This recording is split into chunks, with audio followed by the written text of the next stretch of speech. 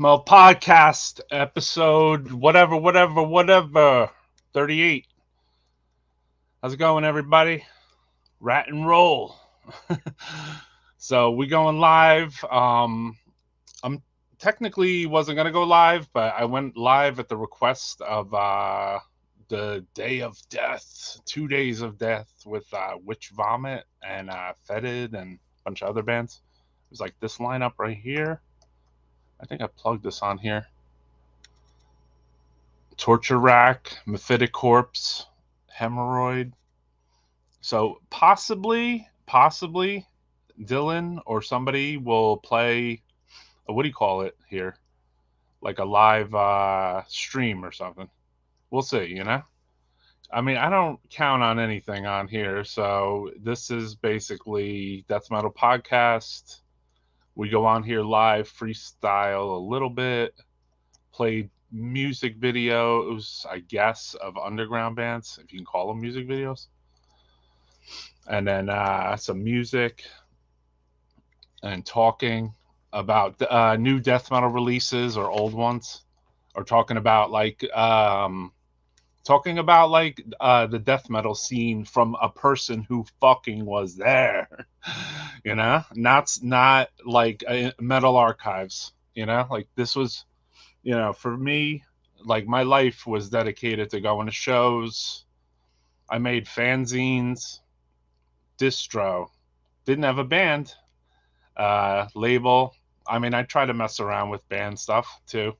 I got instruments, but Death Metal Podcast is like, you know, obviously this is the new medium, you know, you go and you want to, you know, talk about or spread information, or like I would on it like an old fanzine, but now I don't have to get like glue sticks and go to the Photoshop place and pay like 5 cents a copy to like shrink down pages filled with like handwritten text and stuff. So nowadays we go on here and we do this, and present some videos and enjoy. This is an oldie. Está el segundo demo nosotros.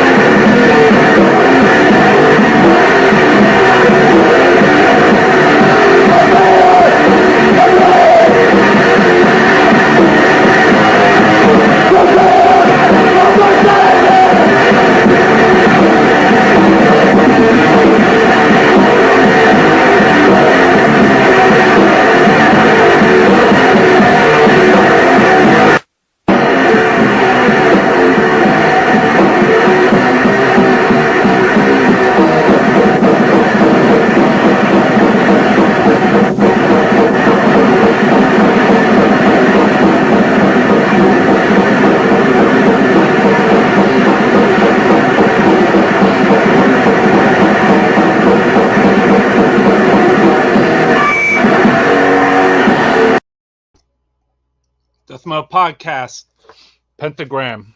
Obviously, that band left a mark on. I've seen even Mitch from Napalm Death saying, one of the bands that influenced him was Pentagram. So, I mean, they go back a million years. That was Pentagram from Chile. They had just some demo tapes back in the day. It was one of the earliest, like, kind of black death metal bands. Probably even rubbed off on, like, a Morbid Angel or tape traded with the Morbid Angel scene. Definitely. Necrovore. Big favorite of mine. Good evening. Death Metal Podcast coming live. No scripts. Unprepared. Got a few songs and a bunch of talking. So I want to send a hello, and I've collaborated with this record label, Parasitic Records. Tim, he plays drums for Mournful Congregation. He sent me this cassette, Reeking Aura.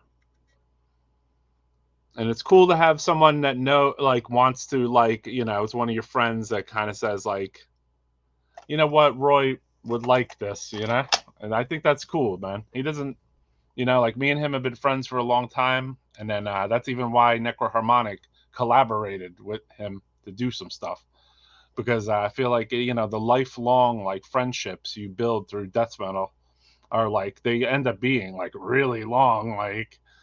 So if you could find cool people to collaborate with and then do good work with, and they've been around for a long, long time, the longer they've been around, you find that it's easier to work with them. So that's kind of cool too.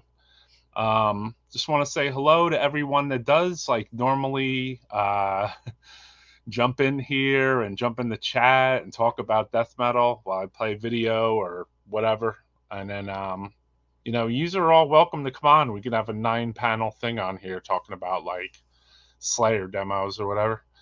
But just let me know in Facebook or anything, even like a fan or something. Like, if you want, send me a email at necroharmonic@gmail.com or a Facebook message at Roy Fox. And we're on Facebook Live and Twitch. So I want to be entertained to, like, have other guests on here and, like, see some other faces and talk metal, So cool, man. Happy New Year. Hell yeah. New year, new money. Chat it up, people. Scooter, Lincoln, Terror. I was thinking about Terror, man. Terror set the fucking standard for death metal a little bit in Ohio, because, like, there wasn't too many, like, they were thrash too, but I was listening to some Terror demos the other day, and I was like, damn, man, they were the first band that brought Incantation out to play, I believe. Deadman and Bomber. I believe it was Brian from Terror, though, that brought Incantation out to play their first show in Ohio. So, Happy New Year, Alex. Cheers to Immolation, coming off a sick tour with Cannibal Corpse. So anyway, let me play some new stuff. Actually, let me play some old stuff. I've been thinking about this demo a little bit.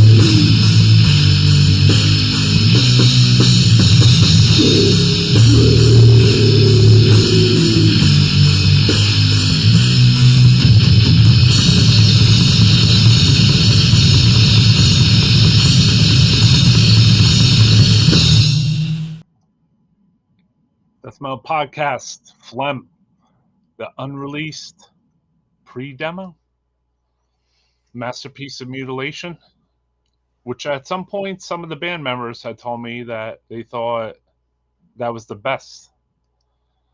Let me turn that off. I got a little echo there. All right, there we go.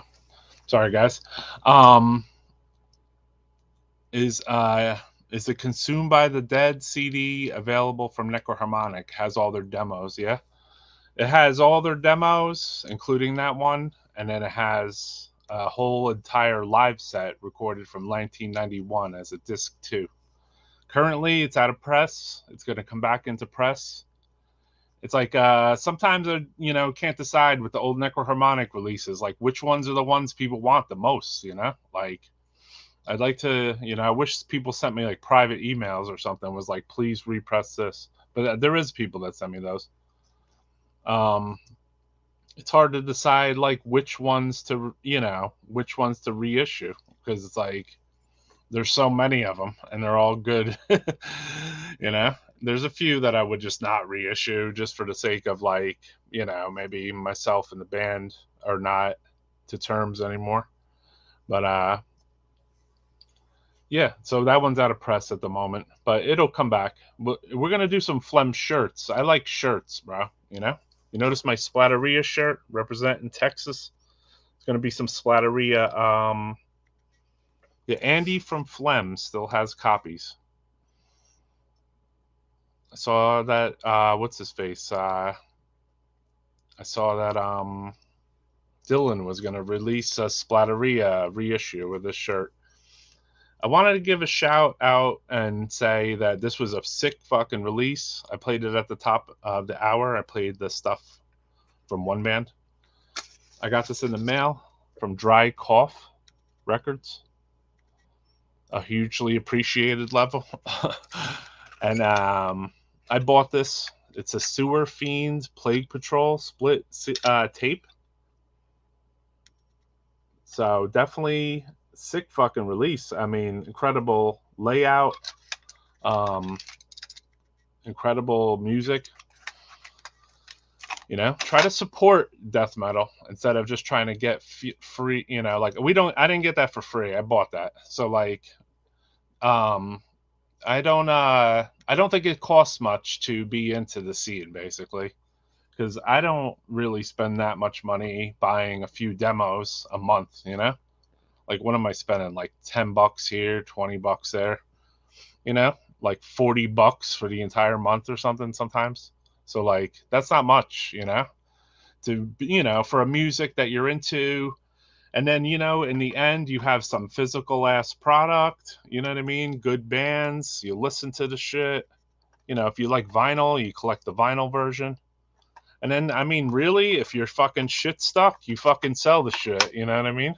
So it's a good investment. It's like a fucking stock market thing, Cassette release coming from Head Split as well as the vinyl. Yep. Cheers, brother. Loving the art lately. Texas, man. Sewer Fiend Plague Patrol release is sick as hell. Exactly. So yeah, sick shit. All right, I love it when people are in the comments. That's good. A lot of dudes begging for free shit. I mean, I don't even have your demo because I didn't buy it because I don't only have X amount of dollars, you know? So like everything, there's different like stuff you collect at different times. So I have people hitting my record label up begging for free shit too. They want me to send it to the Philippines.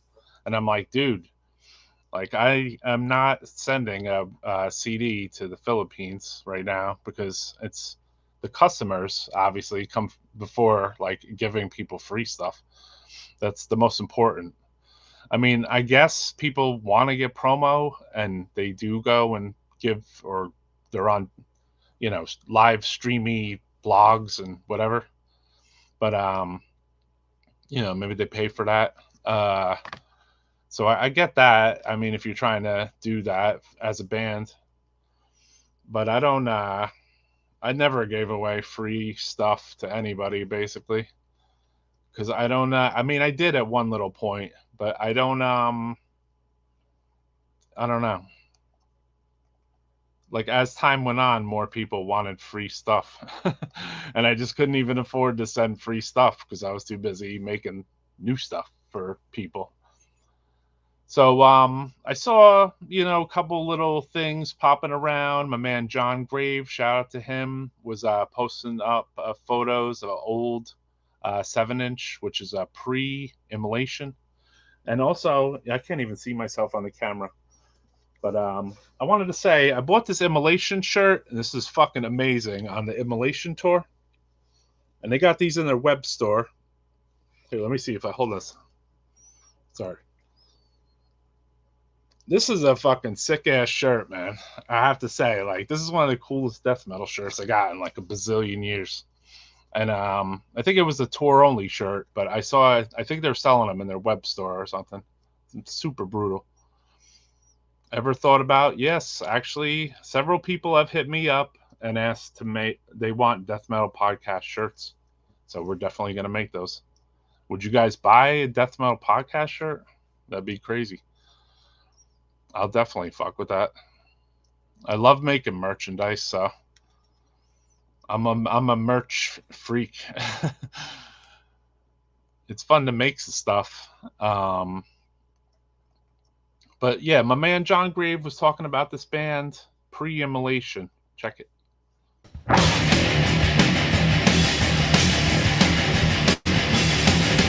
Warriors say the rock full of the sky, to the earth.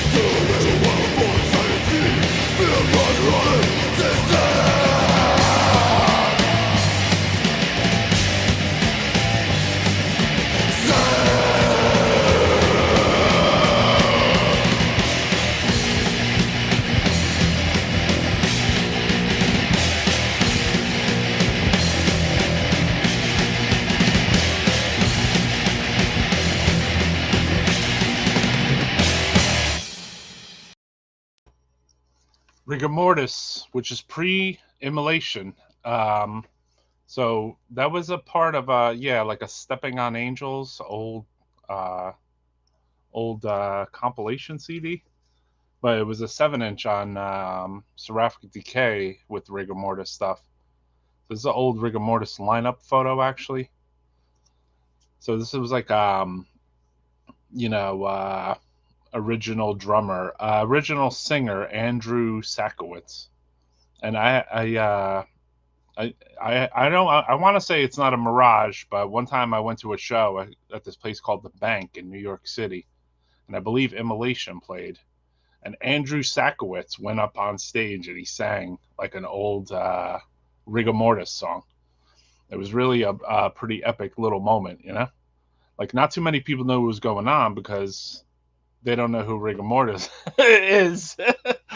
And I know you guys from Texas want to, you want to rep your own Rigor Mortis. Understandable, too, because that obviously is important to you guys, you know? What's up, Jedi Spam? So, isn't there going to be a new NECROHARMONIC shirt? Yes, there is. So, there's a consensus in here that says that definitely death metal podcast shirts are needed. Yeah, my man was out repping it today. Look at this maniac. He was violating a cemetery with Paul Ledney, and those two guys were over at the cemetery. One guy had his NECROHARMONIC shirt on, and then hell yeah, good looks. Hails to both Rigor Mortis. That's what's up. That is what's up, man. Hell yeah. That shit rules. Was digging it a while. Found it fucking rules. Hell yeah. They have a 7-inch of Rigor Mortis also. Like the Peace Through Tyranny rehearsal demo. 7-inch. It's on like a kind of like a weird... I don't know if Jim Kanye was involved with putting that out or some early kind of bootleggy kind of, I don't know if it was a bootleg, but so there's that release and there's the Seraphic Decay one. So yeah, man, I'm a big fan of old music, obviously. I always rep NECROHARMONIC out in the streets and the cemeteries. All right. Yo, that is brutal. That is brutal. So yeah, man. I want to give a shout out to the guys from Immolation, obviously. So anyway, a couple weeks ago we had a band on here, and then they did an interview with us. They were called Putridarium, and I found this video, which I think all you gearheads will get into, like JD and shit. It's a drum. This is them playing the actual demo song too. So it's a song. It's called Sentence to Mold.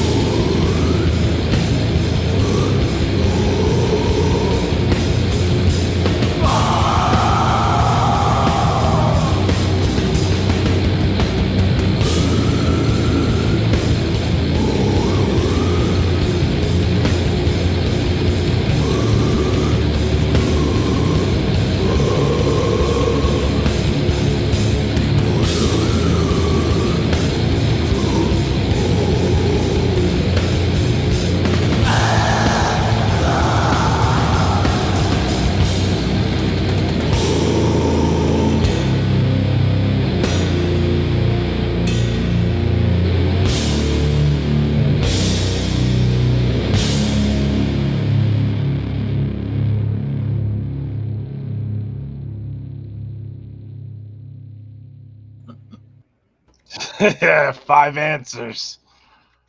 Yo, it's not There you nerdy to go. play a drum video, right? Yeah, So no, it what's was up, so. Francisco? What's up, dude? Hey, so what did they? Was that recorded? Was it like like actual studio recording that they just made a video to, Yes. or were they? That was did they get that good of a sound? Description. Yeah, from what it says on the YouTube okay. description, it says this is us tracking the drums for the demo or something. So we just happened to take a video of it at the same time. Oh, okay. Or something like that.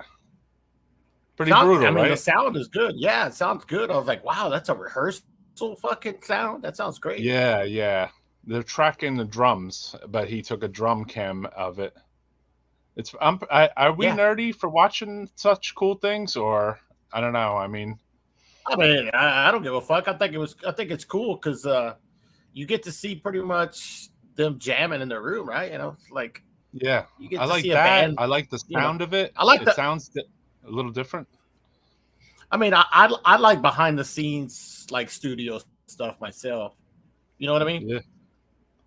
I mean, I hate like I haven't liked Metallica since like '88 or whatever, right? But I still watch those stupid fucking videos of them in the studio all the time.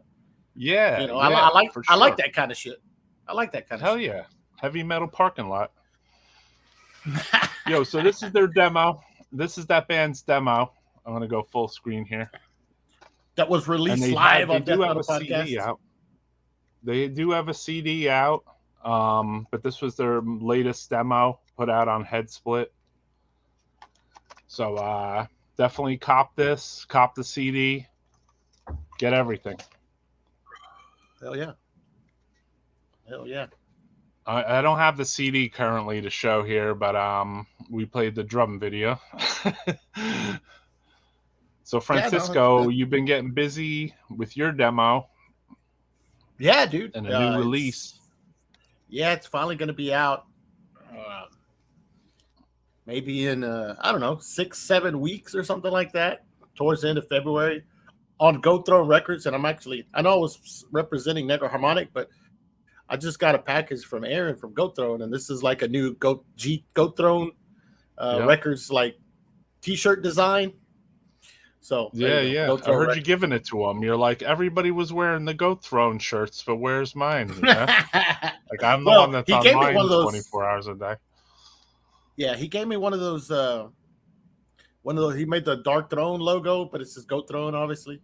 And it was. I don't know if that one's gonna fit me. It might be a little too small, but maybe I can. It's important. Doesn't it feel important to work with people that are close to you? Yeah, it makes it easier. That's for damn sure. And and if I go to a show, hey, there's Aaron. He released our album. You know what I mean? Yeah, exactly. Shout out to Growth Throne Records. All right. Yeah, drum videos do rule. I mean, it was just cool to have our German friends on here too. So like, I don't, like I just listened to their demos a little bit as a fan, and then hit them up casually and in the DMs, and Instagram, and said, "Hey, do you guys want to get up and talk about your album or whatever? Not your album, talk about your demos." And they were like, "Yeah, we'll do an interview or whatever you want to do." And like they actually came on, which like like a lot of bands are faking the funk, I have to say, because like they're scared to get online and talk and this and that.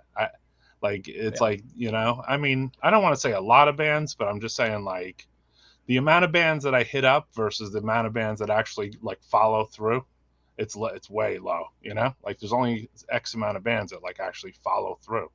Have you gone through that too? Because you've thrown a lot of live streams and interviews. Plenty, dude. There's plenty of people that have either just ignored my question of, hey, you want to do this? This is what I'm doing. Do you want to do it? Do you want to hang out? Do you want to, talk about whatever? Talk about your new release. And right. I've been ignored a lot, and which is fine, whatever, because we still keep moving and we still keep going. And Right. there's people that Being ignored is one there's thing, a lot of cool but people. then like completely faking the funk is different to me, you know? Because if I Yeah. see the person completely pushing their band at the same time, like for you, you might try to hit up like the guy from Filthy Christians or something. So I can understand. He's like, you know what? I want to put that part of my life behind me, you know? But then for, you know, like say a band that's like new and moving and like doing stuff and supposedly doing stuff, I should say. Like they, you know, you hit them up and you're like, yo, you want to come on live and play or talk or do anything? And they're like, you know, it's like, yeah. And that's it, you know? I mean, I've hit up some newer bands and I've gotten the no response thing. I'm like, all right, whatever, you know. Right. Because obviously, like you and I mentioned it, we don't do this shit for us. We're just doing it just to help spread the word of stuff that we like, right? Exactly. It's like if I was like, you know, if I was Revolver Mag, would you be like writing back like within 30 seconds, you know, or you know? yeah, exactly. You know, I feel like they go to your view count and they're like, yeah, I don't know, not for these guys. Yeah, no, what are they? They're not going to do anything for my career. They ain't doing anything for us. Or I mean, I did notice another side of things though, that people had trouble like collecting, and I'm like, I don't need the whole band on there, you know. I was like, literally, you can do a fucking interview with me on your way to the bus stop if you fucking want in the morning. I don't give a fuck, you know? I mean, I've driven a vehicle on your show before. Yeah. I've been on my truck on your show. Yeah, you have. And as Derek has also done the live stream while he was driving. That's super fucking metal, bro. OSDM and beer. Another thing, some people just are scared to be on camera, dude. I've had plenty of people, nah, man, I can't do it. I'm not good on camera. And I'm like, all right, cool. You know, I understand, but you know, I'm not gonna push it. I think we're icebreakers too. Cause like I put people on camera and I'm sure you have too. And then afterwards they're like, yo, that was fucking great, dude. You know? Totally. You did that to me. Do you know that? No. Actually, because I wanted to talk on camera, but yeah, that's cool. Which, you know, and here you are. Brutal. Yeah, man. And then I mean, not that this fucking live stream is anything fucking special, but like for me, like it gave me something to do, and like you said, support the scene, talk to bands, talk to friends. Yeah. You know, play some fucking music, force music down people's throat. It's like, here's what I listen to. Fucking face it. I got it.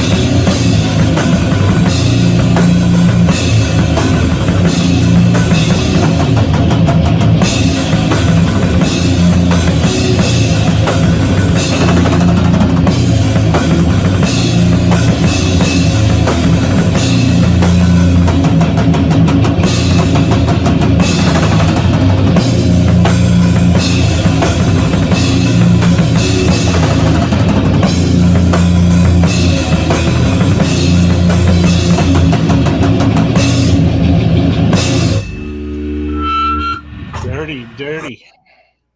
FETID rehearsal. No vocals. That's brutal. Keep it dirty. Yeah. Yeah, man. Heavy, low. The low sounds. Death Yeah. metal podcasts. I love low sounding death metal. So more bands should tune down. So Francisco, we're gonna hit a lick for you. There's a new release coming out. Yep. 10 grinding tapes. I mean, 10 grinding. 10 tapes. Oh yeah, that's 10 tapes on 10 one tape. tapes worth. 10 tapes on one tape. 10 grinding. 10 tracks of grinding death madness on one cassette. Nefarious Means. Yeah. Where did you guys come up with the Nefarious name Means. Nefarious Means? I didn't make it up. I didn't make up the words. I didn't make up the words, but I came up with it, but I can't remember offhand where. I'm sure I just. Let's play the track because Schlack is here. What's good, Schlack? Cool. You're not wrestling tonight, bro? Schlack. He's a fucking sick ass wrestler. Yeah. Let's play the track though. So let's play the E.T.D. Is it exclusive? NECROHARMONIC? Exclusive. Nobody's ever heard it.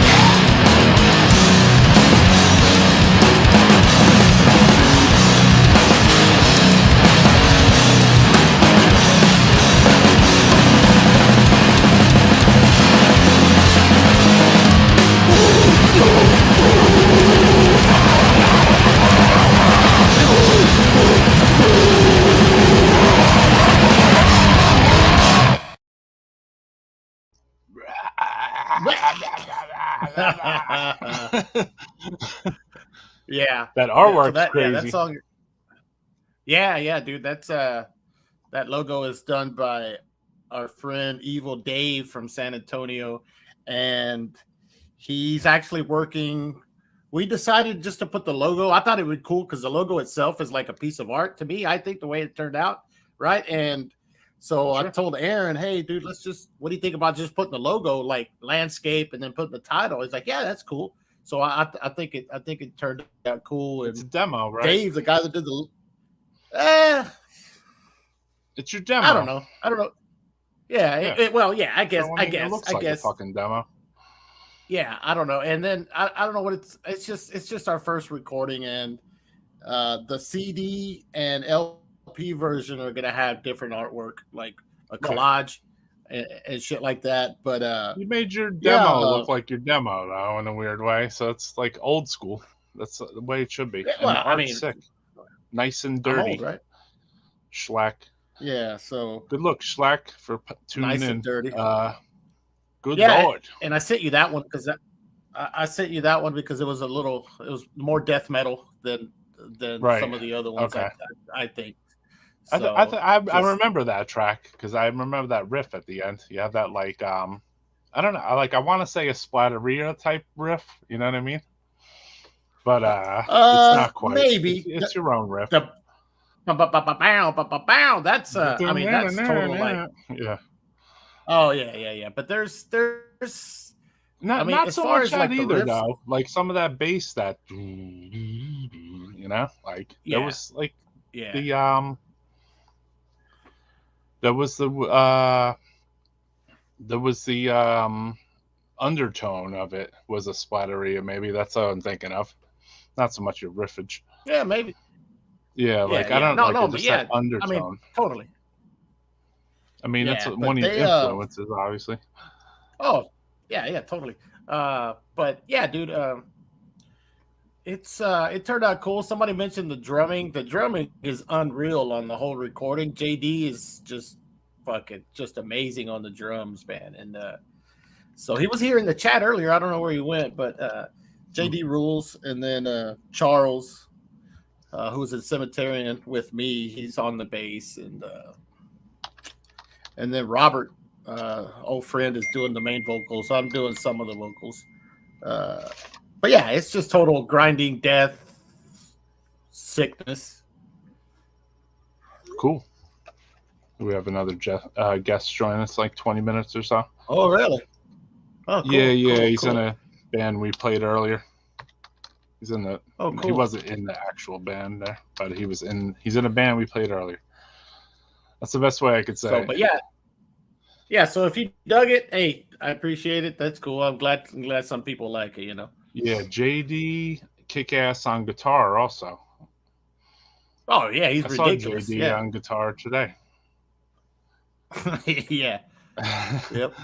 So he's a natural for streaming too, right? Oh, he hear can talk some for mentally hours. murdered napalm in there.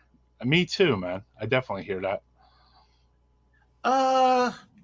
Yeah, I mean, totally. I mean, I've said it before. It's just the stuff I grew up reposing, napalm, carcass, impetigo, terrorizer, fucking like even some death metal stuff like cenotaph, crematory, and just all that shit like that, all kind of mixed in together. Carnage. I always hear carnage out of you. The low carnage, fuck, dude. Those two demos are new. Anything new coming from this is from Mark Riddick? Anything new coming from CEMETARIAN in 2023? Maybe because we have 3 songs that haven't been released that we recorded. You know, with the Absconder split that just came out, there was that same session we had extra songs that we never finished. And we have 3 songs. The only thing we really need is to add vocals to them. And if Daniel can put some vocals to it this year, then it'll be out there. And I sent Roy those rough. Yeah, they're heavy, man. They're fucking heavy, dude. Yeah. All they need is vocals, literally. Like those songs are like that. 3 songs is a demo right there. That's your second demo, in a weird way. Like that's your second demo right there. You know, if that you recorded that alongside the split 7-inch, Discarded and what's that song from the Rescued from Life 7-inch? Oh, that's Dismembered and Discarded, which is a split with Absconder, which Brad's in the chat right now. Yeah, Absconder. Morgue. Yeah. Yeah, exactly.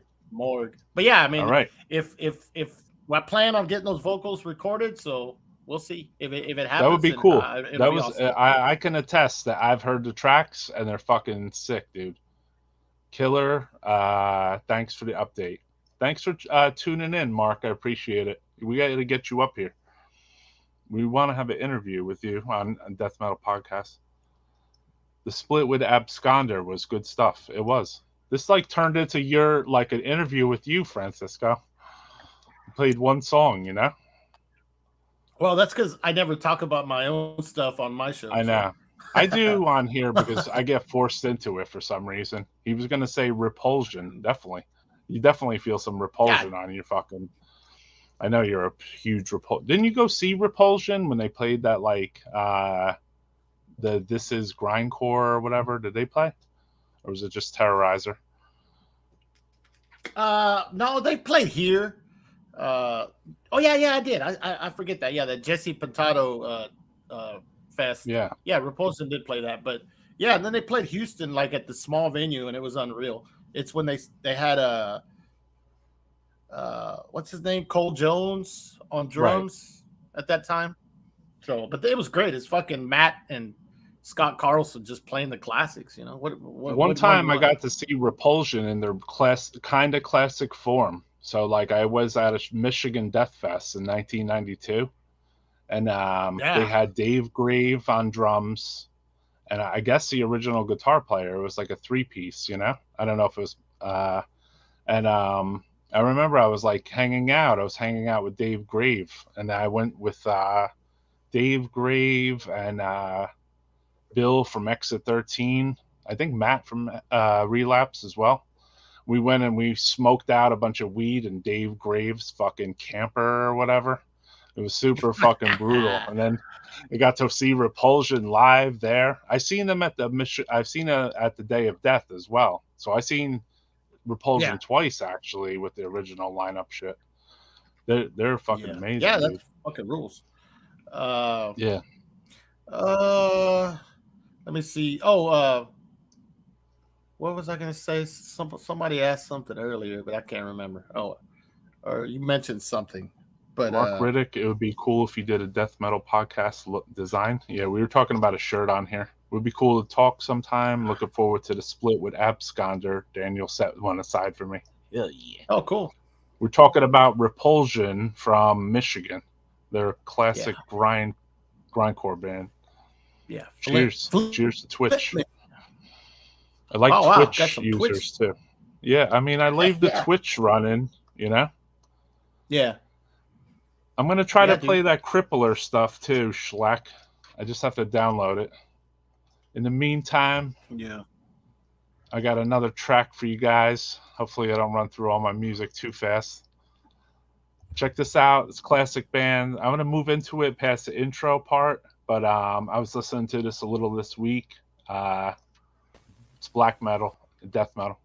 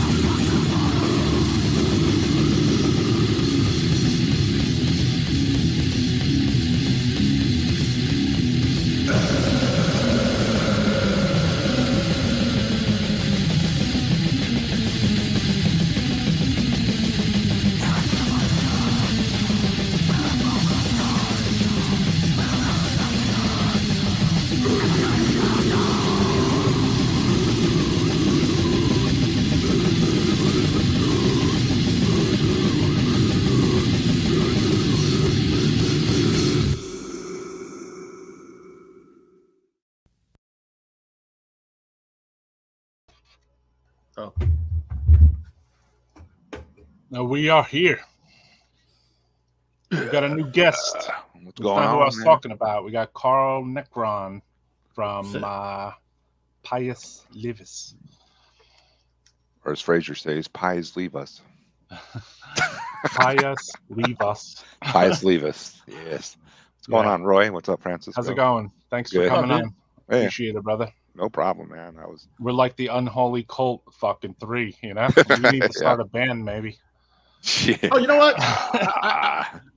That's what I was going to say earlier. Somebody mentioned last night when Carl and I were doing my show, and about how we're the only ones that like actually play stuff like for people. There's like no other shows that play stuff, which I guess is true. I don't really watch too many, but I guess that's true.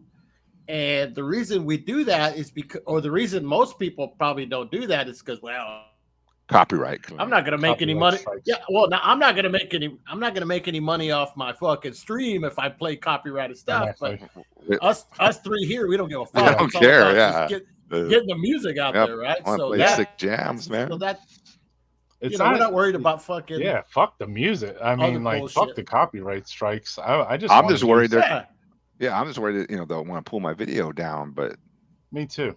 I'm not worried. I'm not worried about monetizing it. Yeah, I feel like I'm worried to pull my whole channel down. Like, that's the only thing. I'm like, oh, that would suck. But that's more like a copyright strike than a copyright claim. So I mean, we're doing okay in the background though, if you use StreamYard, you basically have all these episodes. So technically, you could just re-upload them. You know, if you save them. Yeah, I saved them all. Yeah. So I don't do as many, so mine are still there. Yeah. I mean, I've even went to the YouTube afterwards and downloaded that version because I was like, I don't know, you know. Yeah. I was like, I'll try a little of everything, you know. Hell yeah. Oh, what's up, Mark? Mark. The Rick brother's always getting me confused, but that's Mark. Yeah.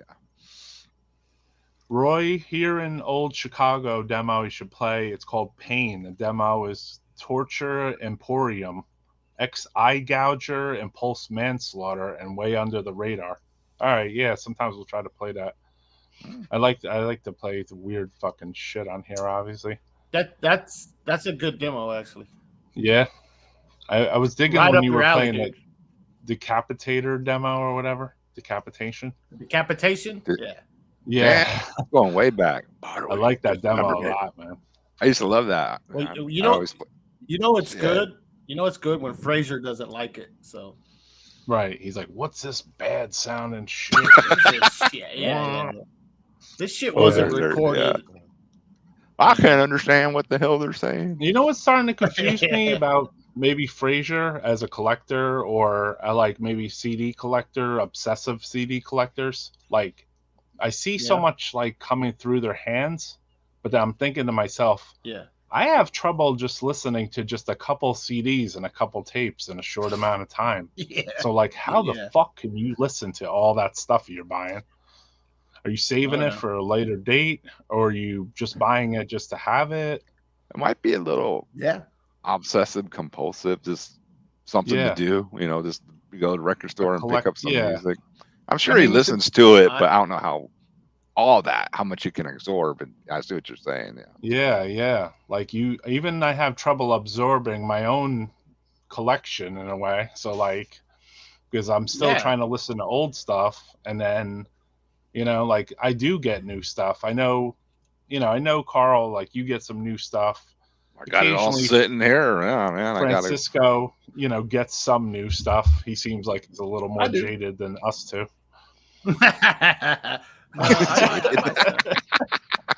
Y'all need a fucking. More people need to write better shit, and I'll buy it. I'm kidding. I get that too. I rip my CDs so I can listen to them on the phone on the go. Well, that makes a lot of sense, but I don't think Fraser. I still use this my fucking 180 gig iPod to fucking take with me to jam out. Wow, an 80 gig? I never saw one of those. 180 gig. 180 gig. I have a 60 gig here one, and I heard that everyone was sweating it. So like 180 gig one, I'm sure people are really fucking sweating that one. Oh yeah, I mean, if I could make some money if I wanted to sell it. Isn't it weird that like this musical device, like it's just a small box, like all of a sudden it goes out of print for some stupid reason? Yeah, and it's like, you know, I took my old SoulSeek fucking MP3s and uploaded on that fucking thing. So like literally, like the stuff that's on my like on my iPod is like, it's like stuff that's not even on YouTube mostly, you know. Mm-hmm. So it's, you know, it's like it's a good soundtrack. I mean, I haven't actually fucked with my iPod in a while. I had one of those little docks, but then the place where we screen print, it's like it gets all fucking like, you know, kind of dusty and, you know, like sticky and shit. So like, I don't know, the iPod was working, but I think the dock was shot, you know. It was not fucking working. Yeah, the only problem I have with this is the batteries go out every couple of years or so. I gotta find someone to replace. I haven't fucked with one of those in a while. I need to though, because you know what the best part of the iPod, the Mega one, is the shuffle. Yeah. Because like you hear something like you're like, wow, dude. Well, so sometimes when I'm working here in the day, I just put the iPod shuffle on, just let it roll, you know, and you get a different jam every time, you know, and if you don't like it, next one. Where, you know, if you use like Spotify, which I do too, like on their shuffle, they force you into listening to the same song sometimes. So it's like it's not a real shuffle, you know. You know, it's a rigged shuffle. Yeah, it's like a rigged shuffle, you know. Like it's like, all right, this is a cool song, but like, and I like rock and stuff, and it's like, you know, like I don't like, you know, like say they played some Leonard Skinner song, and I'm like, yeah, this is a good song, but we like, you know, skipped it, you know. And then it was like we fucking played it, like it played on its own again, and I'm like, yo, I don't want to fucking listen to this song. Like, what the fuck? They're like, you're gonna fucking listen. They're like, no, you like this, fuckers, you know. You're listening to Leonard Skinner, and it's they have 40, you know, 60 songs, but you're just gonna play this one. It's I hate to admit it, but Spotify is pretty good at recommending similar bands. I will agree with that as well, too, though. Like, I never really fuck with Spotify much. Yeah, they'll recommend a similar band that's good. Let me ask you this. At times. Let me ask you this. So since you bring up that Spotify will play the same stuff, right? Kind of often. Is it because certain labels that was released on, or whoever owns it, pay them? I think so. Like, hey, I'm sure. Yeah. If they like this, I play this. Yeah. Yeah. Exactly. Well, yeah. I mean, so it sounds one week like that's it's the like case. Deep Purple, and another week it's another band. You know. So but the thing that Schlack is bringing up brings up a good point. If you use it, it will recommend some similar band that you never heard, which is kind of cool. That's the one good thing about it. So like occasionally, like I might be listening to some death metal shit, and then it might play like Deeds of Flesh or something, and I'm like, oh, I never even listened to this record, you know. But I'm like, this is alright, you know. Like I could kind of fuck with this, you know. YouTube's kind of the same way. A lot of doom metal stuff too. Like I'll be listening to some like Electric Wizard, but then it'll play like some additional like doomy kind of doom rock shit, stoner rock or something. And I'm like, yeah, this is pretty good. And then usually I'll think it's some old fucking band. I'm like, damn, that was, or it'll be a new band, but I'll think it's an old band. Like, you know, I think it's a new band, but it's like a band from like 1970. And I'm like, holy shit, this is amazing. Okay, that's kind of cool. So that happens on there too, which is interesting. If you're a music fan, I mean, I think it's worth it. It depends, I guess, how you consume your music too, though. Because if you're not in the car a lot, I guess you wouldn't use it as much.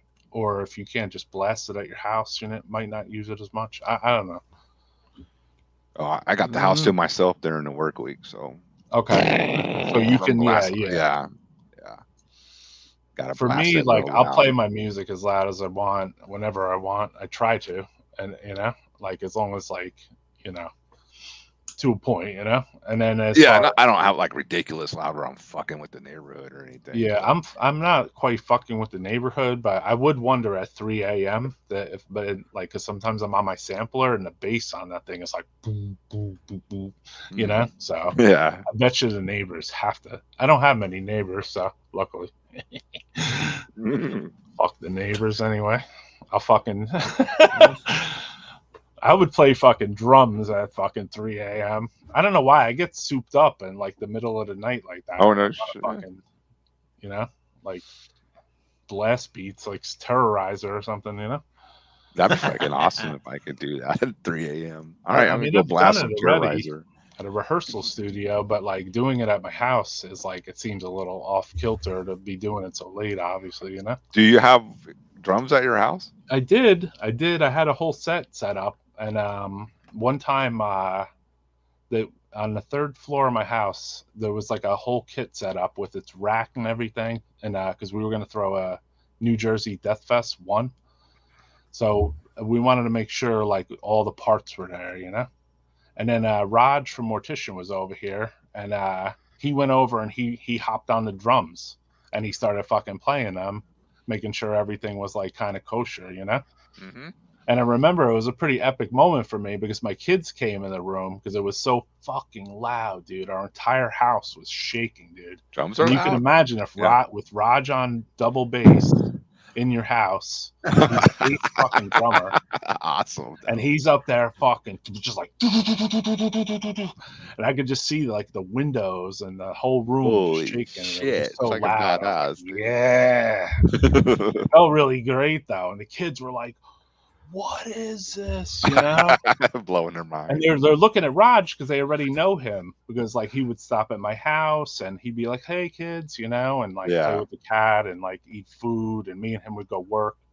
But then like they seen him on the drums and they were like, "Holy shit!" You know, nice. They're like, "He can do that." I'm like, "Yeah, he can do that." You know, it was really cool.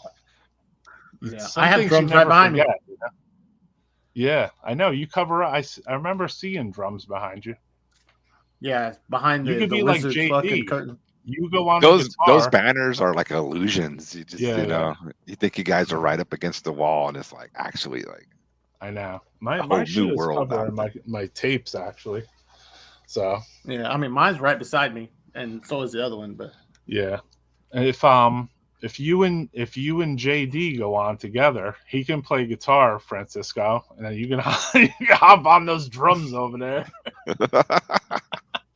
Carl, you can get on guitar as well. You know, I'll be second guitar or something. Yeah, yeah. What are we missing here? Bass and vocals. You on vocals? Vocals. All right. Yeah. Whatever. Let me know when our practice is. We'll do it. That'd be fucking cool. It doesn't seem like there's much latency on here, right? I don't think it would matter since it's all real time once we're together. So yeah. I mean, I seen both of you. I seen Francisco's latency was down the other day a little bit. I don't know if that was his house or what it was. Yeah, knock on wood, dude. You seem back to normal now. Yeah, yeah. Upload. That's because you're feeding off my shit. No, I've had two pretty decent streams the past this past week with no issues. Right. So yeah, talk about that stream you did yesterday. That was killer. Oh yeah, I just decided to do kind of like a tribute to Osmos Productions because they used to put out a lot of stuff that I liked, like early 90s to mid 90s or late 90s or whatever, and I was like, let me just play all Osmos Productions related stuff, and it went cool. And I had Carl come on because Carl actually released an album on Osmos Productions with his ex band Thornspawn. So we talked about War was on. I didn't know that. Yeah, cool. Yeah. And I was trying to find the vinyl last night, but it's in my closet buried under something. Yeah, we talked about them dealing with the label and how that worked out and how it came about and all check that out. I was thinking about cool. them too when you did that stream. I was like, damn, they were a really influential label. Yeah, dude, massive. That's why Dornspawn was a black metal band. We were trying hard to get on that label because that was, you know, one of the top black metal labels at the time, man. Totally influential. Yeah. Totally. I mean, there was one little period where like Full Moon was one. Remember? Yeah. Dawn. Yeah. And they would put out like they just had a really kick-ass mail order catalog. Necropolis Records too was another one. Yeah, that was like from California. Influential for a couple years at a point. What's the guy? There was one from Germany too, kind of like mid to late 90s. Merciless. Yeah, I had Merciless, but there was that other one, the one that did the Tales from the Macabre zine. Right. Costas. Iron Pegasus. What was it? Iron Pegasus. Yeah. They're still around. Well, yeah, but they were. I know what you're saying. At that time, it was like, it was banging. Yeah. They were pretty big. They were putting out cool stuff. I remember they put out like disaster stuff, Gaddis. They put out that, what's that band? Mahamic Truth with Dana. Yeah, Mahamic Truth. Wow, I forgot about that band. Yeah. I had that on vinyl. I sold they were putting out. That was a great stream, Francisco. These podcasts are life. Oh, I'm glad someone thinks that. Because, I know. Right. You know, like at least I know. You know, like I said, even if people are catching, I mean, some of these people are in the chat, obviously, so they're catching it live. But even if you catch it in the playback, there's like I'll go back and watch that because I want to hear Carl's thing, you know, or I just want to hear a little more about Osmos because could only look at them from like an outsider, like a fan in their first couple of releases. Mm-hmm. And I remember looking at Osmos's discography on Discogs. And I noticed they had a super duper heavy period in 1992 where they released like fucking, it looked like 40 to 80 records in one year, 92. Like, why in 92 does this record label come out with 80 fucking releases, dude? Well, one of the releases. One of the releases that came out is what I played it last night, and nobody thinks about them being an Osmos band, and that's Disastrous Murmur. The first Disastrous Murmur was on Osmos, right? And that band, ruled. Yeah, they were killers. Yeah, no one does think about them being an Osmos band. Nope. They had that one mini CD type thing too, which was cool, but I didn't think of too much of them as an Osmos band. What was the name of that release again? The full length. Rhapsodies in Red. Rhapsodies in Red was the first. Yeah. Sick. The first album. Yeah, that was. I don't really remember getting into that because the 7-inch was so fucking brutal. But yeah, now I would like it more because back then I was being a jaded fucking asshole. And even the comment I left last night that said that all the bands on here and their CDs fucking. They suck. And they're just good live. I mean, I kind of stand by that a little bit. I had a tear in my eye when I heard that. I was like, yeah, you know what? Not for the first albums on most of those bands, but like as their careers went on and they were like on album 3, 4, 5, like, you know what? Like, I'm sorry. They started losing their edge for a little, you know, like they're good live, I'm sure, you know. Not Absu. Yeah, that I agree. That I agree with. What's up, Alex? Oh, look Thanks for joining us. Shit. Alex is here. Shit. How's it going, brother? You got sound? You can't hear us. He'll fix his sound. I don't think he Hey, I think I asked. You got to log off and log back on. Just try that. I think I asked Carl this last night, but Mark Riddick's asking how is it to work with Hervé? When I dealt with Hervé, dude, it was laid back, kind of he was just like straight to the point, laid back, you know. I know some people had a lot of problems with him, it sounds like, but when I worked with him personally, he came through on everything he said he was going to do. So, I mean, I can't really say anything, you know, bad. I mean, I'm sure, someone else who's like, you know, still in the band now, they'll trash him to hell, but when I dealt with him, he was fine. And he was cool, dude. He was born on Osmos. Yeah. What year was it? I think like maybe 2000 to 2002, maybe somewhere in there. Okay. Maybe, yeah, I can't remember exact, but it was we worked on, and like we told him, hey, we're gonna go on tour with Summon. He goes, all right, I'll send you some merch. And like a week later, we got a giant box just full of like t-shirts and long sleeves that he printed. Cool. I don't remember. Did they have a U.S. office? No, right? They did, and for a while, and then I think the person running it was like, fucking around with it and shit, and didn't go over to it, and they had to shut it down. I got nothing. You got sound. I hear you. Yeah. I can't hear you. Headphones? I can hear you. I hear him. I hear him. I don't think he can hear us. Yeah. Oh, he's on mute. Oh, maybe. Yeah. He'll get it. So when you guys played on Osmos, yeah, they had like a little bit of a US label. Not when we were on them, I believe, but I remember seeing like Osmos US for a while. Yeah, I can't remember what releases. I think like Angel Corp. Some of Angel those Corp JL came releases weren't those Osmos ones? Yeah, the real early ones, JL America. Yeah, JL America. That's the one.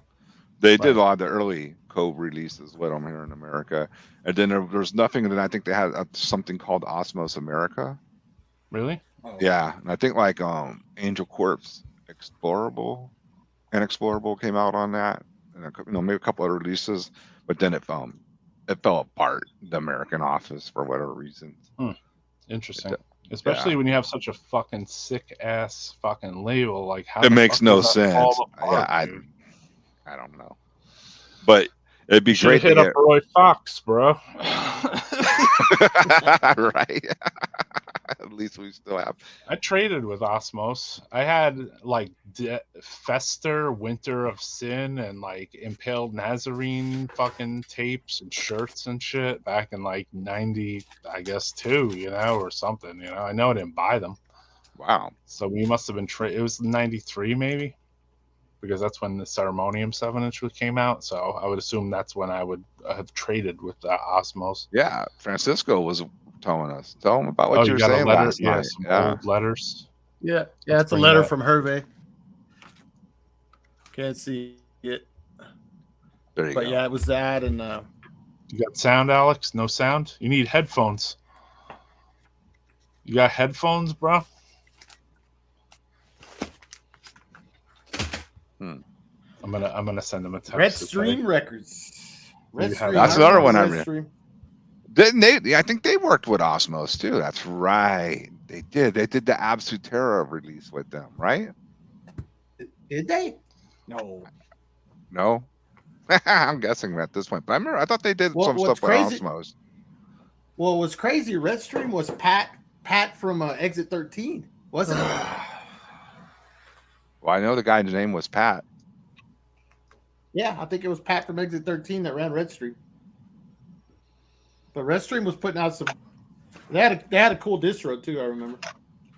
Yeah, I remember ordering shit from them. They put out all the Necrophagia stuff when Killjoy came back. Right. Yes. Yeah.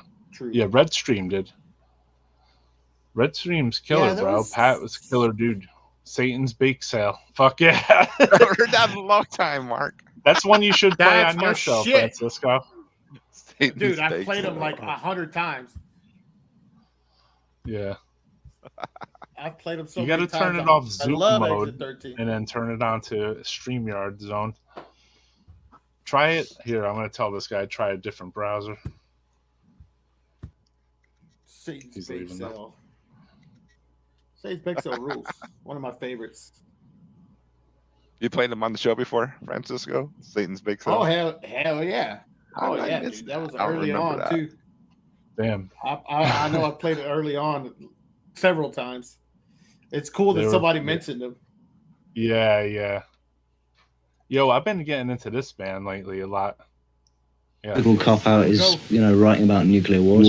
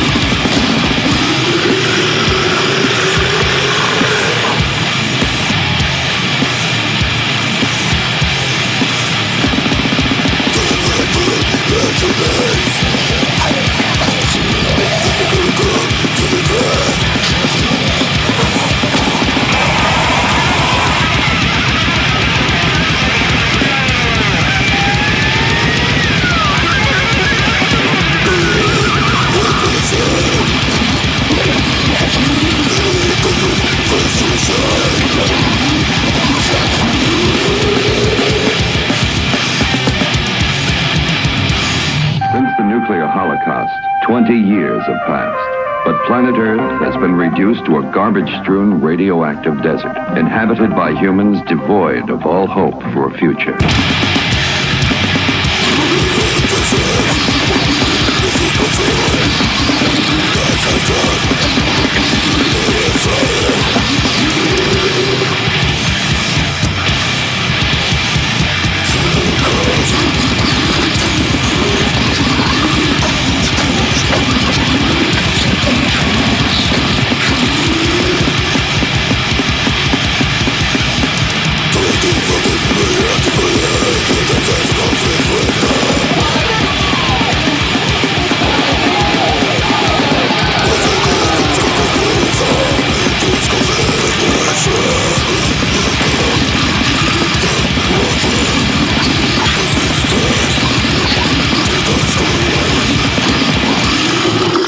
The world is dead. It raped itself.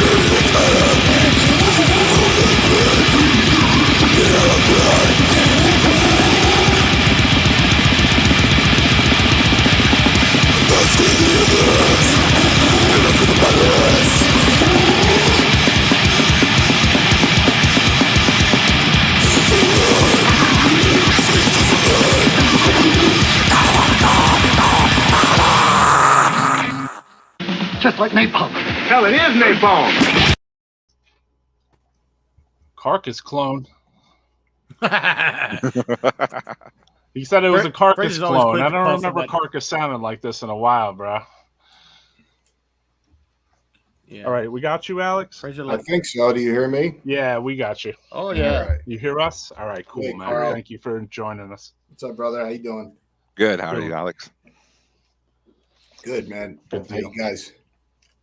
Well, Alex, yeah, man, we got to play that rigor mortis earlier. I had rigor mortis on the brain. Yeah, Alex was from PA. I had rigor mortis on the brain earlier. Am I I heard that. Warriors of Doom. No, I saw it once. Warriors of Doom, I heard playing. Yeah, fucking brutal shit, man. Yeah. Well, what's his name? I think it's Mike, the guitarist of Texas Rigor Mortis. He was a sick guitar player, man. Oh, yeah. Sick ass player, man. That fast I know that fucking yeah. Picking, you know. He seemed like a character too, you know. I never got a chance to meet the guy, but seemed like a pretty cool cat, you know. Yeah, I never got into them too much. I got that cover, the record cover with the red. Well, it's funny because that record, I remember seeing that record in the record store, and I never knew about the rigor mortis from Texas, and I was just like, what? You know, because I knew, you know, it's just like, what the fuck? Oh, I could see that. Yeah. And you know, and I was just like, nah. Yeah. Yeah, that would be confusing. What's weird about that album is it was released on a major label. Yeah, Capitol. So weird, right? For that time to be on a major label with a total, you know, thrash album. And your debut record, you know, on top of it. Yeah. Not even like made a niche in the market, really. Yeah, and they had a really generic ass cover. Like it didn't make sense with the rest of the record, right? Yeah, it looked like a demo cover, kind of. I could see that, just, you know, the skull and the fucking. That I mean, I bought it obviously, but I was like, this is not. I don't know, man. You know, sorry, rigor mortis, New York, not New York. I like them. I heard them afterwards. The other one, I was like, I don't know about this thing. It's not brutal enough for me. I mean, is it a guitar player thing? Is that why you guys like it? I was never like I like the album. big fan or anything like that, but you know, they were a good band. I thought, you know, and I thought the guitar player was pretty sick. You know, no doubt. It was from Texas and it was thrash. I was just happy on Capitol Records. Didn't Morbid Angel go to Capitol Records years later, or that was Warner Brothers? I can't remember. Giant was Giant. Giant. Okay. Yeah. And that was considered some major label. Didn't it? Was that like a $500,000 deal for them or something? Some outrageous amount back then. Yeah, they got some. I know they got some. I know all the stuff they bought, so they definitely got money recording that record. But I can imagine what the you know, recording costs, probably getting Fleming Rasmussen to come down to Florida and do it. I'm sure he was be the, you know. You get them to do a pre-production with you first, and then you get a fucking recording. Yeah, I mean, nowadays technology's changed. So it's just like you don't need $100,000 to go fucking record a record. You know? Yeah. So, you can make $100,000 sounding record in your own house if you really want nowadays with the technology. Yeah. I don't know about. I don't believe that. I don't believe that. Our last record we did. Me and Bob did our guitar solos at my house, so we did everything at the studio except for the guitar solos, you know. But, I mean, I'm exaggerating for sure. Yeah, I guess you could do it at your house if you had the right equipment, you know. I wish I could, you know, go into a real studio like I used to and do it, but it just seems easier. I mean, you could how to change the landscape for musicians. Yeah. Listen, because you guys record at your homes. Like, it had to change the landscape as a musician, right? So suddenly you got, like, literally your sketch pad opened, and you're like, I could fucking write part of my fucking thing on this. I prefer working in the studio, though, to be honest. But I mean, certain things like leads, that's fine. You know, you do that at home or whatever, you know. Right. But the rest of the stuff, I don't know. I just prefer to work with a you know, great engineer and that knows how to get good sounds, you know. And the room, right? I mean, and also somebody that's gonna, you know, you need to hear somebody tell you, you know, I think you could do better, or try this, or whatever, you know. So that's a good point. Yeah. Someone to push you a little more, because you might think, hey, you know, that was cool. All right, cool. But and someone else, the producer, will tell you, I think you could do a better take.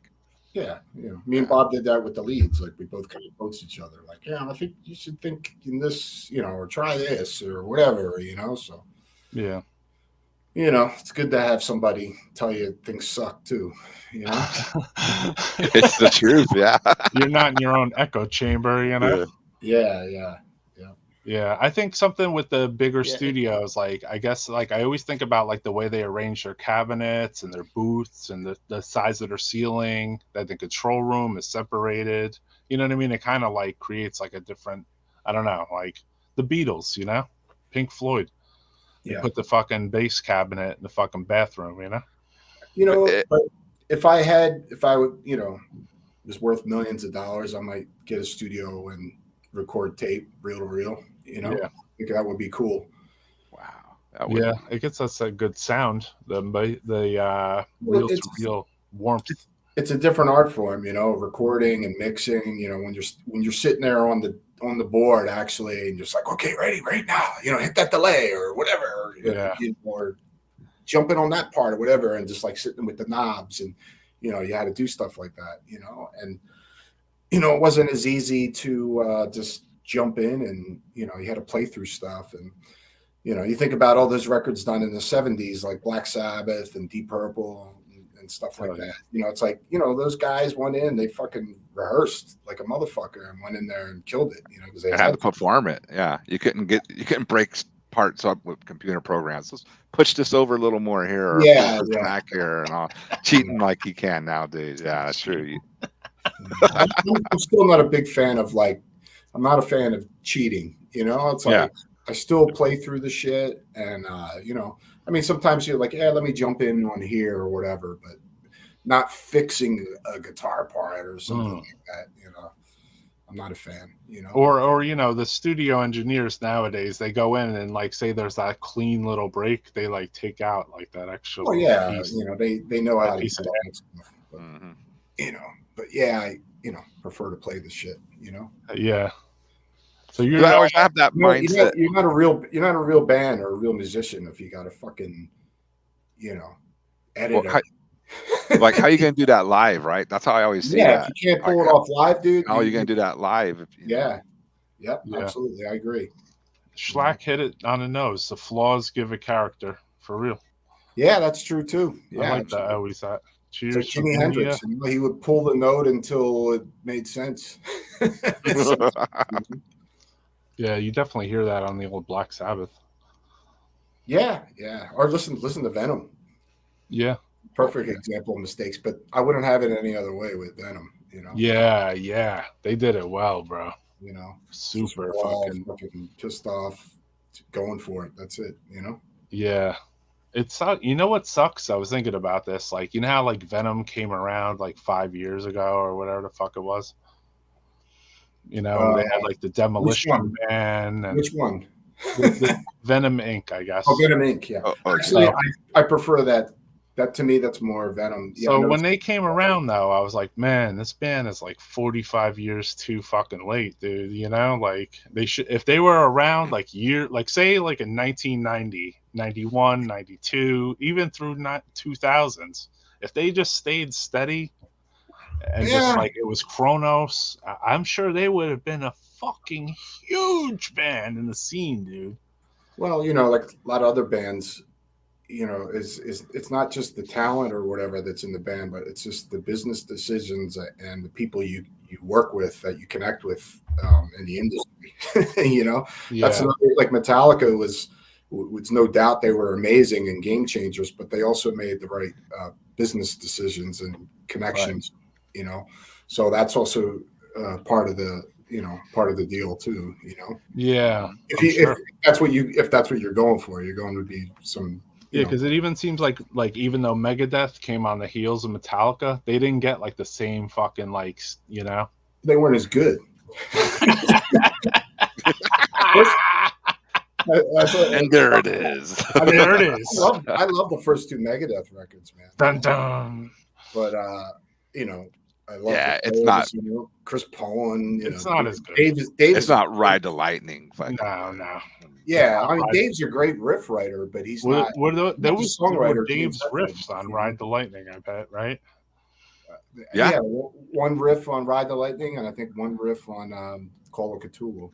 It's so weird because you have like Angel Witch, Budgie, like all these bands that like Metallica like completely jacked their entire fucking parts. Like, yeah, I mean, there's the influence. You definitely hear like new wave British heavy metal, Motorhead, and stuff like that on some Venom. Yeah, Guard, shit like that. On the first record and the second record, but I think they really did their own thing. I don't think there was anybody. I don't know about that. The way they were doing it. They blatantly jacked a few riffs completely, dude. Like they were played to the T almost. What? I mean, on Budgie, I think Diamond it was. Head. I don't know. Diamond Head. I mean, and they're covering the band's songs like they're their own. Well, you could say the same thing about Celtic Frost with Black Sabbath. So, this is true. Yeah, this is true. And to me, Celtic Frost is the, for me, like, is an influence. They're like the second, next to Sabbath, the second greatest heavy dark band ever. Even though it's such a small discography. I mean, I know what they did was pretty monstrous and hugely influential. Yeah, and they had like that really eerie sound behind them too. Like the recordings, each album had its own little fucking like little nichey little eeriness to it. And compared to, as much as I love like Possessed and Destruction and Sodom and all that stuff that was out at the same time, lyrically and all, it was just much more intelligent and it was just deeper, it was just something deeper about the band. And I remember as a kid, looking at, the back of Morbid Towels and just looking at those 3 photos and just being like, what the fuck, this is sick. Yeah, there's something, but there was something more to it than Possessed Seven Churches. And nothing against Seven Churches, but that art just grabs you, man. Yeah, absolutely. Was there a photo on the back of Seven Churches though? Yeah. Probably not, right? Yeah, there were. They had the center, the band, and each member. Yeah. Great photos, actually. I always fucking hated that when they had. Oh, that was the one. Yeah, on Seven Churches, it had like the burning fucking cross and everything, right? Yeah. Yeah. Jeff Becerra's holding that big cross. Yeah. Chalice and blood and smoke. Mike Suss has got like a bone in his mouth. Yeah. Great. But there was certain releases that came out, like thrash ones, where the cover was like, and then even on cassettes, and then like there was no fucking band photo at all, basically.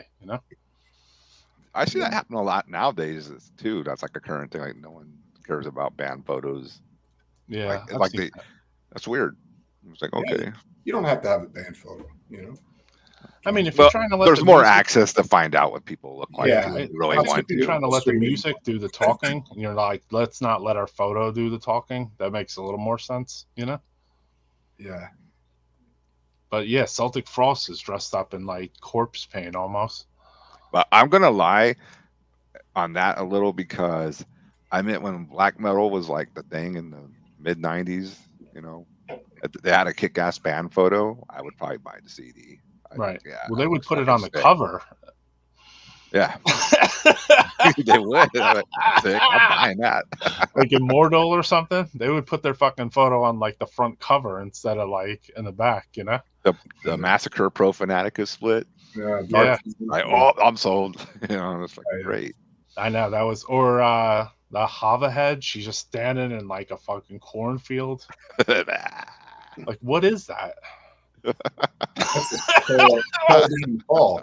I know. It's like, but if you say we were outsider, like we knew Paul, that's the difference. So like, you were an outsider and you looked at that and you were like, "What the fuck is this, dude?" I know the Norwegians like threatened Paul and all kinds of stuff. They got all upset about it and about it. I felt like they copied him.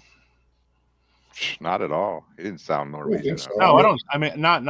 I think the Norwegians copied Bathory. I mean, that's a problem I had with that, early black metal explosion that happened in the '90s, because it was years later that I started listening back to some of the bands. I was like, oh, this is good, but at the time I was not having it. I was just like, well, if I want to listen to Bathory, I'll put Bathory on, Yeah. And I thought bands kind of were just copying that, and but we also had a different viewpoint on what death metal was. It more aligned and more with the black metal attitude. I mean, all four of us are a little jaded too, right? Like out of this crew.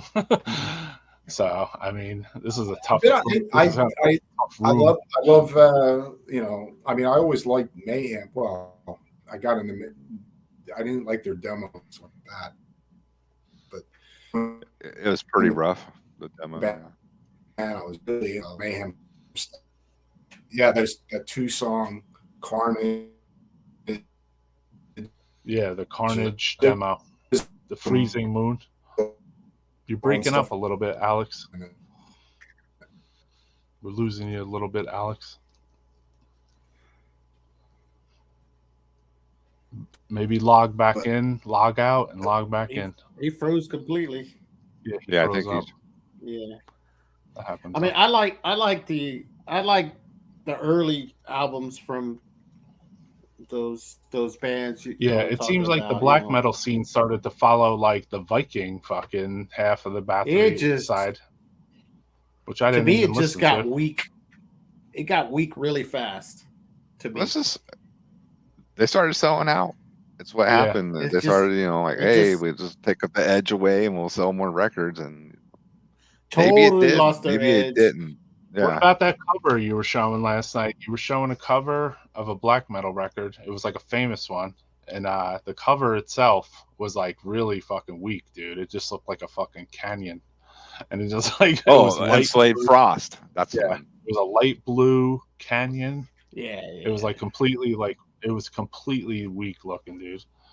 How many records into the discography was that one? The first record? That was the second full length. That was their first full. Was that the second full length? Yeah. Second. Okay. Because they had the split with Emperor. Then their I know that one. Yeah, that was all right. You know what? I had rejected that one even too. Like at the time, I was like, yeah. Even the Emperor side? Yeah. I dug that shit immediately. Yeah, I didn't really dig it. Because when that came out, a lot of the death metal stuff was like, I was like, dude, it was all just all the death metal that was coming out at the time was like trying to sound like Suffocation and Cannibal Corpse. I'm like, man, fuck this shit. I don't want to hear this shit. So it was just like it became like very commercialized to me and weak and you know. But then I heard this more raw stuff, like more raw black metal stuff, and I was like, all right, I'm digging this. I'm digging fucking Emperor Split with Enslaved more than I'm digging fucking Internal Bleeding or some weak shit. It reminded me of like what I got from that wave was like the feeling I got like from Morbid Tales and Bathory and just the Merciful Fate. Back to basics. Yeah. Back to basics is evil fucking metal music. And I was like, that Emperor Enslaved, to me, what I got out of it is it sounded like a weak fucking tin can. And I was like, fuck this record. Like at that time. Now I could listen to it. But back, like, I was so jaded that I was like, yo, this don't sound good at all, man. Fuck this thing. But I would like the Necromantia demo only 2 years earlier, which sounds weird and low and kind of like avant-garde. So it was like my taste had fucking moved. Like in 2 years, my tastes were like, fuck you, like real quick. It probably had to do with more access to the German gore grind and grindcore bands like Ulcerous Phlegm and shit. So like everything that started to sound like a fucking rusty tin can and black metal, I was like, yo, fuck that, dude. Same deal though. I was like, I'll listen to the fucking first 2 Bathory records if I want to fucking hear that. Yeah, I mean, I think though that whole thing is because it was a reaction to death metal becoming fucking cheesy and stuff like that, and you know, a lot of these totally thrash kind of bands that all of a sudden play death metal. So because death metal was supposed to be dark and brutal and you know, an atmosphere and heavy, you know, and it became something else, you know. So I think the black metal thing was a reaction to that, and then obviously that ended up becoming as bad as that 90s death metal stuff, you know. So I totally agree with that. That shit, like that early black metal or second wave stuff, in like a couple of years, that was it. It was like, all right, this is shit become fucking, you know. There was death metal bands that were totally all full on death metal. The next thing you know, in like 96, are like painting their fucking faces, and I was like, oh man. Yeah, that was that. I remember that a little bit. Yeah, it's just like a thrash band, you know, trying to turn it into like a death metal band. It's like, if that's what correct, you know, if it's in your blood to play thrash, then play thrash. Don't jump on the bandwagon and just try to fit in whatever the flavor of the week is, you know. Yeah. So, right, you know, it was cool. There was only one band really that stuck to their guns and played thrash, and that was Anvil Bitch. You know, everybody else was like, you know, about death metal, like Gorephobia. They would talk shit on us, and then 3 years later, they got a death metal band.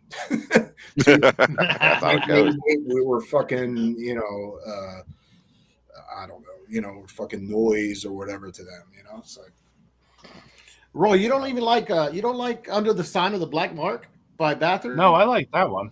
I don't like. Okay, because you said the first Viking 2 albums or whatever. Yeah. Okay, I meant the Viking ones. I don't what like about Blood Death. I like the Vikings. You don't like? No. Yeah, I still don't listen to it. I tried to listen to it recently, and I was like, nah, man, no. Yeah. No dice here. You know, I know this shit fucking inspired a bunch of black metal, and if anything, with my black metal taste, it's got to go. Like, I could take the tin can now, but basically it's got to go backwards from there. So I like a heavier, like the Blasphemy, Bestial Warlust, the heavier Beherit shit, the heavier shit.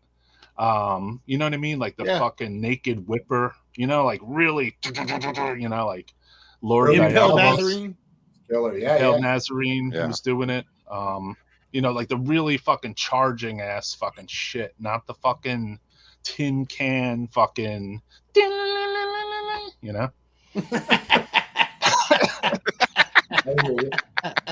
That's me, bro. I mean, can I get into some of it? Yes, I can. I can get into, like, you have to be in the mode for it. It has to be like, you know, because if I can listen to Pink Floyd, I can listen to black metal too, because like it has kind of a similar fucking vibe sometimes.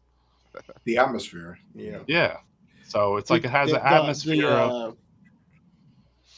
A lot of those bands had pretty raw demos though. Like Emperor's demo is pretty raw. There's a lot of like those.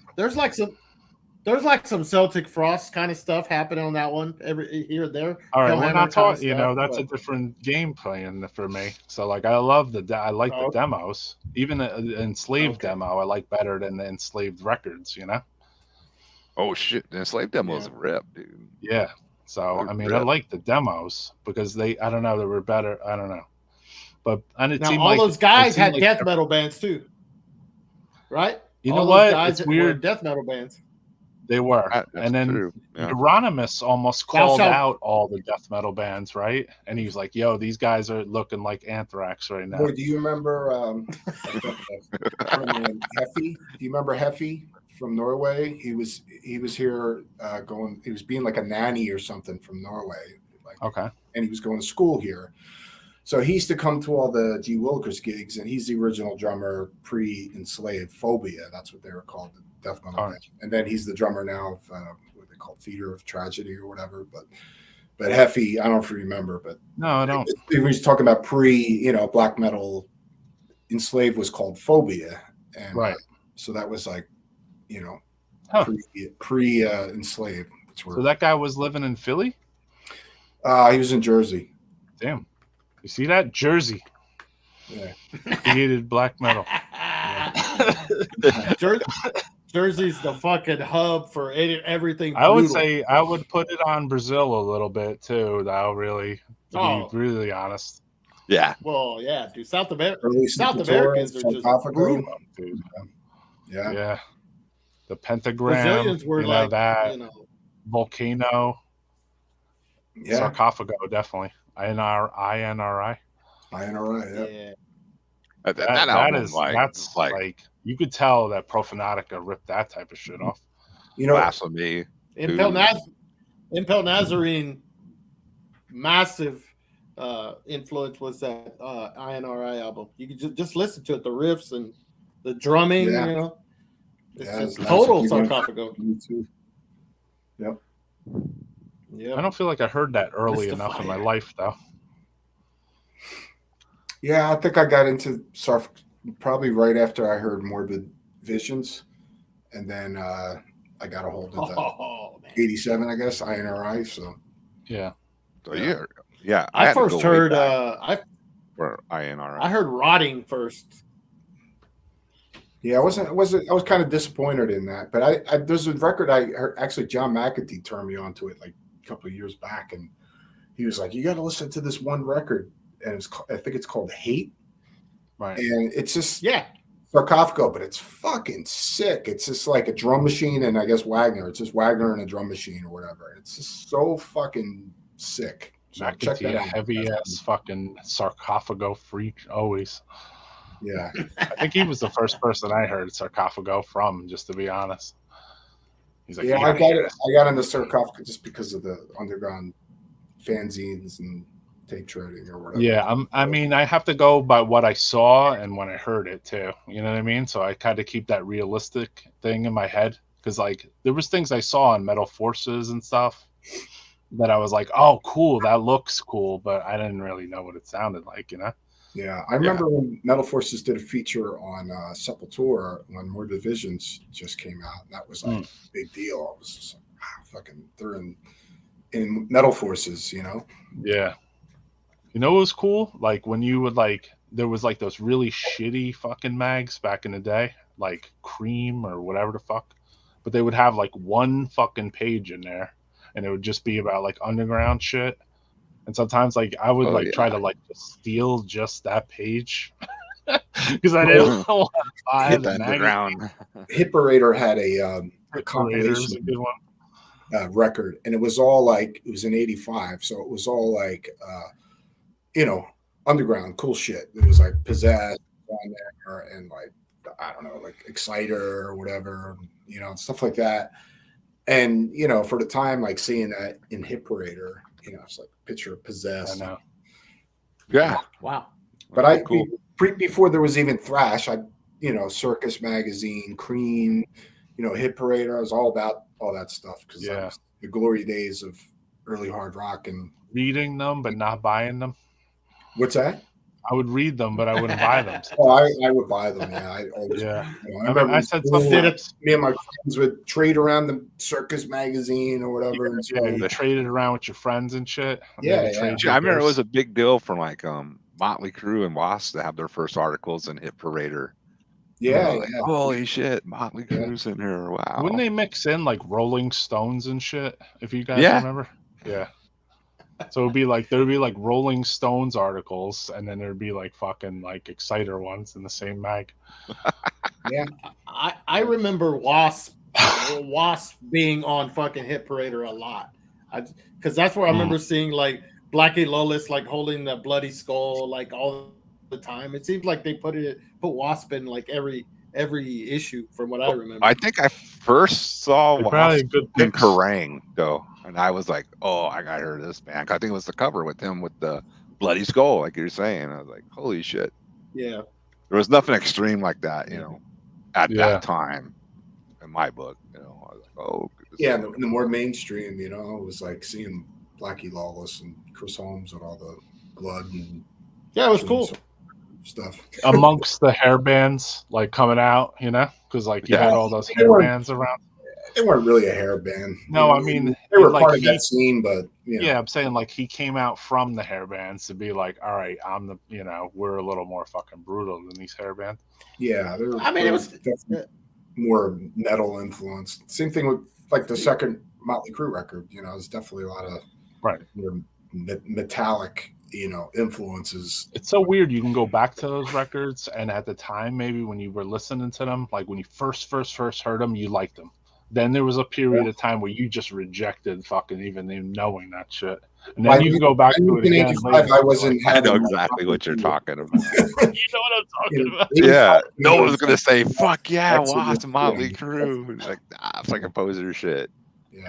But I love the first two Motley Crue records. I love the early Rat stuff too, you know? Oh, yeah. Nowadays, I'm not going to. Yeah. I'm not 16 anymore. But like Bon Jovi, exactly. When you're got that band, still don't get that band. I can't get into that. Yo, if you're at the show, then put your camera on and Bon Jovi stream sucks. Dylan never wrote back. That was too poppy for me, you know. Bon Jovi sucks. Yeah, that's like girl music. That's girl rock. Now we're gonna get canceled. Yeah, girl rock. I mean, it was, dude. When that was, but like, it was for bubblegum mom. Exactly music. what it girls was. Walking around. Yeah, there wasn't girls going to see Slayer back in the day. You know, No. Usually if there took a while. they weren't very good looking. That's what these guys and younger guys don't understand. It the metal shows were fucking sausage fest back then. There were no girls there. Way more girls now. Yeah, there would be it'd be like 100 guys and 2 girls. We're more metal than the guys. At this point, yeah. Well, hey, I will say this in Houston, dude, there is a lot of like females like just like doing stuff now, like booking awesome. Shows and in bands and doing zines and all kinds it's a of different stuff, which world is weird now. because that's awesome, because I remember. I mean, I'm a little bit younger than you guys, but I remember like if I'd go see Immolation or Goraphobia, like when I was 16 or whatever, there was like if there was like one female at the show, it's like what the fuck? It's got to be somebody's in the band's girlfriend or something like that. You know what I mean? So but there was in my scene there was definitely some girls that were musicians. Yeah, there was actually in G. Willikers. Mary from Primeval. There's the Decatur girls, Kim August that did Ultimatum zine. Yeah. Trying to think. I mean, there was Ann Bowman. You know, Lori. My wife is actually like one of the few girls that used to go to metal shows back then. Yeah. Well, there you go. You know, it's like just Debbie from Out of the Underground. I don't know if you remember Debbie Roy. I think you know. Yeah, Debbie. You know, so I mean, there's there was a decent amount of girls at the JOABA shows. Yeah. There was a decent amount of girls there. But yeah, the dynamics are way different now. Yeah. Compared to Northern Jersey, where there was 2. It was different then. I think the girls are there now because of the music. The girls weren't there so much for the music. Right. I love it. I love actually the empowerment of the female where they're in the fucking bands nowadays. Yeah, it's awesome. It's about time, dude. Yep. Yeah, dude, it's kind of weird that we start talking about females and all of a sudden that fucking that sex algorithm. The algorithm picks that up and throws that in there. Here's a band. I don't know if Carl probably remembers them. It was an all-girl thrash band in the 80s called Witches from France. Do you remember them, Carl? No. Witches. Yeah. Oh, I know them. Yeah. I wrote a letter to them. Yeah. They even predate, like Turcada. Turcada. They're still around. Witches. I'm gonna look that up now. No. Oh, Turcada. Witches. Yeah. Oh, Witches. No, Witches. I don't think so. I mean, I think they did like a demo and that was it, Yeah, I'll have to go to Soulseek or something, to find it. You should actually, maybe it's the person from Witches. She's on Facebook or something. And I think I don't know if they've done anything. There might be 50 million witches now. It says they're still around. Imagine shifting through those results. I know the one you're talking about, the demo one from 87, right? Probably, yeah. Yeah. They said they're still around. Oh, I don't know if they are because I've had contact with that person. That's the joy of the internet, dude. Literally, you could fucking send a message to somebody and be like, "Yo, were you in Witches?" And they're like, "Yes, I was." It's true. Fucking bugged out, right? They're like, "Damn," because they're probably like, "Holy shit, what the fuck? This fan is known for fucking." Yeah. Mythic, hell yeah. Metal's in full effect these days. Turcada. So many young kids into it now. It's crazy. Yeah. So when you were on your tour with Immolation, are you seeing more females at the shows than males? Yeah. Be honest. Yeah, that and kids, man, like 13, 14-year-olds. Uh-huh. And we were averaging on that tour. Basically every show sold out except for maybe 2. So depending on the capacity of the venue, was anywhere from an average of 1,500 to 3,000 people a night. Jesus. And, just seeing all these fucking 13-year-old, 14-year-old kids. And, that show was probably a gateway for a lot of them because Cannibal Corpse is kind of like, it's like a gateway death metal band for a lot of kids. Sure. So, expose them to Dark Funeral, to us, to Black Anvil.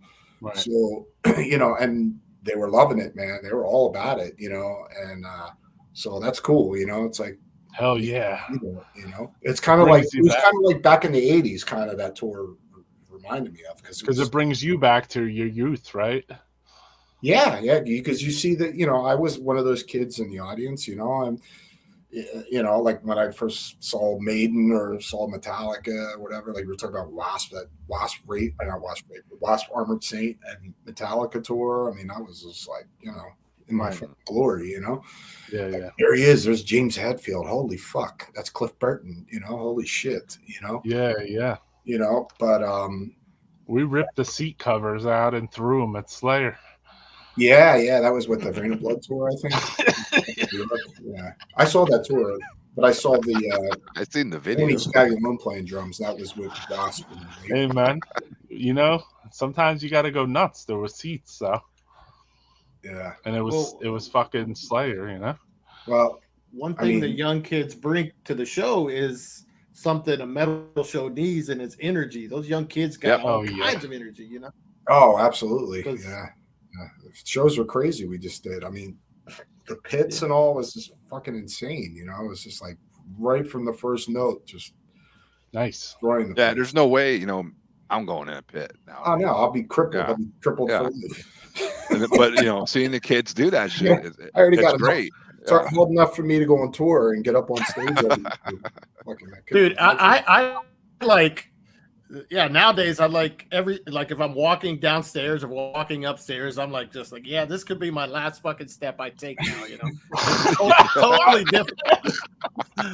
totally different mindset. You know, that's just how I think. Because before you would just be running up and down the stairs, and now it's like I got to grab on this extreme fucking metal show. handrail. I'm all the way upstairs on the balcony. You know, if it's a rock and roll show or something that old stuff, all my favorite music, you know, some Michael Schenker or somebody like that, then I'll be up front, you know. But I know nobody's gonna like. Oh yeah, some crazy pit's not gonna break out at Schenker. Yeah. You know what? I go up front at the shows because like I'm like used to it. Like, and then like if there is a pit or whatever, I'm like cool, you know, because like I don't give a fuck if I get hit. I did it one time. Anything. 2000, I think it was like 2012 or 13. So I was playing in Holland at a festival, and Witchery was playing. So that was like the one time I was like, you know what? Fuck it. I'm gonna walk up, get up front, and watch them. Big mistake. I got up there within like, you know, first minute they started playing. I got hit in the head with a bottle of beer all over me. It's a bad experience. Pissed. You're like, you know, I just going backstage, and first person I see is Martin Van Drunen, and he's super drunk, and he's like, "Hey, wait, what's up, mate?" And I was all pissed off. Fuck this shit, whatever, blah blah. I was all mad, beer all over me, and all this stuff. Yeah. I like it. I don't know why. I think it brings back the memory of going to earlier shows. Like, you know what I mean? I know that they don't even pit as hard as they used to. Yeah, I just like to sit back and watch now. You know? I mean, once you've been to an agnostic front show, like you go to like a regular ass death metal show, and you're just like, okay, yeah. You know what?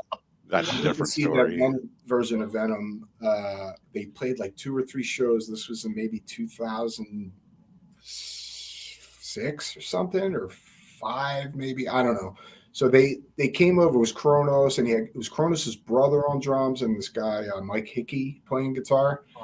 And I was just because I never got to see Venom back in the day, so I was just in my glory. It was me and John Litchko from Roy, you know John from Necrosion, Symphony of Grief. So it was me and John, and we were probably the loudest guys in the place because we were just like singing every fucking lyric like kids, you know, because they were playing all the, you know, the classic stuff. So that was the last time I think I got like a little crazy show. Wasn't thrashing or anything, but I was just screaming like an idiot, you know. So yeah, but that was fun, you know. Yeah, I was at a Mark show. Riddick had a question for you, Alex. Alex, what was your favorite tour lineup during your time with Immolation or Incantation? Tour lineup? You mean favorite like tour lineup during Incantation or Immolation? A favorite tour, like just the lineup of bands, I guess. He means bands, yeah. Like what band, I guess, were you in, and what favorite lineup? He means the bands that played. Oh, tour lineups. Yeah, that's right. Yeah.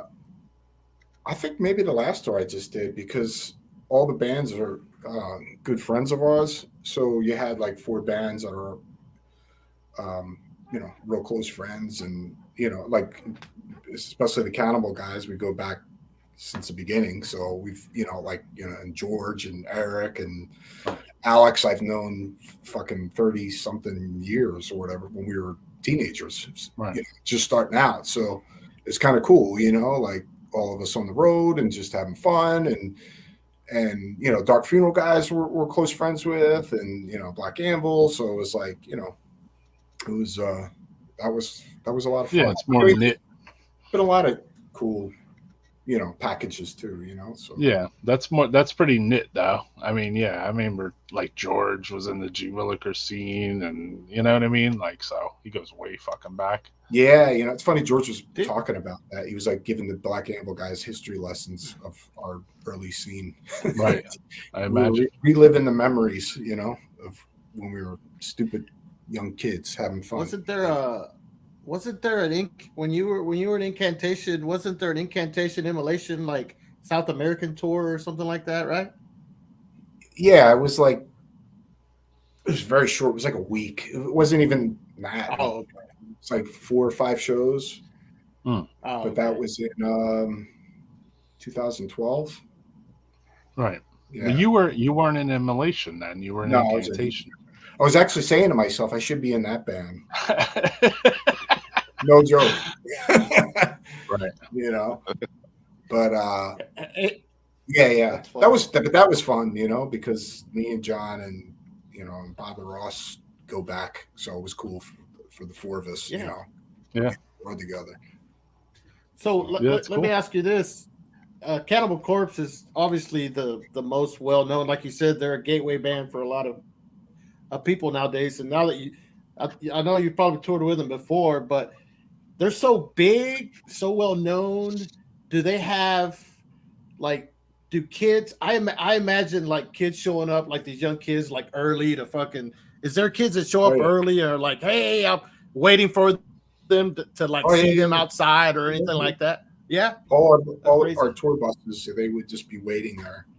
They would be waiting there, like you come out of the bus and there's some young kid with CDs asking you to sign stuff. Wow. In the Cannibal bus, you know. Cool. Of course, they all want to meet George. You know, it's George. Nope, no George. So, you know. But yeah. So I didn't even see George before they played, and I was like, I seen George at your show, but he was like preparing for like getting on stage, so like he was like really intense in a way. Yeah, he gets fired up. He was fucking he was firing his ass up. Basically, his hair was all fucking wet, and he looked fucking angry as fuck. I was like, yeah, he gets all fired up. Go fucking kill it. I mean, they go out there every night, and those guys are killing it. Yeah, I mean, now too, with that lineup of that band, it's like the best lineup that Cannibal Corpse has ever had. I mean, it's like pretty untouchable.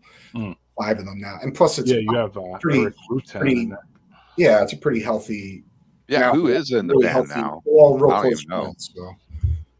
What's the lineup? What's the lineup of the band? Cannibal now. It's Eric Rutan and Rob Barrett on guitar, Alex Webster, of course, on bass, Paul on drums, George on vocals. So Eric Rutan though is that's a major addition. Eric was killing it, destroying every night, all of them. And Immolation even go back with Ripping Corpse when Eric Rutan was in the band. Yep. So that's way back. He's joined the band. Ripping Corpse, I know. Mm-hmm. I don't. Was he? He's not on the first demo or two though, right? He didn't come in until the third demo. Third demo, yeah. Yeah, because the first demo, I can't remember the name of that. It was like I always remember the one song, The Unblessed. Yeah, Death Warmed Over. Souls. And then the second demo, which was Splattered Remains, which is it was more like a rehearsal demo. It's like live, you know. And the third demo was when Eric first. Yeah, that's the third demo. That's what it's called. He was the contact guy for the third demo actually too. So they not only he not only played on it, but like when I wrote to Ripping Corpse, I wrote to him. But I wrote to Scott first. Because, that's who I knew from day one was Scott. He was the flyer spreader. So like he would literally like make a Ripping Corpse flyer, fold it into thirds, put a stamp on it, and mail it to your house every show they played. Do you remember too when the letters like Scott would write? They had this artist that did a lot of their early art and stuff. He was pretty crazy, creepy, the artwork. So it was all this like different artwork that they didn't use, and then he would have that on. He would use that for his letters and stuff like that. Yeah, I remember that. Yeah. Especially with the flyer assault though, because like I didn't live near, like I would live an hour and 15 minutes away maybe. So like for me to be getting flyers for like Ripping Corpse shows that I was like, damn dude, I'm like fucking 13, 15, like I'm like I'm 15, They were one of the best live bands. They were so fucking sick and fucking and super tight and fucking like just pissed. Yeah, pissed is a good word. And they had such a strong like following, but it was only like in like Red Bank, kind of that Jersey area. But as soon as I went outside there, it was just like, nobody really knew about them. Yeah. It seemed like Immolation had their own following. Me and Venner spoke on this. Yeah, well, Immo was big in the underground since the first demo came out. Yeah, but I mean, in like the New York, like I don't know, Rockaway. I'm not sure. Like New Rochelle, that was like streets. Yeah, like it's like they had their own fucking fan base. Like, and then they did, but they Revenant had their own one too in Jersey. Yeah. Immo didn't, but the thing is, Immo played a few shows in 88, 89, and then it just kind of like it got less and less because they were just trying to write songs, right. I think then, and they were just, I don't know, trying to be super perfectionists or whatever, and because they kind of turned down a lot of shows, I remember. Right. But yeah, they were, at the time they were the most popular underground band, I guess. Yeah. Yeah. I mean, I think the most the most influential one in like the New York, New Jersey, Philly, all that whole fucking area, basically. Yeah. And it's cool that it's spread worldwide too, because there's so many bands that sound like either Immolation, Incantation, or whatever. There's a lot of incantation stuff I hear nowadays. I hear it a lot, like. Oh yeah, that's like a whole scene onto itself at this point. Yeah, it's just like, but it's just kind of like I heard something today actually, but random. It was just something I clicked on YouTube. Blood Immolation. What's that? It was Blood Immolation. But it was some band. It just had it was like total incantation, like every aspect of it. I was just like, really? Like I hear the Jim Rowe drums actually more than I hear the incantation. I hear like the fucking something about the Jim beats. Yeah, I hear that, but it's also the riffs. It's those incant. Yeah, well, you would recognize them. You were in the fucking band, dude. Yeah, I mean, yeah, I don't have to be in the band, but yeah. You wrote some riffs for that band, So songs, songs. Yeah. Sorry, riffs. I'm like riffs. Yeah. Alex, glad to have you in the band, and I hear that shit. Mark saying he was at the first show I went to. George was singing for Corpse Grinder. Oh wow! Oh, yeah. So that was probably G. Willikers or Delaware, maybe. Yeah, didn't they play in like Delaware or Corpse Grinder? Well, they're from Baltimore, but that's right. Their first shows was definitely G. Willikers, because we knew. Well, originally, I knew Mark Gantz, who was the drummer of Corpse Grinder, and he wrote a fancy called Chain Letter. Yes, so Mark came up to Agoraphobia Immolation show, and he brought George with him, and that's how I met George. And George wound up staying overnight and just getting super drunk, and he was the loudest guy in the whole place, and nothing's really changed, Still is. I thought it was in Virginia. Actually. Virginia. Oh, okay. Cool. Close enough. Maryland. Yeah, I didn't know. I saw them in Delaware with Incantation, Deceased, and somebody, Abominog. I forget. It was interesting. They played like a Cro-Mags cover. Yeah, I think they did, or Gnostic Front, or something like that. Yeah, they did like hardcore fucking cover. They did some hardcore because they were kind of like a mixed bag, like musically. A little bit. Grinder was kind of like death metal mixed in with hardcore, and it's kind of. Even though they're a cool band, like Dead Congregation, like they kind of have like a Jim Rowe fucking drum beat in a way, Yeah, well, I know they're not. They're not Jim Rowe. Like we love Incan and Immolation, so. Yeah. Too many clone bands out there, says your buddy Fraser. You're the one buying them, brother. Just keep them in business. You're keeping them in business, dude. How do you stop the clone bands? Stop buying their shit, right? Let's play a song here to break things up a little bit. You guys could check this out. It's Francisco's band, actually.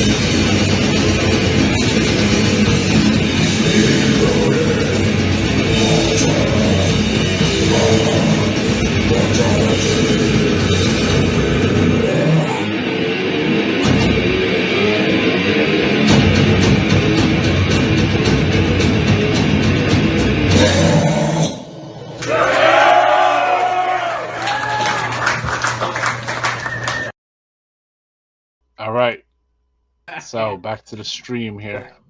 I had to throw that in there. The White Swan rules, man. That's the small little venue in Houston that will let anybody and everybody play. As you can see, they let me play, so they let anybody. Nothing play. says brutal like the White Swan background.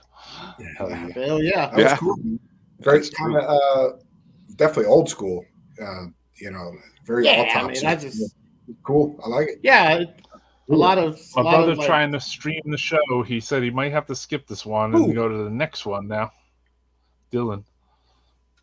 He's at a FETID show. He's like, all right, I'm going to stream FETID in 15 minutes. I'm like, oh. He's like, how about in an hour when Torture Rack comes out?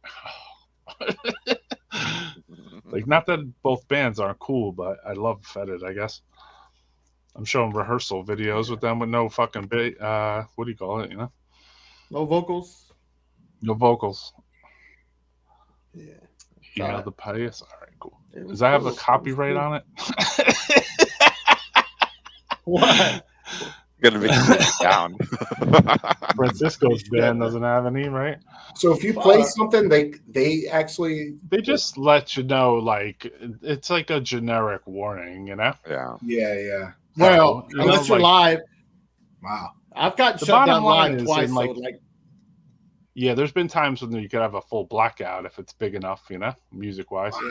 Yeah. It's crazy. I've seen that. I think like the bigger the artist, right, the more likely you're gonna get a blackout on. Yeah, a full blackout. Like you ain't playing this on your show. Sorry. Yeah, if you don't put Metallica on or something like that. Yeah. Or I guess just stuff that's Vero'd so well that like you just I don't know. It's weird how it just shuts the video off. It'll let you play it for like 2 seconds, right? Yeah. Uh, And then it'll like catch on, you're done.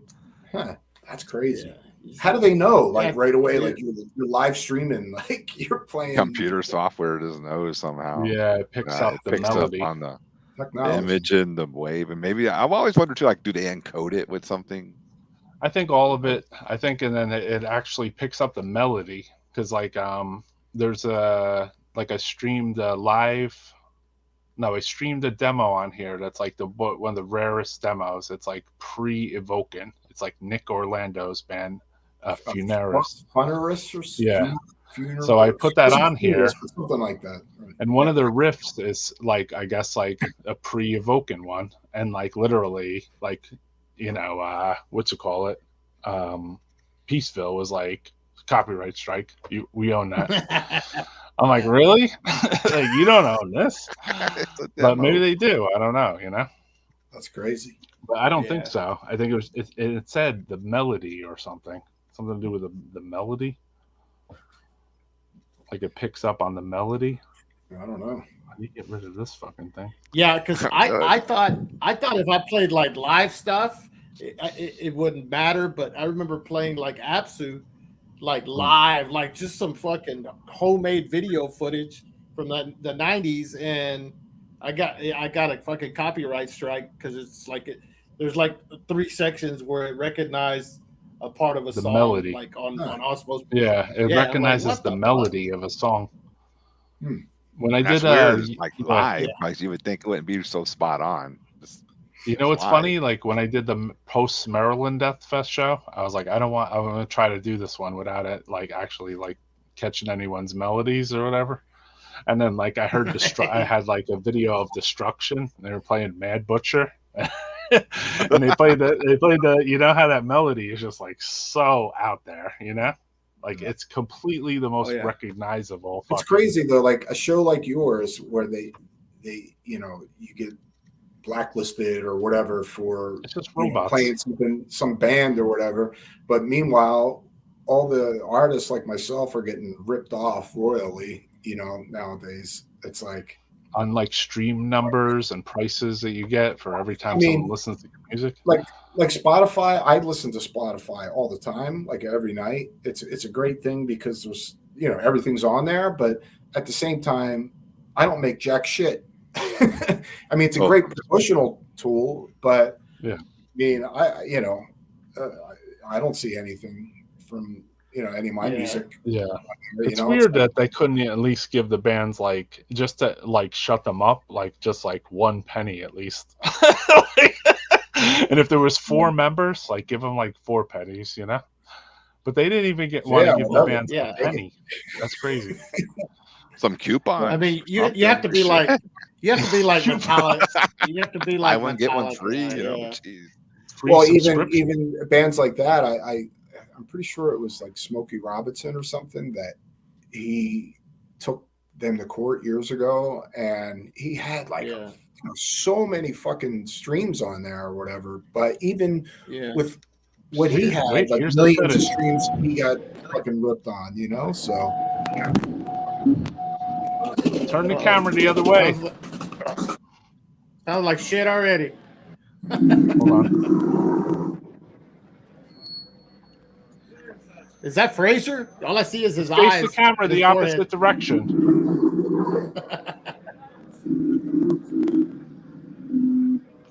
Face the camera the other way. 23 cents a stream. Huh.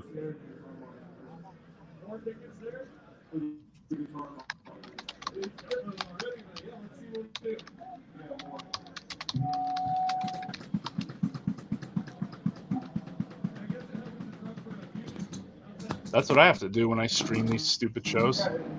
You have to like flip the camera into the other direction.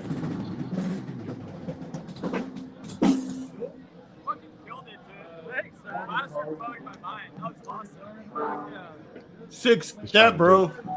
You hear that? 6 step. There he goes.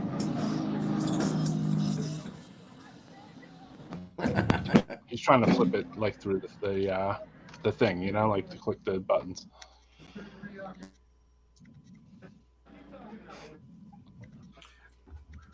I don't know who Stink Floyd is, but I like that guy or girl because they've been commenting like crazy on here. Stink Floyd. Yeah, the white swan logo.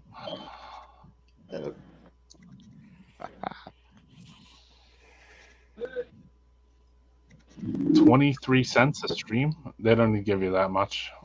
If they did, I think the bands would be doing all right. Yeah.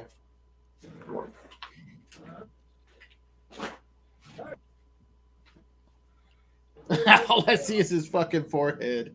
He's probably looking at his phone trying to figure out like what on StreamYard. If you go to a show, like sometimes I had to hold my phone the opposite direction. I couldn't even watch. Like you got to flip the actual whole phone around, right? Yeah, you literally like not look at the screen and like film it. Why you try to do it? No, I was just asking. Yeah. Yeah, I didn't know how to flip it, so I was like, all right, I'll just flip my phone around the other direction. Like a moose.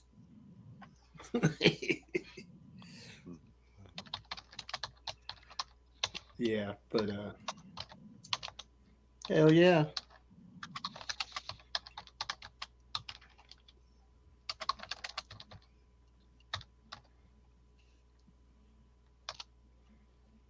So anyway, I'm trying to direct the traffic here. No, yeah, you're good. We'll start talking. We'll keep talking while you're typing away. If he sees it, it's hard to like. I can't even imagine trying to navigate a phone and a fucking stream at the same time. Like, well, I mean, Dylan's a young kid. He should be able. Yeah. Dylan is young. Let's see. Think. Shut up, Fraser. I'm still trying to figure out technology. You probably do a better job than me. I'm not great with the phone. My bad. It's 0.00003 stream. I think that's pretty close. You don't get much. Even that's probably that's outrageous. I think it's 0.003 or some shit. And the owner of fucking Spotify is like got 3 yachts and fucking jets and shit. Yeah.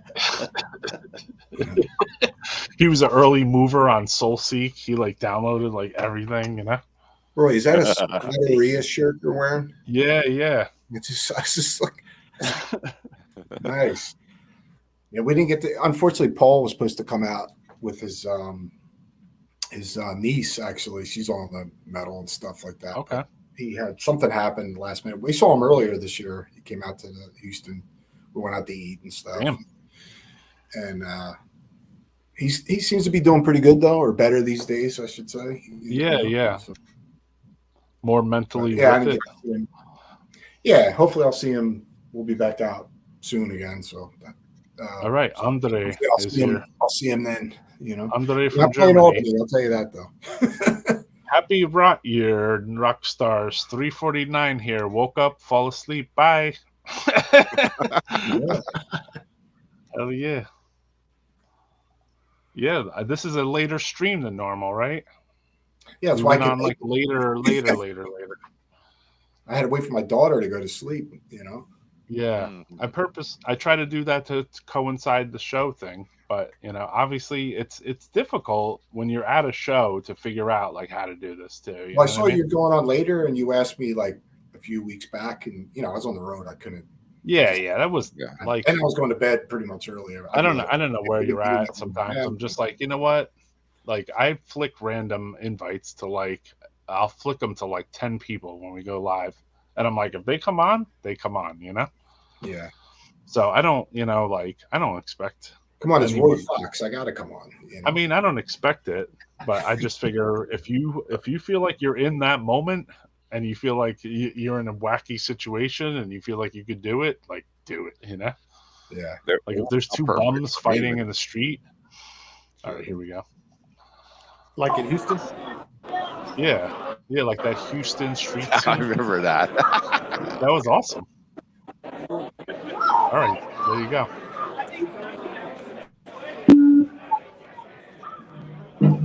So we're live at this show. This is a live show?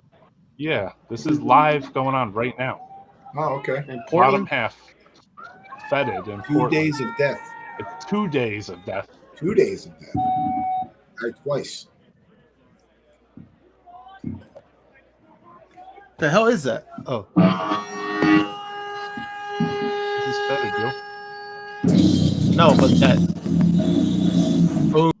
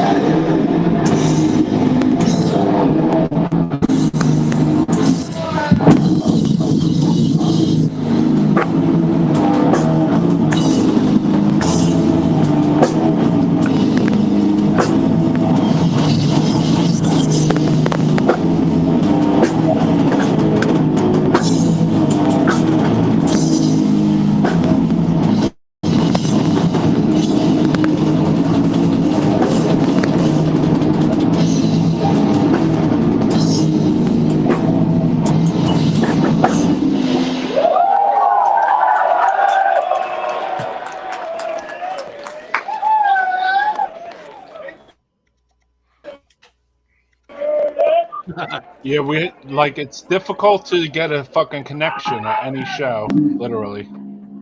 So for someone to even live stream this is super fucking hard, basically. So if anyone's asking about like the quality, etc., you know what I mean? Like you can't get good quality at a fucking with the death metal show on a phone for some reason. Too heavy for a phone. It's just too heavy for the fucking phone. That's the bottom line, dude. Like I swear to God, I am completely. You know why I know? Because when I've been filming things, I could see the phone like literally like doing something. Like it's like the processor, and it's like going. Oh yeah. Anytime I've tried to do stuff on tour and film a little bit of the band, it's just like, you know, like yeah. I did a couple of things like Cannibal or Carcass or whatever, and it was just like, you know. Yeah, you could see the phone like not processing the heaviness of the music. Like you could literally see it like locking up or something. Yeah. That's so cool. Like not good in a weird way because it's like it's fucking throttling your ass, you know. Yeah. It's like how come I can't just turn my fucking shit on like a GoPro and just film this shit like regular ass fucking. This processor isn't fast enough in my phone to film music. Got me, man. Or is it the heaviness of the music that's just like fucking your phone up? I wish they gave you a thing on the phone where you can control the mic level. I think that's what it is. It's just, you know, it's used to trying to catch sound and too much. There's just coming into that, and it's just like maybe it is. Yeah, maybe it is that. There's something you can plug into whenever they your phone stop, too. you can hear people. Yeah, there's something you could actually plug into your phone too. Like you could buy it for like $20 on Alibaba. and literally like record professional fucking sounding audio. You know, if you want to go berserko and you buy like a nicer one where you can actually like record and talk over it too, it's like $90 for a Rode. You know, which Rode makes good like microphone shit. You know. So I have one of those, but I've never even bothered to use it because I'm just like, I'm just here to see a show. It's hard to it's actually pretty difficult to stream. So even all the videos I have picked up streaming live, it's fucking like you got to hold that fucking phone at the fucking show, you know. Like and then like all the shows back in the day, I remember, Roy, you'd have your tape recorder with you. Yeah. So I mean, I or just rehearsals or whatever, you know. So I think I'm just like keeping an extension of exactly what I did when I was a little kid, you know. Yeah. I don't know why. Like it's strange to even do that, you know. Old habits are hard to break sometimes. This guy said it right though too. Half the fucking people on here listen to worse quality shit tapes from '89. Chill out. It's real time and entirely audible. And it was. I mean, you could hear the band and everything, you know. It's well, just back in those days, I mean, heavy. They didn't, you know, especially death metal and stuff. Like, you know, studios didn't know how to record bands like us back then. You know, it was like, it was, you know, it was a new thing, you know. So it was just, you know, bands get pissed off about being filmed for some reason. Now, I know for me and FETID, they're cool with it. I already spoke to them, so. But that should, I mean, that should never bother. What about you, Alex? Yeah. I don't give a fuck. You know. What about the rest of you guys? You're in bands. I mean, I don't care. I mean, at this point, it's like, who cares? I mean, I never cared. I mean, but whatever. If I'm going to be on Death Metal Podcast. If I'm in a rehearsal, somebody's at a rehearsal place and filming us, and that'd be a different story. Backstage. Oh yeah, leaking out new music or something. None of that shit. You don't want anyone to hear your riffs. Yeah. But, you know, I kind of get that. But yeah, live, I don't care less, you know. Yeah. I know Steve gets a little weird depending, like, because like he'll get like those sick drummer or whatever, and you know he wants to review it before they put it out or whatever, if they pro shot him playing or whatever. But for me, I don't fucking care, you know.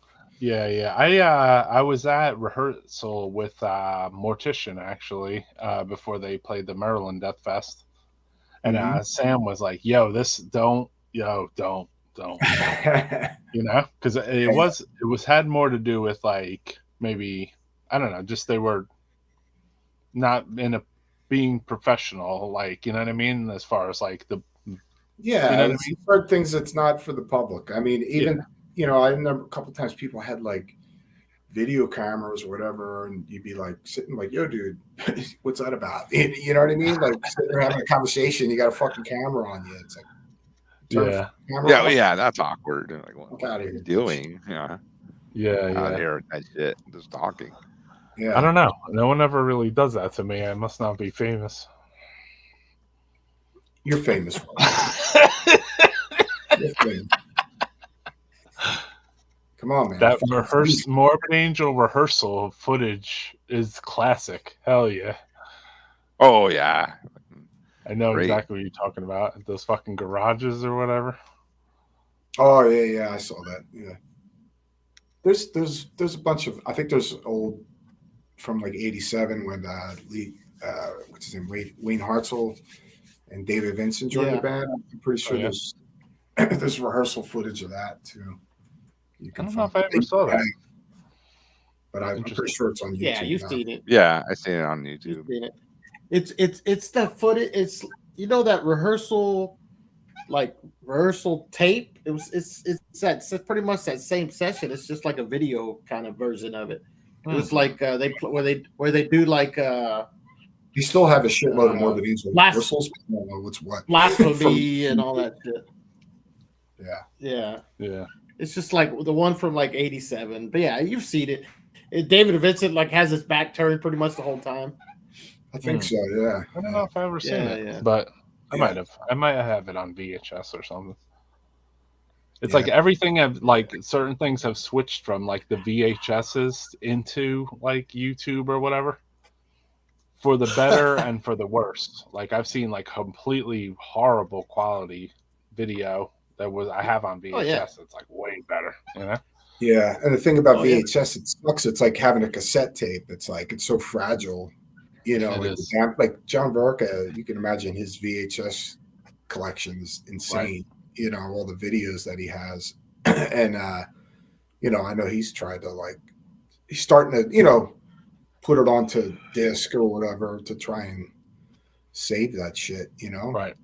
It's like, it starts to degrade. You know, if you don't play a VHS tape for like 30 something years, right? You know, maybe, you know, you might have a problem. The last time you play it, you might only get one shot. You know, yeah. Like even what's like up, my man? You know, cassette tapes and stuff. How's it going?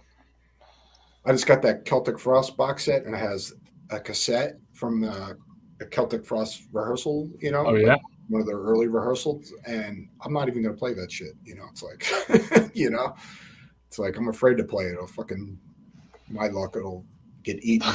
You know. That's cool that they put that as a. Did they put a bunch of cassettes or just? It's just one cassette. It's one cassette, and it's all the you know, all the early stuff, the first 3 records and the EPs, and you know, right, and you know, like some bonus stuff or whatever, you know, recordings. Right. Awesome. So they took one thing and they put it onto cassette, a rehearsal one demo. I believe it's like maybe their first rehearsal as Celtic Frost. Whoa. I'm pretty sure that's what it is. You think it's completely like unreleased?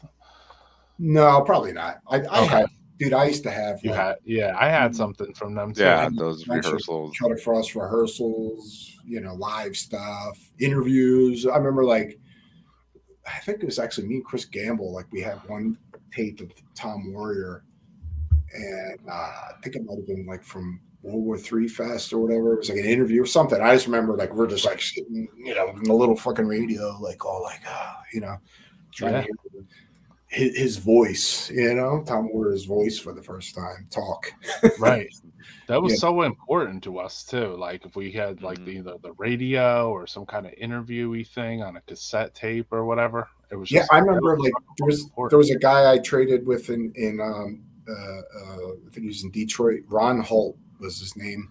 Mm-hmm. And he was the first guy I knew that had like underground videos. So I remember like getting like Dark Angel Live, Possessed, you know, Crumbsuckers video, like for what was that? Life of Dreams, Sit There or whatever or something. It was like video for that. Cro-Mags, We Gotta Know, you know, and there was like Creator from that. It's probably been seen a million times, but back then it wasn't. It was like Creator live shit on television from 1986. The Celtic Frost video, like you couldn't even see that. Frost, Circle of the Tyrants. I mean, there was so much shit. It was just like Razor, Evil Invaders, and you know, it was like getting this stuff and like seeing, you know, and then like Morbid Angel videos. I had that. I think it was like '86. They played that outdoor show in Florida. It was with Mike Browning, and I think it was like Massacre and on the beach. May have played or something. Yeah, I heard that was on the beach. Side. Yeah, that's sick. But it was just like you didn't see what you know. Aside from fanzines or whatever, you didn't like get to see the visual of anything because you know that music wasn't on MTV. Yeah, exactly. You know, you're totally right. Getting that stuff on VHS was like a gold mine, really. Yeah, totally. Yeah. Were you guys like me that you felt like violated once things got onto MTV? Because by then MTV too was gone, you know. But I kind of got like that. A little violated. Started becoming popular. I was just kind of like, what the fuck? They still didn't show it in the US. Though. It cared a few years back, and all of a sudden it's like the in thing, you know. Were they showing death metal in the US on MTV? I don't remember that much. What's that? Do you think they showed much death metal on MTV? I don't remember. Yeah, I remember they played Mortal Rights eventually, and they played like Entombed. I think they did Left Hand Path or something. I don't even know if I saw those things. Yeah, they played it. Cool. Interesting. I'm trying to think who else had a video out. I mean, like Creator and stuff. I remember it was like that album they lost me on. They played that. That's what I was laughing at. I'm sorry. I didn't realize it was. I didn't realize it was catchy. It was not squeaky. It was like a squeaky bed. And I'm like, well. Here's the thing. I'm like, even myself, I'm like, where's that fucking noise coming from? Shit. It's a good mic you got there. It's my mic, dude. Yeah. It's your mic, hilarious. Bro. You got a strong mic. Sick. I know. Yeah, it's and then like getting back to like the phoning video shit, dude. It's a fucking pain in the ass. I have to say. What's that? Go and like video phone shit at shows. Oh, like after like a song or two, you're like, fuck. Yeah. I already got nerve damage in my fucking arms. It's like I can imagine sitting there holding the phone like yeah, imagine the whole show. The whole show. No way. I mean, people do that even doing that's like enjoy the fucking show. That's what I felt. I felt that I was holding my phone and I was going like this at the same time. So I was like, I don't even care what the fuck the video looks like because I'm enjoying this fucking show so much. But then I was like, fuck this phone. I can't fucking deal with this fucking thing, man. At the beginning, while you're filming, like it's all fucking perfect and this and that, and you start by the end of the show, you're like filming their feet and shit, you know, because you're like, guys, he's drunk already. You know, by the time he's one of the cool things about that reverse filming thing is when I was filming Matt Harvey or whatever for his interview, he's like, you got your finger over the whatever, you know. So like literally like he could see just himself and he could do the interview like with himself watching himself. So I was like, all right, cool. That's kind of cool. Like I can't see shit and I don't even care if I could see it, you know? But I don't know. StreamYard was like kind of touchy. I don't know if it's like a setting in the phone that you have to fuck with, you know? Because you see everybody at a show and you could see like their video while they're filming it and shit. You know? I like your program here because it's, you know, when I do interviews for the band or whatever, it's always through like a Zoom or some shit like that. Right. And you got to like type in the code and all that kind of crap. And this is just like whatever you're using, it you just jump on and you're there. You know? Right. Cool. That's good. Yeah. That's why I think program. It's easy for people to stream too. I'm like, yo, why don't you just test it out? I'll be able to hear it. Because Francisco, you know that little noise it makes took when someone like clicks on? You should know it too, Carl. Mm-hmm. Yeah. So as soon as you hear that, you're like, all right, someone else has joined. You know? Yeah, who's there? Yeah, so you can like kind of just peek over there and be like, what the fuck's going on over there? Even if you can't see the icon, you just click it on and just fucking let it ride. And doing the live version of this is fucking pretty wild. I have to say though, Alex, because like when you have to like make up shit as you go, yeah, which is difficult. I mean, it could be super difficult at times. So if it gets fucking too quiet, you're just like, oh god, what the fuck am I doing on here? You know, just talking to myself. But at the same time, a motivational thing, sorry to cut you off, but like you see 30 or 40 people in the fucking thing. So you're just like, oh, I guess I'm not alone here, you know? Yeah. Well, you're just kind of free forming or free, whatever, you know. Yeah. You just.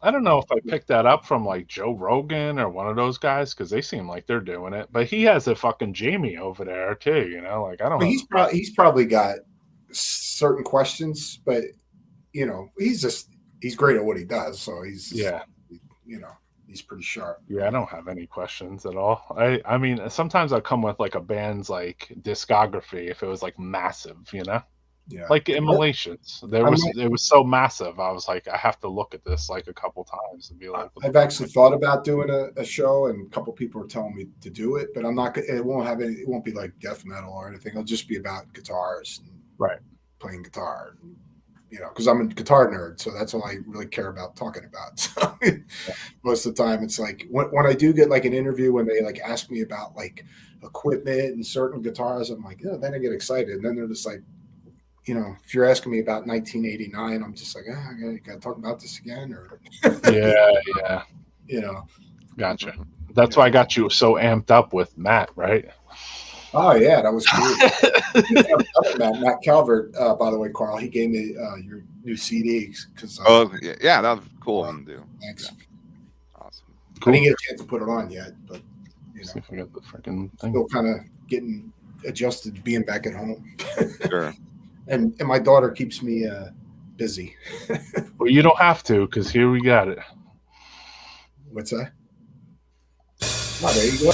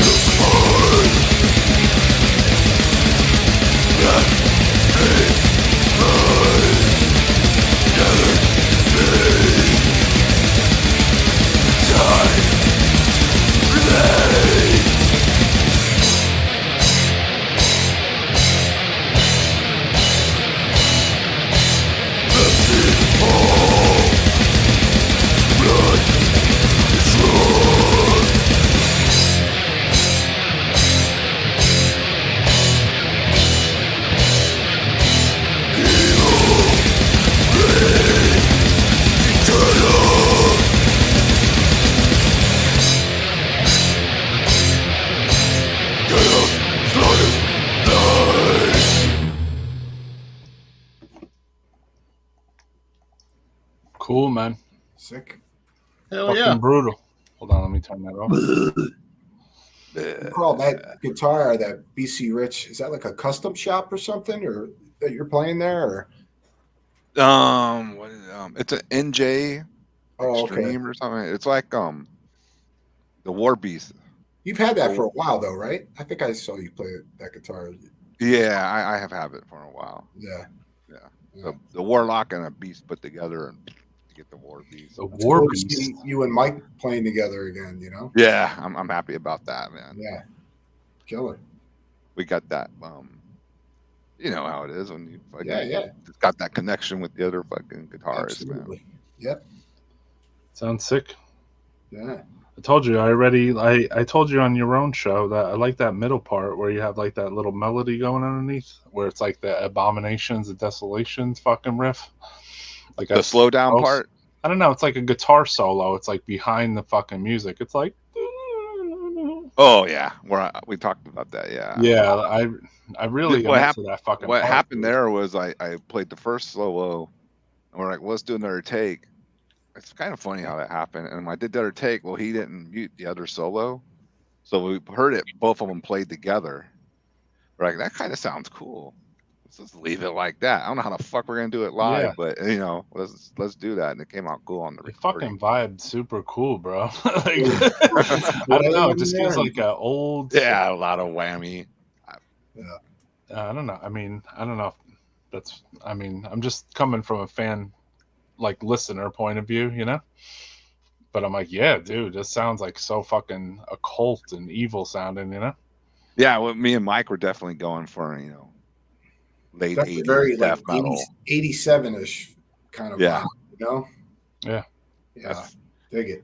Necrohor demo days. I mean, there's not like as many like bands doing that. Lordish too, you know, kind of vibe too going on there. Yeah. And also the way you interweave it into the music though is like important because like in a weird way, like it's out front, but it's still like kind of like just like this eerie little fucking thing, you know? Yeah, well, I always liked, you know, atmosphere and fucking death metal too. And you guys recorded some of that stuff yourself because that does sound pretty fucking good. That was our drummer, Mike. The other Mike, we call him Mike Balone because it's shaved head. He's good, and the only thing that we didn't do ourselves was we sent it to Last Light Mastering in Ireland because Invictus had the contact with that guy, and so did Rob from Omega Vortex. So we were like, well, let's get them mastered by the same guy, so the two sides won't sound so different from each other. Because you know how some splits are that makes sense. I have some splits are like totally fucking sounding different, so. Not musically sound the same, but just the same like audio levels and things. No, that makes 100% sense because I have someone doing the exact same thing for me for a split 7-inch we have coming out. If anybody wants to buy it, you can order it from you can buy it right there. Dark Descent or Invictus in Europe. Or you can order it from us from our Bandcamp. I'll fucking send you a copy. Support the Bandcamp. That's the best. Omega Vortex split. And Omega Vortex is just fuck. It's annihilating, dude. Looking at your toys in the background instead, though. Oh yeah, I got my shit up there. You're showing the CD, but I'm like checking out your show. You got up there. You got Batman, Superman. Trying to zoom in and shit. Saw a beautiful amber covered 80s BC rich bitch at the Point Shop in Peoria, Illinois for $400 back. 2000. Regret not getting it. Those are worth 2000 now. The NJs. NJ? I can see them.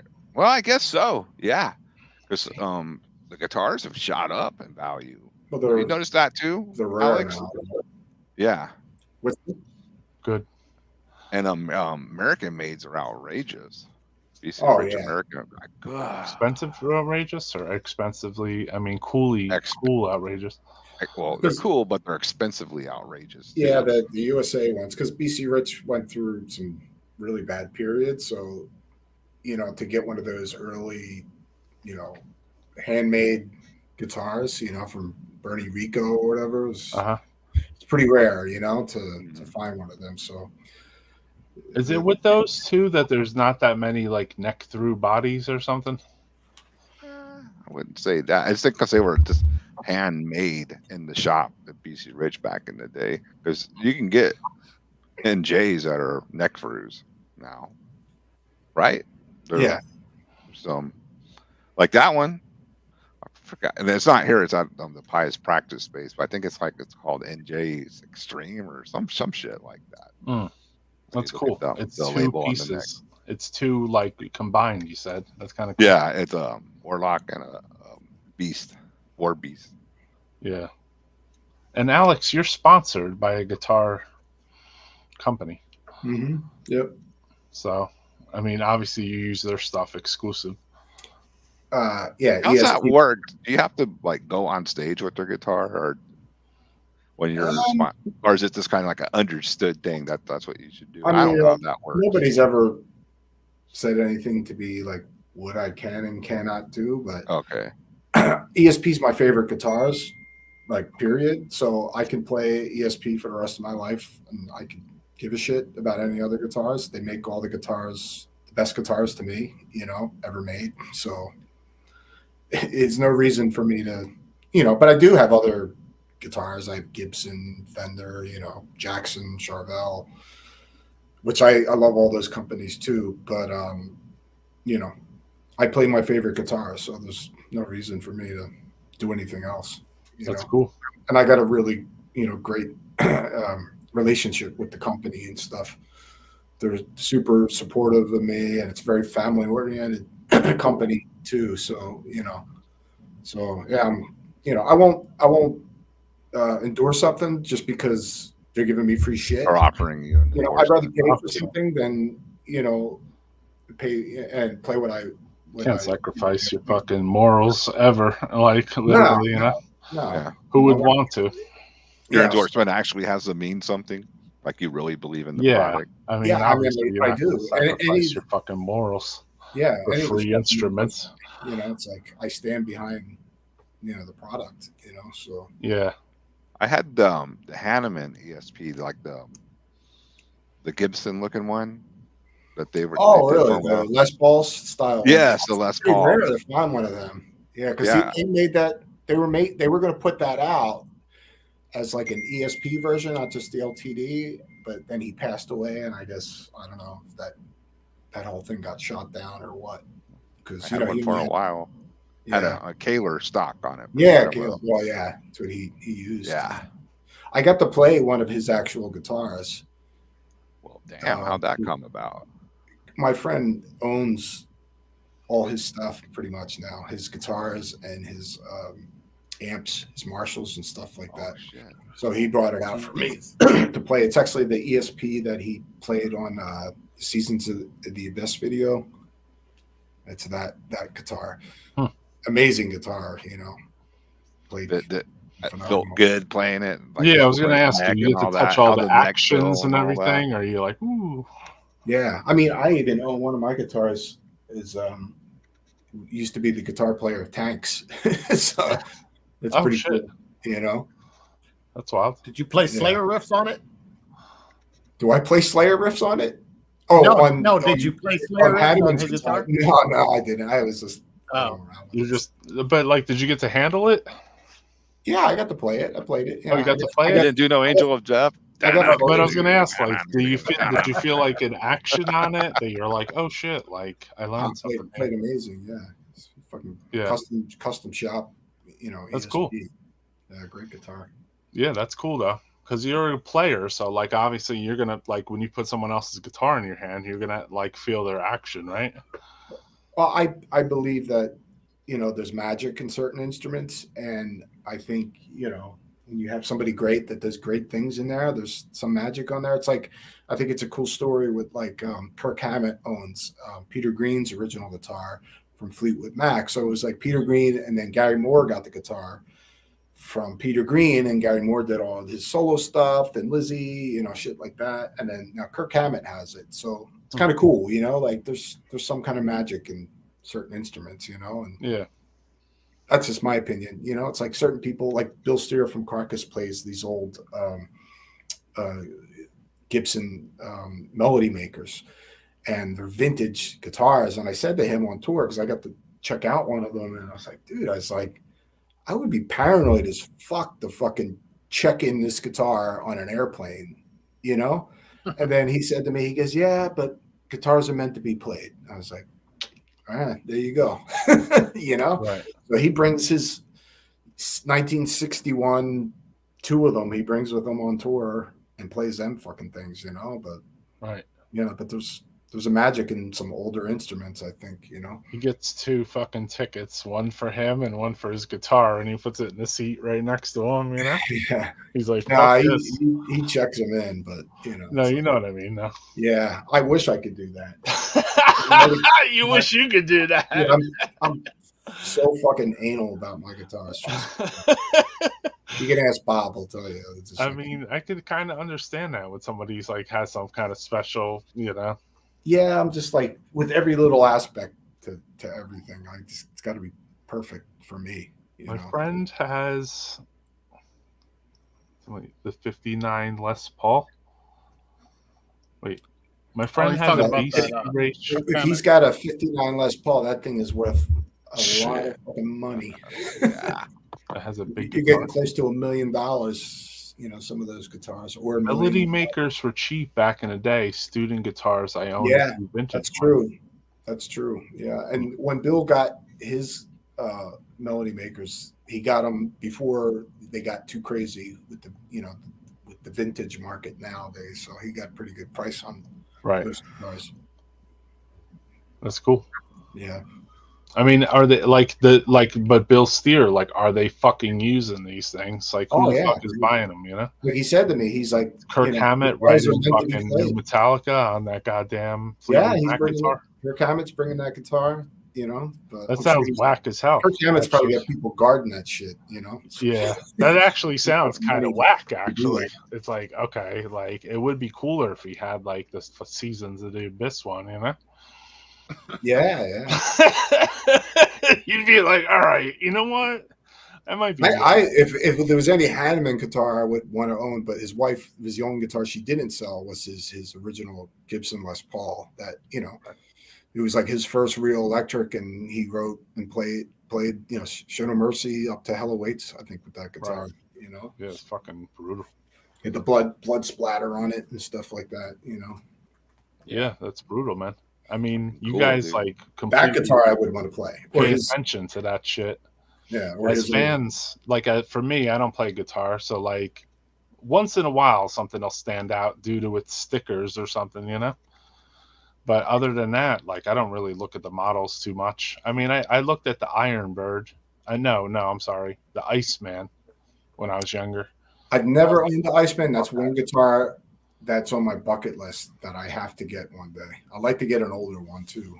Yeah, well, I did scope that one out and be like, I want that. The Iceman.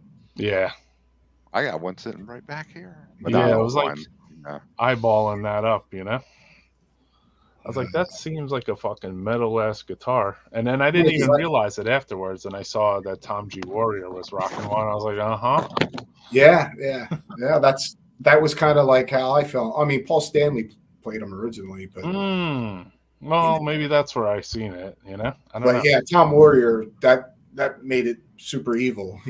So I remember seeing photos of Celtic Frost with Tom Warrior with that guitar, and I was like, "What about you, Francisco? You're a little quiet. You just step in with the same axe all the time." Oh, I mean, actually, the Iceman, this buddy of mine has had an Iceman forever, and that thing rules. I like those. There you go. He was, there it is. Fucking yeah, nice. What year is that, Carl? I think he told me it was like in 2005 or so. Oh, okay, nice. Yeah, I don't even know if it's in tune. It's in the bag. I don't know how. I don't know when they made those still. I thought that was from the. These 80s. are where are these newer ones? It's on the back here. The IC400. Nice. Yeah, but it's a neck. Guitar nerds nerding up. Yeah, guitar. You got to have the fucking the not McEntee, fucking D. Pache and fucking Tom Warrior. Yeah, Yeah, that's what I'm saying. I eyeballed that fucker, but it wasn't because of those guys. I was eyeballing it just because I guess the way the guitar looks itself. Oh yeah, it's just a fucking metal guitar. Yeah, it has a certain fucking death metal fucking thing to it. Yeah, the guitar is fucking evil. The fucking binding is nice too. And it plays sweet. It's fucking great playing guitar. Nice. I think rules. Okay, here's a question. I think this is for you, Carl. Anyone play a BC Rich Wave model? I always liked the look of them, but never got my hands on one. Didn't you? Those seem like those are kind of rare. I think I've only seen them a couple of times in shops. Those so yours is only part wave? No, mine was a warlock and a beast combined together. I'm sorry. Yeah. Because if you get the full beast guitar, and I had one of those for a while, those things are huge. Right. It's just giant ass guitar. Like the back part of the beast has that fucking pointy ass shit like out the hair or something. It's just calling that shit around is kind of a pain in the ass. Like I don't know, when the case is like huge as hell and all. Yeah, you don't want to get stabbed by your own guitar. That's what I just said. Yeah. I got in a black eye on stage from Plum when we were in Thornspawn. He played what was he playing? It was a BC Rich. I think it was a warlock, but it had the pointy headstock. And fucking dude used to always play, but he would hold his bass out like that, doing the fucking total rock star thing and swing it back, and he fucking swung it back, and I was all, I was like, holy shit! And I was trying to keep playing, but seeing stars at the same time it was fucking. I wondered that at a lot of shows when I was watching even Ross, and he was fucking going off, kid. Yeah, I learned not to stand close. Ross don't scare me. Bob scares me. Bob goes crazy on the guitar, dude. Like he swings that thing around like needs his own zone over there. Yeah, because he's, it's because he swings it around. I'm gonna get stabbed with it. So. Yeah. Well, you don't stand on his side, I guess, because he's a lethal weapon. Well, sometimes we move around. Like I'll move. Like I don't move, and that's because of I got things in my neck. You're there to do the business of the guitar playing. But you get it.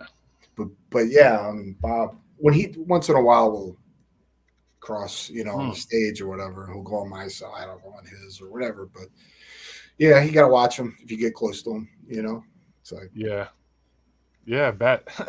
you don't want to get stabbed. I always feel like when I see him playing, it's like, is he trying to project the sound of his guitar like in a certain like a feedback-y way? Because it's like he's kind of like flicking it, Nah, he's just feeling it. A showman with the music, That's it. In the zone with the music, feeling the music. It's not an act or anything. It's just he's into it. No, I could tell he's fucking real into it. Yeah, like he said when he shaved his head, he couldn't headbang anymore. He had to do something else. Do something. Now I can't. I still haven't figured out what I can't headbang no more. So I still haven't figured out anything. I'm just stare at the audience, Action. Yeah. Ready? All right, here we go. Well, I think I've seen videos. I think I've seen videos of you. I think you do the Steve Harris thing. Don't you put your foot on the monitor a lot? Yeah. Haven't I seen you do that a lot, Alex? Yeah. Yeah. That's somebody got to do it. That's just crazy. He's like that. It's a cool pose though on stage, and put on like if Ross isn't doing it, so you're doing it, so that's kind of cool. Yeah. Well, I'm still in the zone though. I'm into the, when you get on stage and you're playing, you're just kind of leave everywhere else. You're like in the zone kind of thing. And yeah, I could see that. I see that with the whole band. Like I could see that each person is in their own fucking zone too. Yeah, I think I noticed that more now with your band, like more recently from going to your show. I was like, everyone's in their own fucking zone here, Yeah, it's kind of like a surreal experience too when you're playing live. Yeah, that's what it's like. It's like it's mean to sound corny or anything, but it's like, no. I mean, you guys practice as a unit and then go in as the fucking attack team, right? Yeah, we're going out there to destroy everybody, so by the end of the tour, do you find yourself playing better?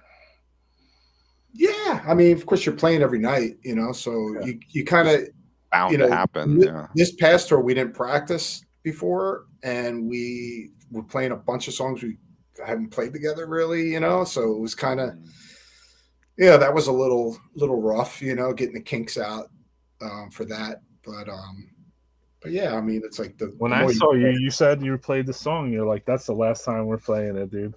Oh yeah, that's right. Yeah, it was Albany. We've replaced. That was cool. I was like, cool. Well, it was something was happening in the transition. I don't know what it was. A song that we used to play like all the time and super tight. And for whatever reason, it was just falling off in the middle somewhere. And we were like, fuck this.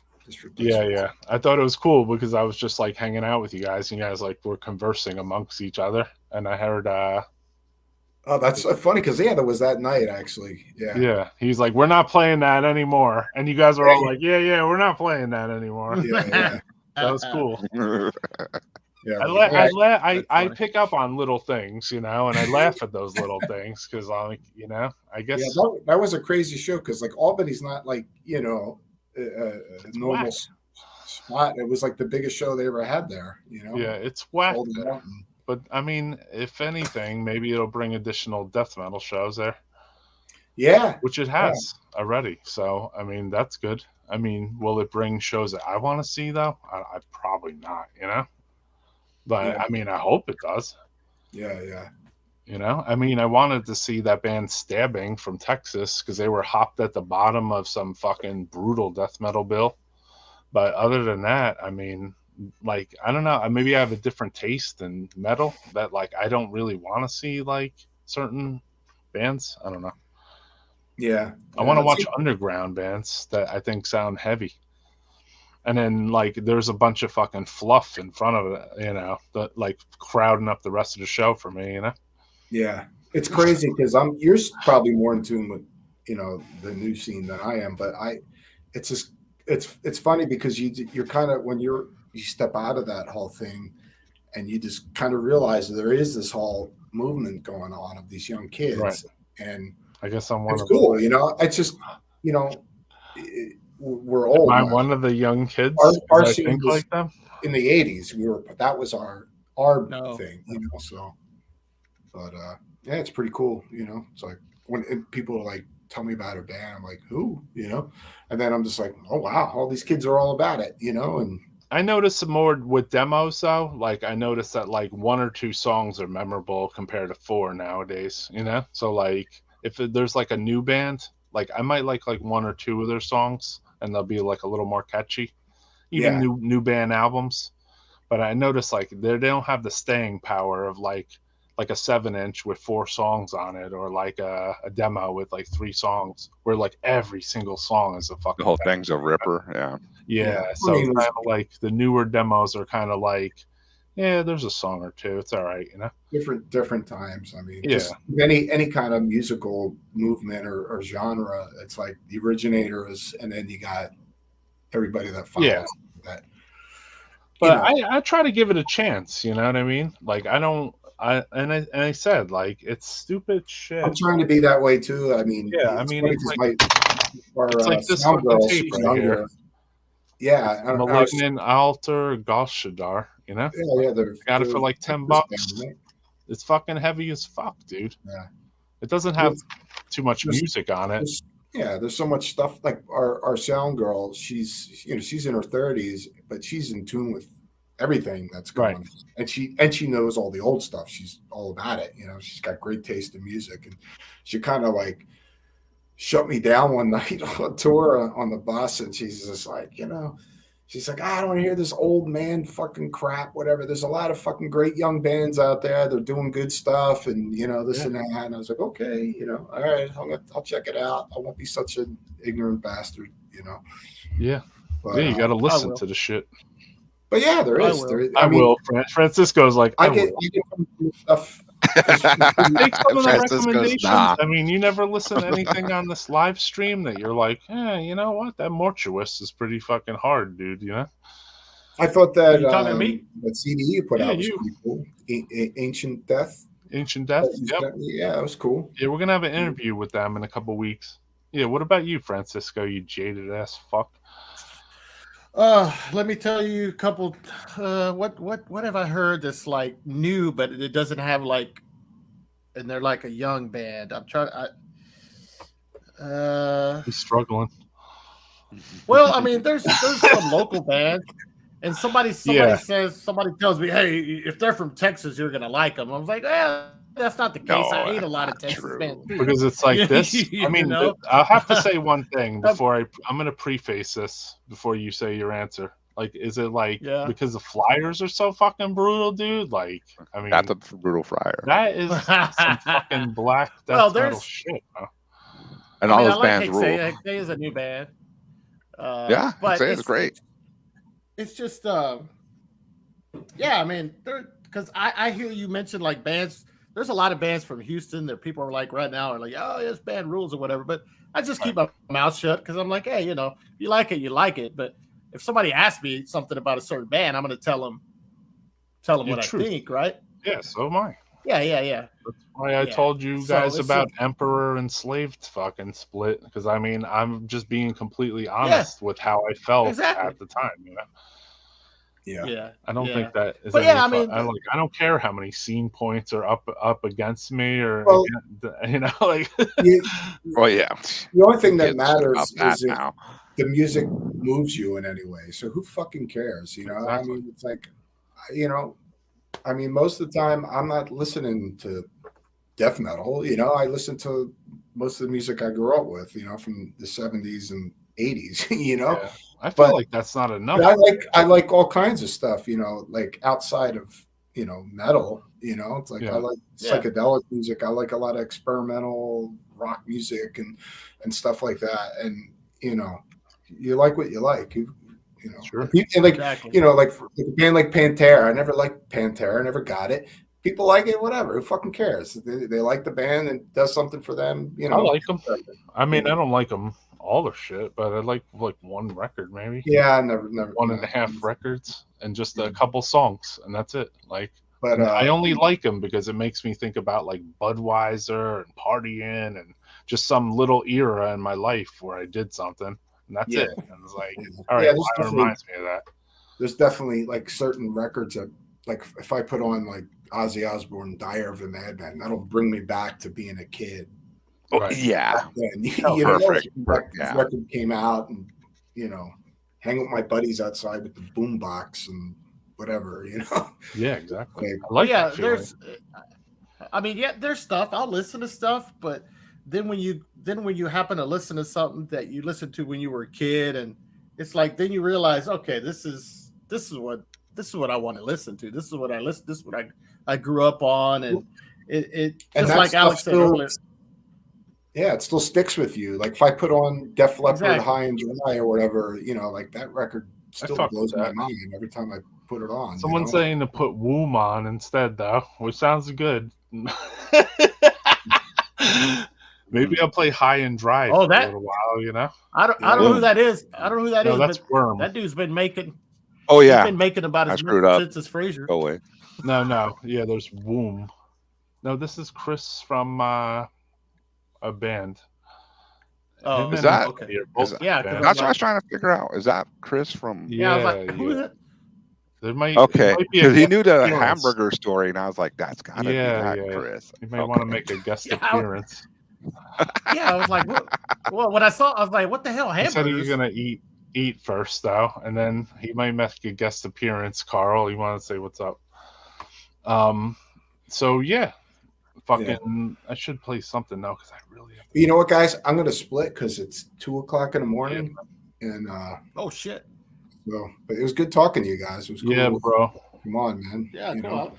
I'm sorry I couldn't make the chill out for a minute. What's that? You other guys gonna chill out for a minute because I got a special guest coming on possibly here. Okay. Yeah.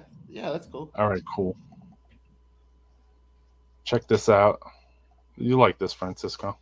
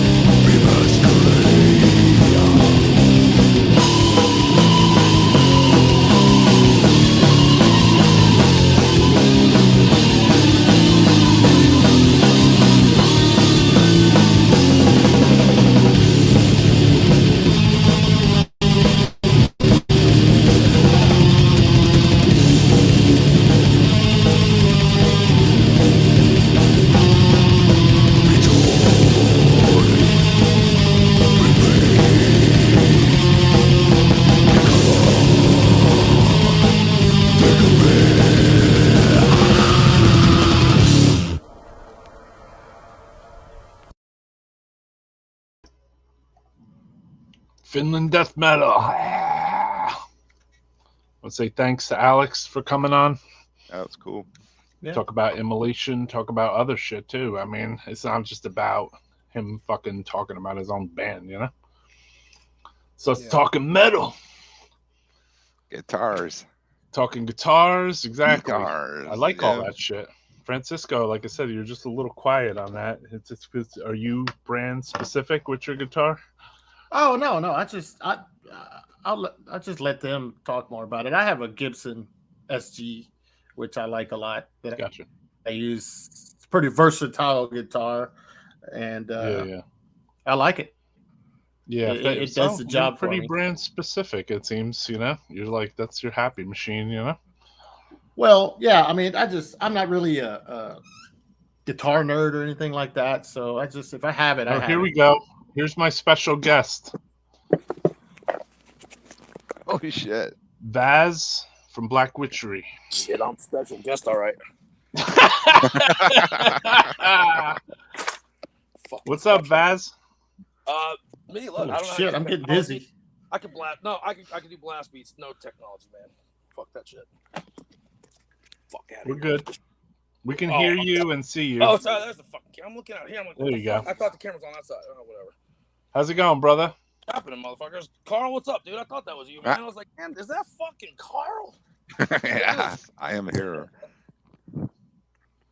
Trying to find a fucking plug that I had here. Oh, of course. I see you're in the lair, obviously.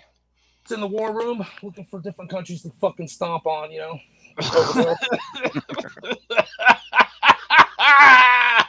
Fuck yeah. You know, I had to go neutral for this one. I couldn't hang this. I didn't know if you could have, you know, Anti-Fal's gonna fuck with you. So you know, no, we don't. We don't care about that stuff on here. Well, I'm just fucking. Yeah, right? You know what I mean? Yeah. Tell that to fucking call it the storms. I see those marshals back there. Yeah. Yeah, that's. I got a couple of them. Fucking yeah, I did some. Those are your major weapons. No, this would probably be more of my major weapons. I got that right. Almost. Oh yeah, the drums. I forget. You're not. Damn, it's nice. Fucking a lot of symbols on it. I actually hijacked that from a punk. Those are my symbols, though. You know what I mean? Wow. You know? Yeah, that's a fresh symbol set. Fucking nice. Yeah. Hey, it gets the you know. I keep it simple and just no triggers, no bullshit, and just fucking plow through that shit. You know what I mean? Yeah. Drops bombs. You didn't see the rototoms? Check this shit. Yeah, let's see those. Down. They fell down. They just fell like a little while ago. I didn't get them clamped up there, right? You see the hold on a second. Yeah, we definitely see the war metal attack, bro. Yeah, but that's the fucking that's the possessed that's fucking pleasure sound to kill. There. You got the possessed, pleasure to kill. Yeah. That's the goddamn that's the shit right there. Back in the day, man, like fucking shit. Yeah, back in when I lived up in Jersey, man, like fucking I used to have a rototom. Fucking, I was like, what the fuck? They still worked and everything. I was like, fucking doing, you know, per fucking blasts and shit. No, cool, man. Fucking old school. I think Mike Browning had an all rototom kit. I think, if I remember. Mike Browning did have one, and he actually gave me that drum stool. He would not let me leave without it. Cool. Like fucking at this bar we played at. Fucking, he's like, nah, take it. I was like, I'm not taking a bar stool. It's not, or not bar stool, drum stool. I was like, that's not mine. Yeah. And fucking, he's like, man, just take it, or I'm gonna fucking tell what's his name, the owner. And fucking the owner's like, Baz, you don't take it, I'm fucking throwing it out. I was like, all right, fine. I'm not $400 fucking dollars for a seat. Bring it, man. I'll take it. Coke, you know. Interesting. No, that was Mike Browning.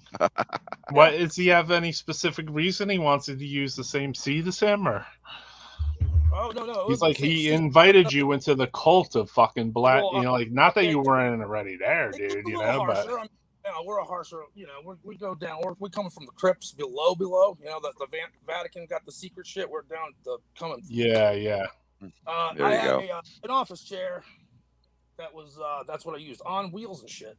And he was like, "What the fuck? How do you fucking stay still?" I was like, "It's my core trainer, man." So I get get going on. But then, that was actually my first fucking drum stool. I would not fucking throw that shit down for that, man. It's fucking ridiculous, man. I do for the pedals and the hardware shit. What? You fucking kidding me? I got a crazy amount right there. Yeah, you grew up close with like the whole Mike Browning and the Florida scene. Obviously, you're from Florida. You said you were from Jersey. I started with the Craig Pillard fucking in the scene. I used to jam with that dude Art, who was in Putrefaction, which was what? You're something like Putrefact. Putrefact. Which ironic. Wow, I didn't know that. Later, man, you gave me the small world, Carl. I know. That shit out. I was like, Pillard's on that shit. I was like, what? He jammed. So all this time I could have been doing something with Craig. Right. I haven't seen him in years, but you know, it's a fucking small world, fucking black death metal, isn't it? Small world. I just ran into Carl. I just ran into fucking Thornspawn. Fucking what's his name? The fucking drummer, Alex. Yeah. Yeah, out in Juarez. Yeah, that's where he lives now, right? He lives out there. Or El Paso, Juarez. I don't know for sure anymore. I don't keep up. No, I think he lives in Mexico. Yeah. He was on that side. Yeah. Fucking well, that's where Juarez is, right? But you know, it's not like what the T-shirt says. Obeisance says Juarez ain't no LA. You know what I mean, or some shit like that. It's a good dig. If you got, I guess you got to be there. You know what I mean? But yeah, fucking. I seen that shirt. Yeah. You seen it? It's fucking. It's fucking awesome. It's awesome. Fucking Chivo. But yeah, man. Fucking. I got on there earlier. Getting stoned, and I'm like, man, I know a lot of this shit. You're like, I know these motherfuckers. I just you know what I mean? Let me get my glasses on. Fucking shoes and my glasses. Yeah, you remember we fucking got all fucking baked out. I think we couldn't find the venue wasn't gonna open or whatever the fuck, right? So we went to burgers with Neil. Remember? Yeah, Neil and Bernie from West. Kneel it down. Fucking, you know that rat song. Kneel it down. No. Oh shit. No, Neil. I can say that. If you don't like it, call me. You got my number. You know what I mean? But yeah, no, fucking. There was no show. The place before that burnt down, right? Some shit like that. We're all in a hotel. Yeah. Some dude's freebasing cocaine, like 100 miles an hour next door. I was like, hell no, dude. I was like, you guys got any weed though? I was like, you know. But yeah, it was fucking crazy, man. It was crazy. But yeah, we fucking got stoned as fuck. I forgot about that. The venue fucking burned down. We had to find another venue like the next day. Sam's Burger Joint. Wait. Sam's Burger Joint. Sam's Burger Joint burned down? No, Wacky's did. It was before. Wacky's had a fire and they couldn't do a show. It was a different. So we had to. And then Sam's was like, "Hey, we we could do it here or some shit." And then we're like, "Holy shit, finally!" We're sitting here for like how long, thinking, "What the fuck? We just flew out here for nothing." And that was cool, Sadistic Intent and shit. And was it that year? Because we played 2 years in a row and shit. I can't remember which one. Yeah, I can't remember. But you have to go do a fucking what do you call that shit when they go in there and fucking fix your shit? Lobotomy. Press the button, reset button. Bro, I'm the same way. I don't remember all these shows either. I'm like the kind of a couple of them start to blend into each other. I mean, let's all be honest, right? Like as time goes on, if you've been to fucking hundreds of shows, like they start to blend into each other just a little bit. Yeah, I remember we were all fucking hungry and we went to McDonald's drive-thru and got like what 30 fucking or 50. 100 or something. That's right. It was outrageous amounts of hamburgers. I was like, this is happening. I was like, this is happening. I was like, we always want to just fuck around and do it, but it's only like 3 of us. We're doing this shit. Fuck yeah, man. Hey, all those burgers, we're just smoking weed in the fucking drive-thru. Like an hour later, fucking here's a fucking goddamn burgers and fucking gulp. No, I mean, but I remember there was a burger. It was like a burger massacre in there afterwards. I think we were throwing. It was out. Just bags, and we poured them on the beds. All these fucking burgers. Yeah. We walked in there. I was like, stoner heaven. Yeah, what the best? And then, ironically, Cosmo spits out. Here's Sam's Burger Joint. Eat this shit the night before, or here have these awesome fucking burgers. Texas, don't mess with it. But they say don't mess with Texas. But I got a shirt with experience that says, "Don't mess with Texas," and then it's got a Burmese python choking out. It says, "Don't fuck with Florida," and then it's got me eating your face on it. You know what I mean? That's that's trademarked, assholes. You little.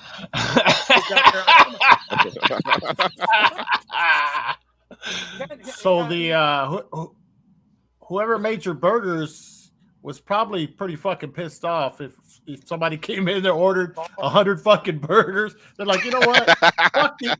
fuck these guys. I'm gonna fucking spit in at least 8 of them or something. You know, I would have been. I would. But they're just not coming out tonight. You know what I mean? Was it Whataburger? No, it was McDonald's. I remember it was McDonald's. Burger Massacre. Yeah, you imagine fucking working there and you're like, yeah, we want fucking 200 cheeseburgers. 200 burgers, $1 each. And fries. Hey, dude, they took the fucking order, man. No, they took the order. Texas is brutal with burgers and snacks. They made the order, right? Oh my god. Yo, why does Texas have such a strong snack game, bro? Bunch of them. Not snack, bro. And food like a motherfucker, dude. God damn it, dude. I had a fucking perfect going to the grave figure right there. Boom. Got me even fatter again, man. Anyway, yeah, Texas got a fucking killer. Texas has some fucking game on food that's like different. You go to other states, right? And you're struggling. You're struggling a little bit. Game is the right word. Is that the word? What word? I said game is the word, you know, because it meat, you know, game. True. I mean, it's just it's just not the burgers though. It's the fucking snacks. It's everything, dude. I don't know what the fuck's up, man. It's in San Antonio. It's in Houston. It's in other states. Like I know you're talking about the snack section in the fucking not other convenience states, store like and shit. Other fucking, you know, it's like, god damn, this place is snack section. Dude, fucking next levels. Go in there, got fucking all this fucking like, you know, I'm stoned out, and fucking goddamn devil dogs. And or then between the fucking tacos and all the fucking damn, bro, holy fuck, man. Tex-Mex. Hell yeah. Everything is bigger in Texas. It's fucking yeah. You know what? We're fat down here for a reason. I mean, I'm El Paso, so I didn't get to experience all of Texas, but if you're in a do band, you guys have like preferences for like your fucking tacos? Hypothetically, is there like a chain spot? Well, now before I answer that, if you're in a band and you're gonna play in Texas, make sure most of your T-shirts are XL and up.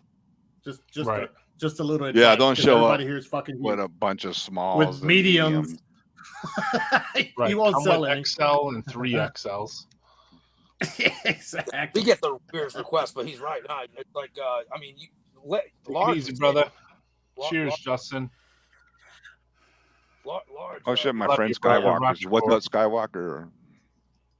What's up? Quit. No, but tacos, dude. To answer your question, like some of the best tacos. I mean, Houston has a lot of good food. San Antonio, but like down south Texas, like down in the valley, that's the best shit, dude.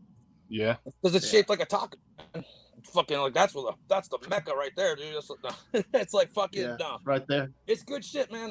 Dude, I just went out to Tijuana, dude. That was actually the most fire fucking tacos I've had so far. I'm actually in AA right now for tacos. You're in AA for tacos? Yes.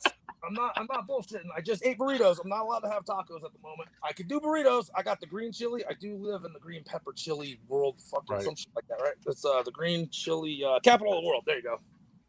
And fucking pretty interesting. I know you guys are all connoisseurs because the areas these are from. But El Paso has, to me, seems like it's more. Their Mexican food's like more Mexico.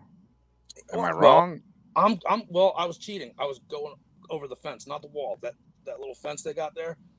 Well, I'm not gonna get political. Fuck all that shit. But it's seriously a metal gate. I'm only bitching because I do construction, so you know. But anyway, it's easier to build. It's whatever. It's redundant. But you go to Juarez, you go hit that fucking El Paso place, dude. Boom! Oh my god, dude, you're not leaving. You're not leaving. Don't put too much orange shit on there. That orange sauce will fuck you up, man. I'm telling you right now. Everybody does it. I did it fucking really bad one time. It was enough for like 7 more orders. I put one on the first one. Didn't have to fucking touch until maybe the very last one. Then really fucked myself up. But yeah. good shit, and cheap as fuck. Then you go, cheap as fuck. Block. That's another part of the fucking game, kid. Like the food is like fucking half the price as the northeast. So it's like, yo, it fucks your head up.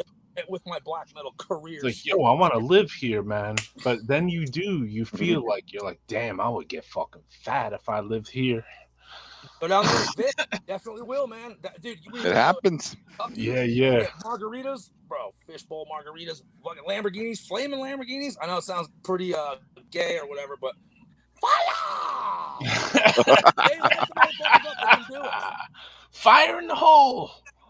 That's it. So, man. Vaz, you just played with Blasphemy. Goddamn right. Was that their last show?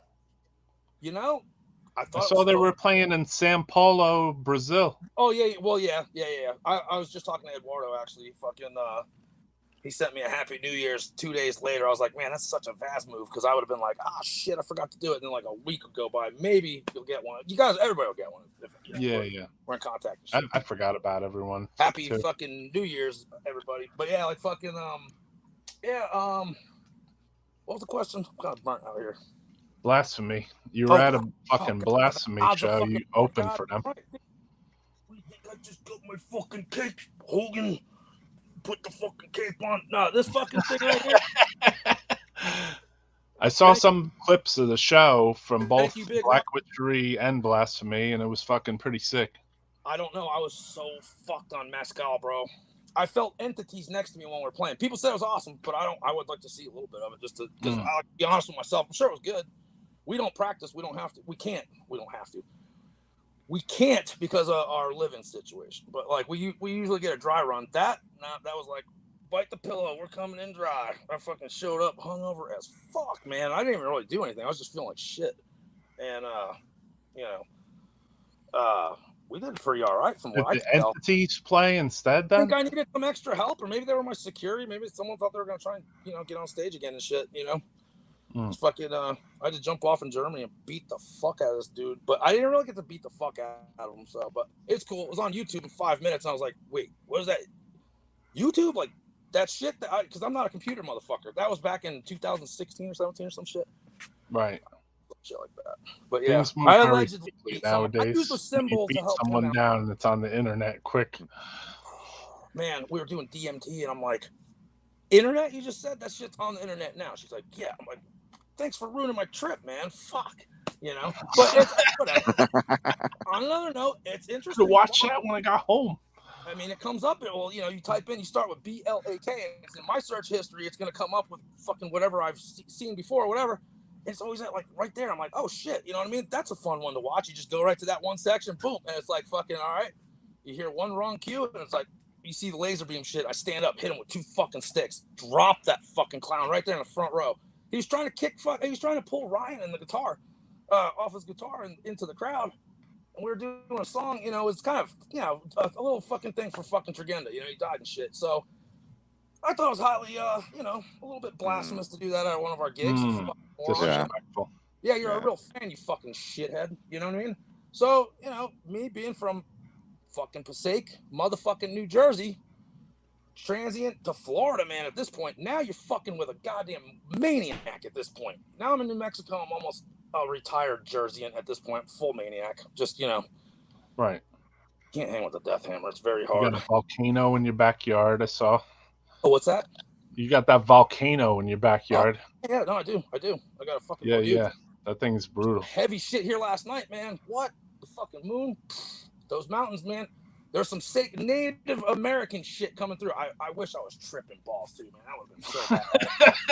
But I'm glad I wasn't. No, I'm glad I wasn't because I could confirm the fact that, okay, this is like, the military's got some fucking hella technology. Look at these holographs. You know what I mean? Fuck out of here. Shit was too perfect, man. Too perfect. Interesting. Yeah, if you get a, what about being in a band for both of you guys, like Carl and Vaz? Like when you go to like different states, like you feel out of place because you're just like, what the fuck? It depends, man. What do you think, Carl? You feel that way? Yeah, I can handle it for a while, but actually, like about after a week or so being somewhere else, I really start missing being in the South. Right. Because when I go up the East Coast or even on the West Coast, everything's just so fucking close together and piled on, and it's like I miss the the freedom of the South, Right. where you got spaces and shit. Yeah, fucking. There's more space in the South. That's what I think. That's what I miss. I got the food. I mean, and the food. Okay. I mean, Francisco, what do you think? You've been up north. How do you feel about it? I mean, the longest I've been out is like, well, it was actually out of the country. It was like for like 4 or 5 days, and it was cool. But after a while, you're like, being like, especially in Mexico, they were like, it was cool as fuck. I really enjoyed it, but I don't know if I could be one of those people that plays for like 4 weeks or some shit like that. I just fuck that, dude. I need to be in Texas. Like what Alex does, I don't think I could do that. Really? Yeah, that's going on those month tours and all 5.5 weeks. Last time I saw Alex, I was fucking stranded in Paris, and fucking we just kind of crossed paths and shit. He was like, "Hey, what's up?" You know what I mean? He was talking to me about Steve and shit. And I got stuck there, got hurricaned in Paris. So I was like, "Oh, cool. I'll live in Florida and I get an extended stay because that fuck ass hurricane." We had a show. That was a whole thing. I had to land to go do a show that wasn't going to happen because we weren't going to have any fucking power. So I was like, you know what? I'm not doing shit. I just stayed in Paris. Stayed there for like a fucking extra week. Wasn't bad. It's nice. Got to do the old fucking, tourist diving shit. You don't get the Jim Morrison over there? What's that? You're hanging out with Jim Morrison and shit? Yeah, well, I went to his grave and shit and like stole a bunch of shit. No, fucking, I went to the Louvre and shit. I'm trying to think what else I did. Fucking, I don't know. But after a while, you're on the road. I got a dog, dude. I got a beast over here. You know what I mean? And I can't be. You want to go home? You got shit you got to handle. Yeah. I'm just wondering about like where I don't know. Sweet home, man. I've been around, but like I haven't been to the West Coast too much. I think those are Motley Crue lyrics, aren't they? I've been around. I think you're right. It's no high and dry. Ain't no high and dry. That turbo lever though. That's fucking. That's got to be. That's still not. We're fucking around there. Funny. I wasn't fucking around though. I'm dead serious. I got that out of Germany. For all those haters out there, I can't say anything except come over here. Come on over. Hate on it. I don't give a shit. Turbo lover, motherfucker. I'm not gonna fucking. No. This show we talk about the weirdest fucking shit there is. What's that? This show, it seems like we get on the weirdest fucking topics there is. Obviously, before we were fucking down guitar rabbit hole. Yeah, But I mean, that's important shit. I mean, I wanted to fuck with Iceman, and I don't fucking play so much. That's a killer guitar, man. You have one, Carl. You were showing it, right? Yeah, I was showing my Iceman. Yeah, that was fucking nice. Yeah. Old Tregenda had one too, man. Like fucking dude, that thing was so tits. It just was. What the fuck kind of wood was that? Straight up wood all the way through, man. Fucking, I can't remember now. We used to call it the bovine axe or some shit like that because we used to fuck around. We had the bone masks and shit way back, and we still got them. It just matched that guitar, you know what I mean? So every once in a while we get all fucked up and got the shit around to fucking nice. Horror movies. Yeah. Well, I mean, it's fucking Tom Waiter's first act, so it's and then what about for me, the Destroyer, man? Oh, that's a fucking badass guitar too. Def Leppard, boy's favorite other band. Yeah. Don't fuck with Def Leppard, man. No, I fuck with the first two Def Leppards. Hey, I'll never fucking blaspheme Pete Willis's name because he fucking rips from Def Leppard and shit. That's a good guitarist. That's Metal Podcast, Def Leppard. Those riffs are so sick. 7-inch. Here we go. They're fucking roll. Regardless. I will Black Witchery, Def Leppard, split 7-inch. Don't blaspheme Pete Willis's name. He fucking rips. Hey, well, let me say this, Roy. Whenever I would like sound check with my hardcore band H.R.A, you get up there, you sound check, you play certain riffs, and one of mine was always Wasted by Def Leppard. So there you go. Dun, dun, dun, dun, dun. Yes. Right, you get the bar psyched up, right? Yeah, I would go from Wasted to like Nightmare by Sarcophago, but both killer riffs. Oh yeah. I like the Unchained. That's my go-to whenever I'm drunk and want to fuck anybody up who doesn't think I play guitar. I do have an actual badass guitar. You can't even get right now for all you trendy little bitches out there. And so I heard it's just, don't quote me. I'm just going off what the internets tell me. standard Explorer, 84, 85, I think it is. And it was set up by Kirk Hammett's dude. And not because of Kirk Hammett, I found that out after the fact. It was also Jimmy Buffett's dude. I live right up the street from their dude. My buddy. Nice. And as a birthday or Christmas, it's so weird how guitars have histories on their. You want to see? Oh yeah. You know about my guitar? You know how people put stickers on their guitars? I just gotta grab something real quick. Let's see. I've been through the grand tour of VAZ's fucking Palisade. No, it's actually a bunker underground. But he has some treats. Wow. Fuck. Hit this one on the camera for all those anti-fa fuckers out there. Fuck you. I don't know if you can see that fucking nice and loud, but yeah. Even know what they were each talking one about. of these stickers came from either the band. Let's see. Fucking goddamn! I need a cameraman. Fucking hurt. No, you're good. You're good. Yeah. You're better when you're close to the mic. Actually, I'm trying to get closer to the camera. Here we go. All right. Can you see? Yeah. Revenge, Inherit, Black Witchery. Okay, that's Blasphemy. Blasphemy. The thing looks like it's been Inquisition. Through Amputation. Amputation. Yeah. And I'm stoned as fuck. What's that painting on there with Jesus? That's our cover. I booted it ourselves. Oh, okay, that's pretty sick. Oh, yeah. That's sick. I did as it fuck. on fucking copy paper on a fucking machine. No, that's sick as fuck. A chick had it and shit. Or I like that fucking axer. Demon Sea, I think, is on here. Old school. Fucking. Oh yeah. I got an arch goat underneath that. That's gone or opposite. I can't remember. Same Impiety. fucking thing. Yeah, I got the fucking. Let's see. Revenge.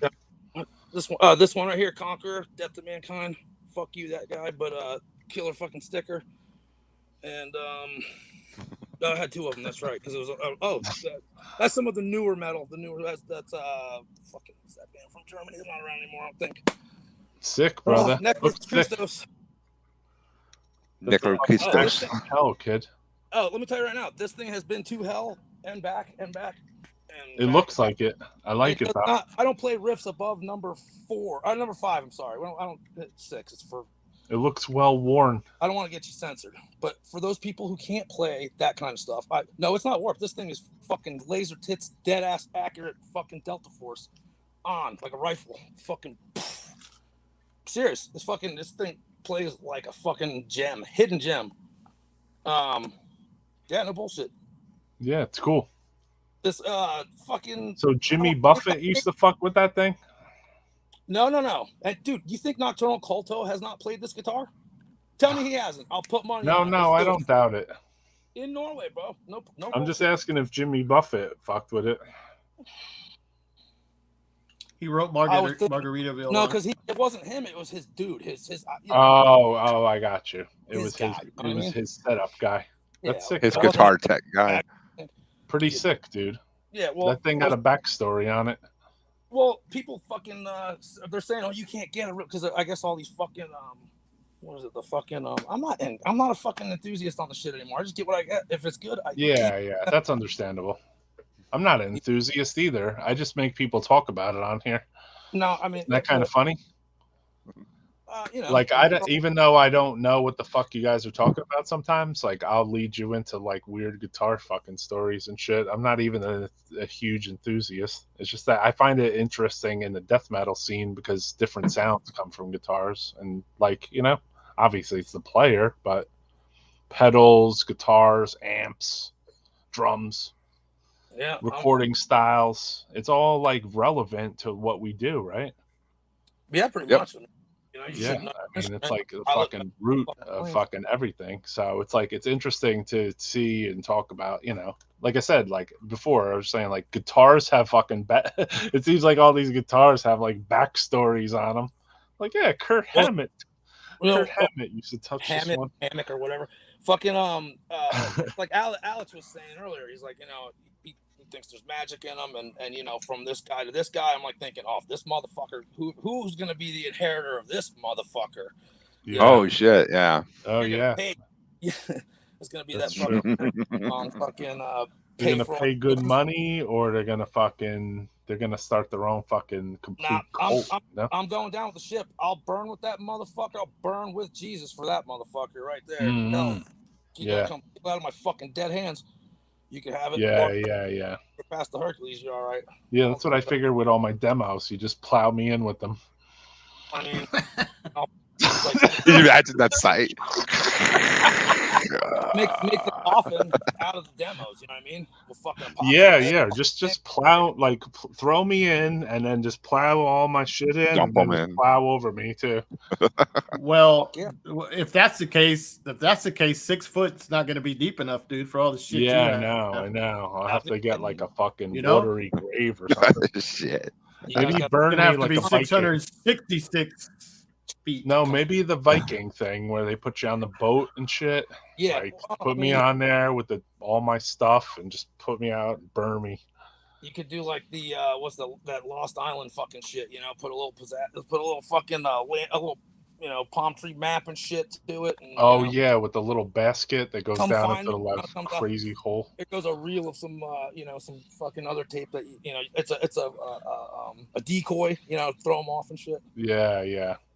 You just like we put dye through this hole, but it went over this direction over here. But we know the treasure is under here. The black one. Yeah, fucking. No, it's funny, man. It's like back in the day. I remember going like when we started doing shit.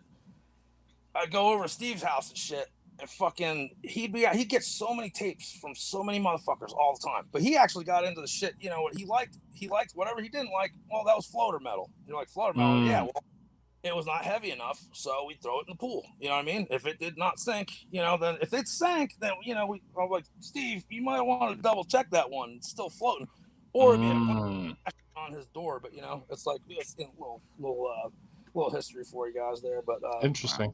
I digress. I don't know what my point was anyway, but yeah. No, that makes a lot of sense. I've had a lot of junk ass fucking tapes through my world. But have you stepped on them afterwards and been like, "Fuck you"? I like a couple times, not too fucking brutally, but yeah. I mean, we've burned our shit. We've fucking thrown it out the window. Driving cars, all that fun stuff.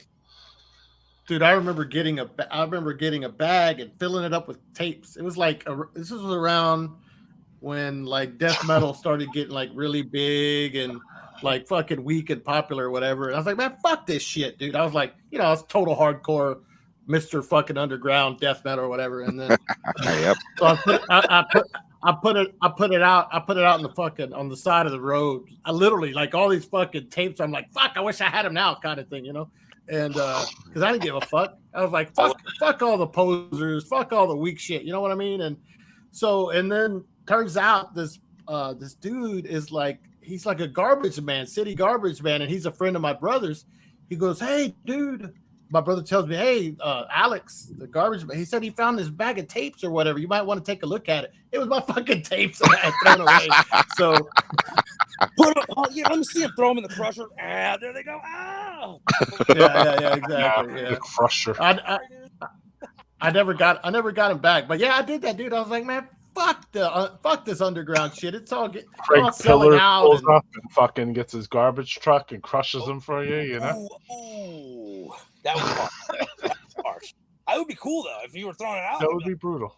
I'm like, oh, there is a guy. So yeah, I understand that. He sees fucking. He's like, what's in there first? Craig sees a fucking onward. This sucks. Oh, this shit. It's all right. Back pocket. Craig sees a fucking Craig sees an onward to go got the tape in the trash and shit. Fuck. I would life changing. Only in Jersey, man. Fucking dude, that is the black metal capital of fucking America. I'll just say right now for all the European fucking countries out there right now, fuck Norway. Carney. Carney. I mean, Carney Death Squad. Hey, Vaz. Motherfucker, Hey, Vaz, little known fact. Carl said his father is from my hometown, Kearney, in Jersey. My dad was from Kearney, New Jersey. Yeah. I know Kearney, man. Isn't that what the fuck is up, man? Like, we know, there's something in the water there. Obviously, metal. Heavy metals. Water in Finland, their fucking shit is, it's like a crack habit. I have to stop every once in a while, let it die down. Let it go again, because I'm in like, I'm not used to getting my ass beat that bad, but I'll you know, it's like, all right, whatever. You're gonna hit me with some big titties, go for it. You know what I mean? I'll take it. But it's hard, man. It really fucking is. It's hard to believe that they're not putting something in that fucking goddamn water over there. It's really good for one. Two, it's like, holy shit, every fucking band kind of fucking rules. You know what I mean? If they stay long enough together where you can get a copy of the shit. You know what I mean? Right. It's fucking crazy, man. I got like 3 T-shirts. All bands fucking rule. Gone. They're done. They've been done fucking a week, 2 weeks after. I'm like, what? What the fuck happened to you guys? Oh, you guys are a totally different band now. This shit's cool too. Let me get a fucking copy of that. You know, it's killer shit though. That's the problem. You're not just kissing someone's ass for a fucking tape, which I never fucking do. If I don't like it, I'm just tell you, hey, not my cup of tea. If you don't like it, you know, yeah, so yeah. I don't expect anybody to like my fucking music. I don't care if they do it. I like it. Exactly. Well, not that's exactly pretty how much. I feel about my record label.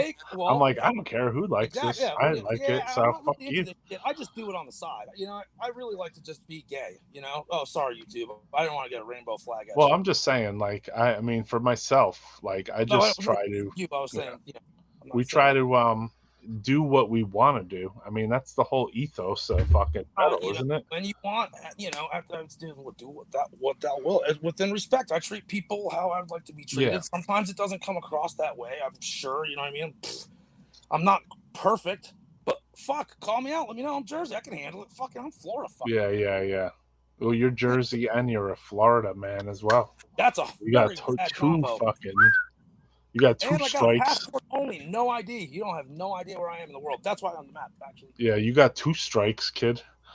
I got 3 stripes. Because I stripes. Yeah, like an army. 7-year tour straight in Finland. That's a hardcore schooling right there. Oh, okay. Man, hanging out with Archgoat and then fucking Impaled Nazarene. You know how hard that is to do every night, just for the fuck of it. Nobody else could do it. Black Winds. He was also he was my fucking drinking fucking who do you go to? Therapist. There you go. Right. We'd be like, oh my god, we're gonna fucking go drink again. God damn it, hell yeah, fucking boom, another fight. Fucking Angel Slayer allegedly punch out someone. We have to leave and then go somewhere else and shit, you know. But fucking, you know, black metal school. Yeah, it's just part of the fucking brutal life. What's that? It's just part of the brutal life we live. Fucking crazy, man. Yeah, man. Fuck it. I mean, at least you know, we like all of us in a weird way, like we put shit out there for other people to fuck with, you know what I mean? And then there's a certain amount of people that fuck with it, and then it seems like there's a lot of people that fuck with it, so I'm just glad kind of good. The good shit that people fuck with and that they stick with it. You know what I mean? I hate when they when they go all fucky. Yeah, I hate when they fuck with it just for a short amount of time and they're out. Like that kind of aggravates. People change too. I'm not a fucking the brightest diamond in the motherfucking whatever, but you know, I'll clean up all right, I guess. But the thing is like fucking, you got life that you know. We started the shit when we how old? You know what I mean? Yeah. There's that too. I'm a goddamn fucking commander. You know what I mean? Like fucking yeah. That's it, you know, it's like for real. We all paid our fucking dues, man. Like big time. Back then when we came to Texas, before that show, NECROHARMONIC picked us up. We almost died in the back of that fucking pickup. I'm not lying. He picked us up. Fucking, you know, we got limo drivers and shit back then. Mm-hmm. I did make. Oh, those were fucking commando shows back then. Shit. Right? Yeah. Fucking A. Fucking Europe tuna can tours. Shit. Got my fucking. How far was the connection between like Florida and Texas for those drives? What do you mean? Oh, 12 hours. At least fucking a whole fucking use substance, more? But it's a day drive at least for sure. 24. Yeah, I did. It depends on what part of Florida. I got you. I was in Orlando. Yeah, you're pretty down there. You're down there, bro. Down there. Lord that's Diabolus. That's like what, 16 hours or some shit? Oh, well, to Houston anyway. Yeah, something like that. Is that where you're at in Houston? Just outside of Houston, yeah. I was gonna say, tell us Francisco is in Houston or near Houston, and then Carl is in San Antonio. Fucking Sam's, bro. Sam's Wraith is out there, bro. Infurath is fucking sleazing around San Antonio. Oh, he's still hanging out around here. I think. I haven't talked to him in a minute, but yeah, I think he's still there. Like fucking, I'm not sure. But yeah, man, fucking Houston, man, fuck that. We were just there in July or June or something. Was it the fucking right in the middle of summer, dude? Fuck, that's the whole reason probably. I left Florida. I left Florida. I thought I was addicted to fucking opioids and shit. Nah, it was the fucking humidity, man. And being from Jersey, you just got, you're a little bit pissed about things.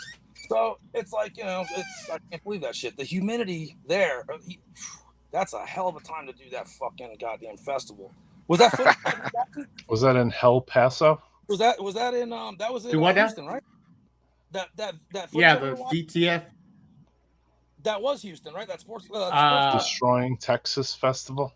That's what that was. Yeah, DTF has a second meaning, obviously. Oh, I didn't hear you. I know what I'm saying. That's. Let me go piss. You guys are nuts. That wasn't. Wait, I didn't know Roy. Did Roy play some Black Witchery? I guess I missed it. No. I guess I missed it. Oh, okay. Fuck it. No. Are you talking about Francisco's band? Yes. Yeah. Thank you, Carl. He was talking about Cemeterian. That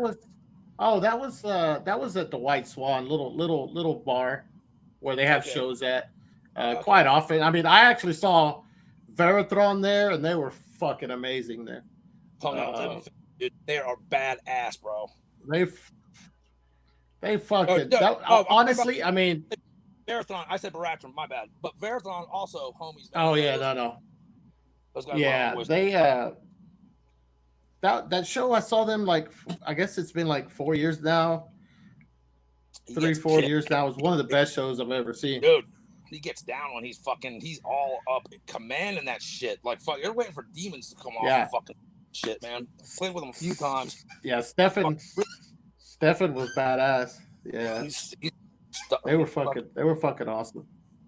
Fucking yeah. But I saw you guys. I think I saw Black Witchery probably in San Antonio and Houston and several times. I think it was one of those probably not DTF, those sacrifice shows. Those were fun that you guys did. Those early ones, yeah, those were fucking killer. The early ones. Fuck, man, I drank 24 or 23 Shiner Box while they played. During the sadistic set? Shit. Yeah, during their set. Me, Bernie, and that was my beer. I mean, you could have one if you want, but that's how much I consumed. I had a fucking Bay was probably what the fuck's going on? Because I had all broken bottles up there and shit. We got a little wild on that one, Fucking, it was cool, Alex had some fuel for the stuff. But Black Witchery fucking annihilated on those Sam shows when you fucking played those. It was that constant wall of fucking fucking. Yeah, no, I remember. So did they have? They had it was a venue there. It wasn't just a burger place. Yeah, Sam. The burger place was one side, and then you walked outside, and there was a venue next to it. Oh, okay. Yeah. I never went to it. A little door, and boom, you're inside. It's a fucking hipster place now. It's don't even bother going there anymore. But back then, it was fucking cool. Yeah, fuck hipsters. Yeah, all that fucking, what do they call it when they develop the downtown areas and all the hipsters move in? NWO, Illuminati, I think they call it. Or no, hipsters. But yeah, it's hipsters. It's all hipsters down there now. But back then, it was Sam's Burger Joint and the gas station. We're in the 23s, it's the hipster time age thing, Fucking hipsters. Fuck out of here. Oh, you hipsters. Wait, how did that happen? Who put that up? Put what? I didn't do that. Shit, paranormal. That was weird. No, hey, what? Roy doing it from his phone. No, dude, you know what? It might be my shit, bro. What the fuck? There he is. And off the top rope. Who do we got coming through the ring? Fire! Lightning bolt. Let me get I got a lightning bolt somewhere on there. Bam! Fucking no. Goddamn, man. Last thing you saw. We got weed that's legal over here. We don't even smoke weed. We just go for concentrate. So excuse me, my dummery over here. You know what I mean? Weed is not legal in Texas. No, it is in fucking new motherfucking Mexico, though, where I'm currently residing. Oh no shit. Yeah. I was in stayed El over? Paso. I was in El Paso for a year, man. It was fucking awesome. But then, coincidentally, I got a chance to come help out some goats, and I'm not even bullshitting. They needed a fucking cathedral, and I came out and I built it for them. And now I help on the property now. That's my life story right there. Change of life story. VAZ Death Hammer. Shit. No, the magic man's back. You know, it's fucking it's crazy, man. But yeah, legal. It's legal. Fucking ain't right. Go in there. I gotta tell you, I'd rather get some of the shit off the streets over in Paso, man. I got that good wax. Over here, go shop. They wet down their hash and make it look like fucking like I don't know, like a wet donut or something. It's just fucking. It's all right. It's good. It's not like the wax though. Right.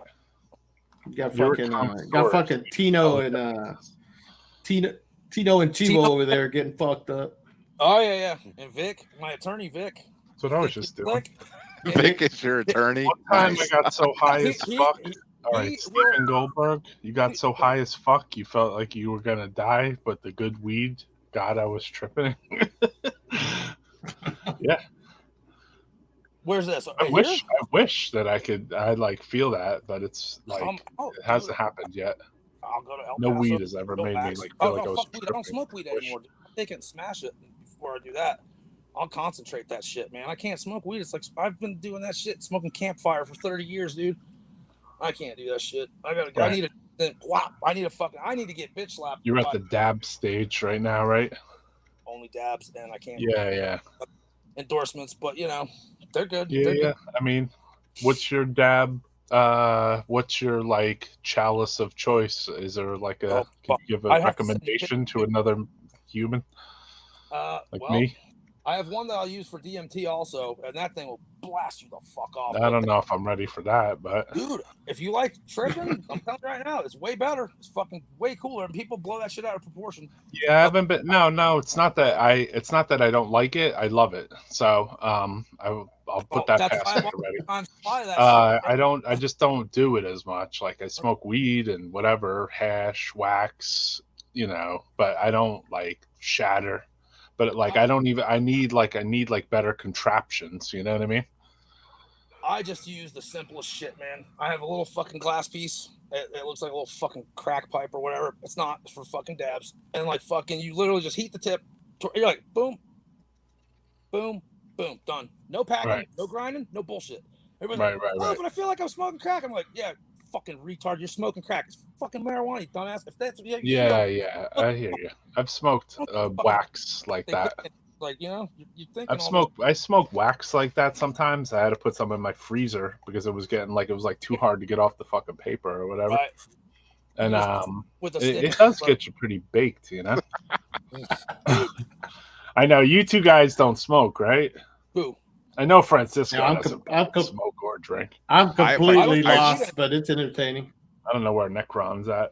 I smoke like here and there, but not even that anymore. I don't smoke weed anymore. I just do dabs, man. Like, all dabs? Damn, kid. I was trying to come on that shit. I leave fucking. It's not that accessible to me, though, so yeah, I could be that guy. It is accessible or it's not? No, it's not. I mean, like right now, it's not, you know? Get a pound, fucking crush it down. Fucking right.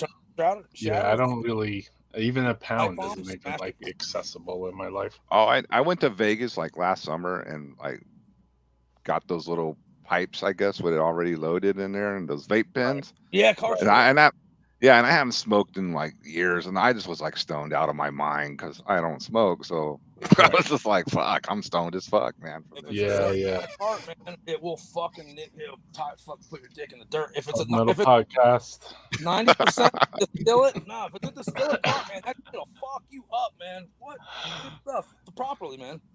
Hey, man, you got to learn from somewhere. Don't do this. If you're under 18. Thank you. That's it. You know, I usually drug metal podcast. So next subject, meth. Let's talk about meth next. Well, we've been through Def Leppard, Tank, Gary Moore. How to use it? We got. I mean, high and dry. You want? You know? No, I'm just joking. I mean, you guys are the experts. I'm just sitting here trying to learn. Maybe when I hit like 70, maybe when I hit 70, I might try something, you know, if I make it that far. Things have been getting more like, open on it for some reason, like where people seem like it's okay to do it, which like for so many years, like it was like completely like, don't do it, Weed? Yeah, weed. Yeah, that's what it was like you had to like hey, Fraser you had to like go behind the car to smoke it. You had to like Fraser wants to talk you had to smoke it before you left, That's what I was gonna say. Fraser wants to talk about himself a little bit. Dude. Yeah. That was scared you enough. I wouldn't do it, so I had to, keep it down around the parents when I was younger. But yeah, that's what I'm saying. You had to keep it down around. Dude, my dad would. Like kids smoke. You know what I mean? My dad would be like, he told us when we were younger, before that stage. If I ever catch you doing any fucking drugs, I'm gonna fucking kill you. And you're like, yeah. I don't. Oh yeah, dude, the fucking 80s, they had that hardcore fucking parents were tripping out on like if you were smoking weed or something. Military and the stick even wars. West or some shit. Oh, you're going to hell. You know what I mean? Like, Ronald Reagan. Ronald Reagan and his wife.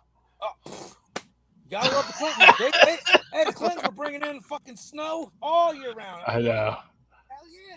That was fine with the Iran Contras, but it wasn't okay with the rest of us. If you really believe the U.S. is really trying to get rid of drugs or the whole war on drugs thing is real, then you're a fucking idiot. Yeah, I know. It's like that makes up for like probably a bigger economy than like porn, It's up there with both of them. Exactly. You know what I mean? Exactly. It's gotta be balanced up there somewhere at the top. Yeah, it's got to be right up there with like porn, definitely. The FDA though, they got that. Come on. They keep you sick. Everybody's like, oh shit, the FDA approves it. Cool. So yeah, you might want to rethink that one, motherfucker. Oh yeah. That is some fucking shit. Everything will fucking kill you. They're trying to. If you're at a certain level now, they're fucking. You know what? Feeding this shit, and that's that, and that's what they're giving you. You know what I mean? So everything's a fucking process. Everything's fucking trademark. So the dildo inspector has something to say. Never gonna get rid of drugs. That's fucking drug money. Yeah, or only users. Even Fraser gets only users lose drugs. All right. Death Metal Podcast. Yep, Death Metal Podcast coming from Australia now. Australia. It's like a Nazi prison camp if you smoke weed down there. That's why I wouldn't go. Oh yeah, I heard Australia is pretty restrictive. You go down to oh no shit. Someone told me on Instagram. Yeah. We got a thing to do interesting. Singapore, to do Singapore and me. That's why all those fucking bans are crazy. Too. Yeah. Don't they cane you fucking for doing that hair shit? Test you in jail for life. Hair test? Yeah, man. Me and Jerry looked at each other like, we're skinheads. We're not doing that shit. Fuck that. Get a hair sample. Not even going. How's that? I can't do it. They pull one out of your nose and do it. I'm sure they'll pull one right off my fucking ass or some shit. But it's like even if they got a skin follicle, they just scratch me walking by or some shit. Oh shit! Die really? You might want to. Seems like they'll clone your ass for that one. Is that why I wake up feeling all fucking rough? It's like fuck. I keep on my labs fucking come taking me. You're like, damn, I shouldn't have been to that wet mart. That's why I stay up for days so I can see what's going on. Right. Well, I'm listening to death metal like at a big volume. Right. Loud volume. I mean, it is smart if you're gonna travel to try to soak in a couple additional days or years in your case, in some cases that you stayed in another country. Yeah, I have magic tricks for that, but yeah, it's like I just don't, it's just it's unsung. We just don't go on that mission. Those dudes died in that fucking planning. You know what I mean? And that's that.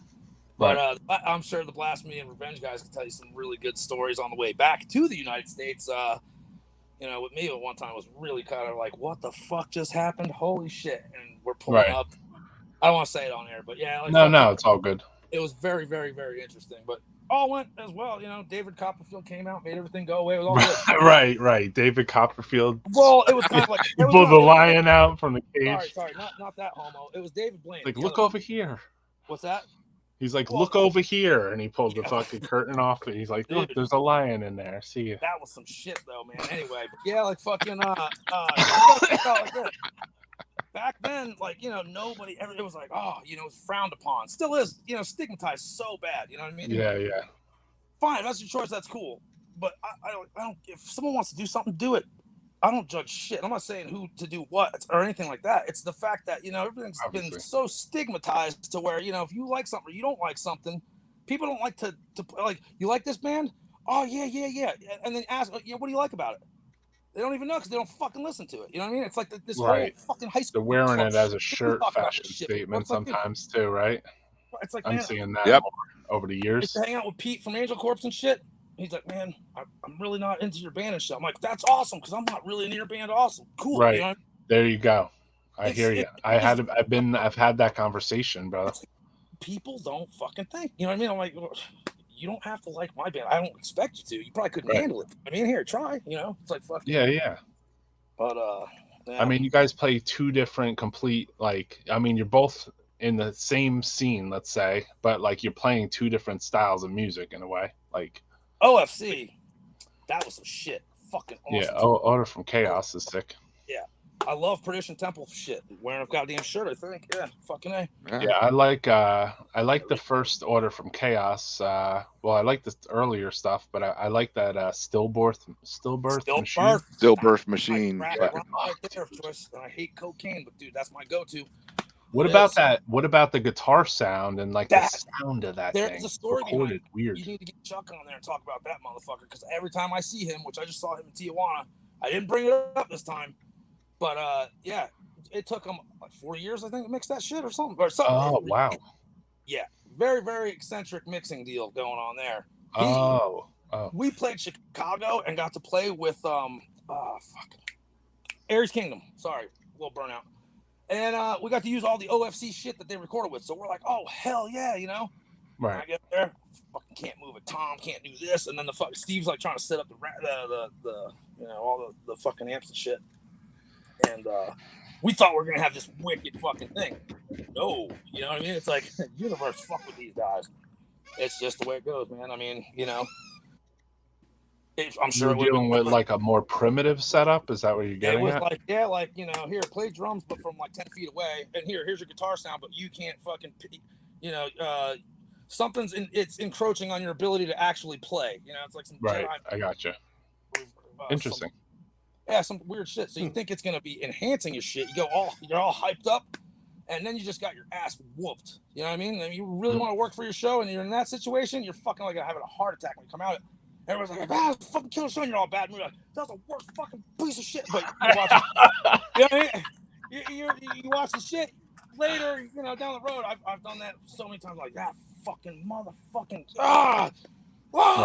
And then, you know, calm down, cool down, see it later down the road. Like, why was I so pissed? It's fine. You just need to watch it. Yeah. I've seen that before with other people in bands. Yeah, I mean, you know, I'm like, you fucked up one part.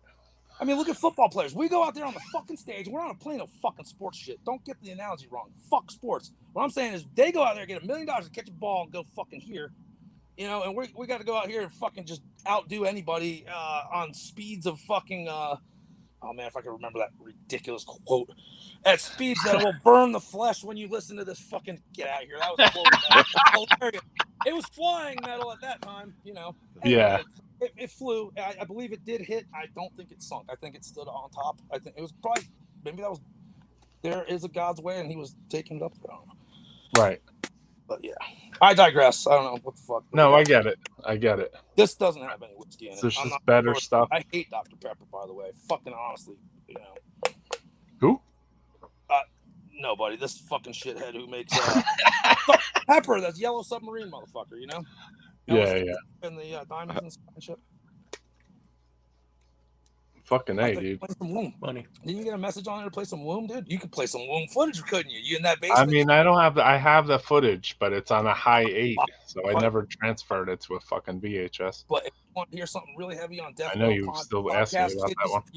For all you little kiddies out there, pump it up with some fucking. You know, we record. Well, not we. I recorded Black Witchery that night as well, like right on stage. Fucking thing. So I would only imagine what that show. That was a super heavy show too. It was at a titty bar, and we got kicked out of our backstage. That was my favorite of all time. Fucking, I think. Wow. Top 3. And so I got a video of that. Supposedly. Yeah, I know. I have it. It's just that it's a high 8. So, like, obviously, it's not a VHS. That's not like golf talk, is it? I'm getting closer to that zone. I keep saying this, but like I'm moving into like a studio roomic fucking thing. You know what I mean? Where I'm putting like, here's a computer to run this, and here's this, and here's this. So it's like it's only a matter of time where the video aspect comes in, because I want to play it on here too. Like I'd be stupid not to, right? Like I have like unreleased like Ravenous rehearsals and fucking I think you crazy like Nunslaughter shit with fucking Jim Kanya and like all kinds of crazy fucking shit. So it would be kind of stupid for me not to play it on here, right? Shout out to Chris Reifert, Ravenous, dude. Yeah, he's a killer motherfucker, that dude. So I mean, it would be weird if I didn't play it on here, right? Like this is the fucking. Well, you actually listen to this shit? You do. This is a day job for me, man. I don't do any of that stuff, man. Yeah, this is just my Saturday night fucking bullshit. Like this is not even a real fucking thing to me. But I mean, apparently, if other people are into it, and then we show some fucking videos or music, people cop shit or support. I thought playing some shit, man. Yeah. I mean, I try to, spread it a little. Usually by the end of every episode, somebody's like, yo, man, that pentagram thing, I never even heard that, So I'm like, all right, good. It's good to smack my mission is done. Wake them up, man. I'm sure Francisco hits the same missions sometimes. Well, totally. Live show. Yeah, you try to put stuff out there that somebody might not know, Yeah, they never heard it. We call them smacking them in the face with it, slap them right in the face with that shit. Steve. Yeah, I like that. Fucking big time. I used to love. Plus, in a way, it's like that DJ thing going on, right? Have you ever noticed that, Francisco? Because you just did the Osmos show. Wasn't Black Witchery on Osmos? Yeah, exactly. And fuck Osmos. Fuck you, H.R.A. Call me or I will. You know what? Yeah, you might want to put me on. See, that's the experience I hear with people from H.R.A. But I didn't fucking stick around on the label long. It was one album, so we had a few fuckeries with that asshole. He owes me a whole budget for our last, if you want to call it full length, if we have a full length. But I try to pack it up with some shit if I can. I mean, what the fuck, Wait, he owes you the budget? Never got a dime for the last one. I didn't get shit. I recorded everything. I did that. I was like fucking did that shit. Like, man, I did it pretty good too. As far as like for the first budget for the second record, it came out like shit. Only because I could probably silence so many motherfuckers right now, and I don't care. I'll take it too. I had 2 microphones for that whole recording. Think about this: 2 Shure 57s. That's it. And then whatever my studio shit that I got from Gene from Angel Corps. Thank you, Gene. Fucking like fucking dude. That's like, how the fuck do you do that? And it came out that heavy. That album, as shitty as it sounds, as fucking amateur or whatever the fuck you want to call it, that was my learning curve, which I'm fucking glad it was. That shit still holds weight. It crushes so many black metal bands that shouldn't even be around. And I don't really consider it black metal. It's more just like it's just chaos, man. So call it black metal, whatever the fuck. Which album? What's that? Which album? Upheaval of Satanic Might, the second one. The third one, that's the one that should have sounded like the second. The second one should have sounded like the third one. Whatever. I had the microphones by that time. I did that negative. People, 2 microphones? 2 Shure. 2 and a little bit. Not bad. Shit. Country song. 2 microphones and a little compressor. No.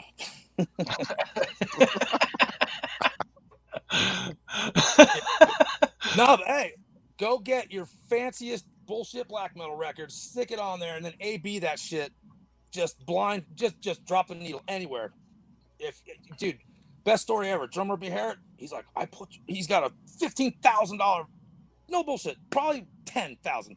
If it's more than a fucking 1,000, not my problem. He puts the shit on. He's going to cook. It's getting shaky. He's got the kids.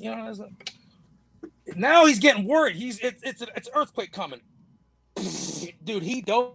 He did the dive across his living room and missed. He didn't get it. He had to get up, fucking get to it, shut the shit down. Yeah, because it was so heavy. We put on there. I don't know if I should disclose it or not. It said, "Hey, warning, low frequencies." We're like, we didn't even put the sticker on there. We just sent it right over. You know what I mean? Fucking, but hey, you're gonna do a record. It should be fucking heavy.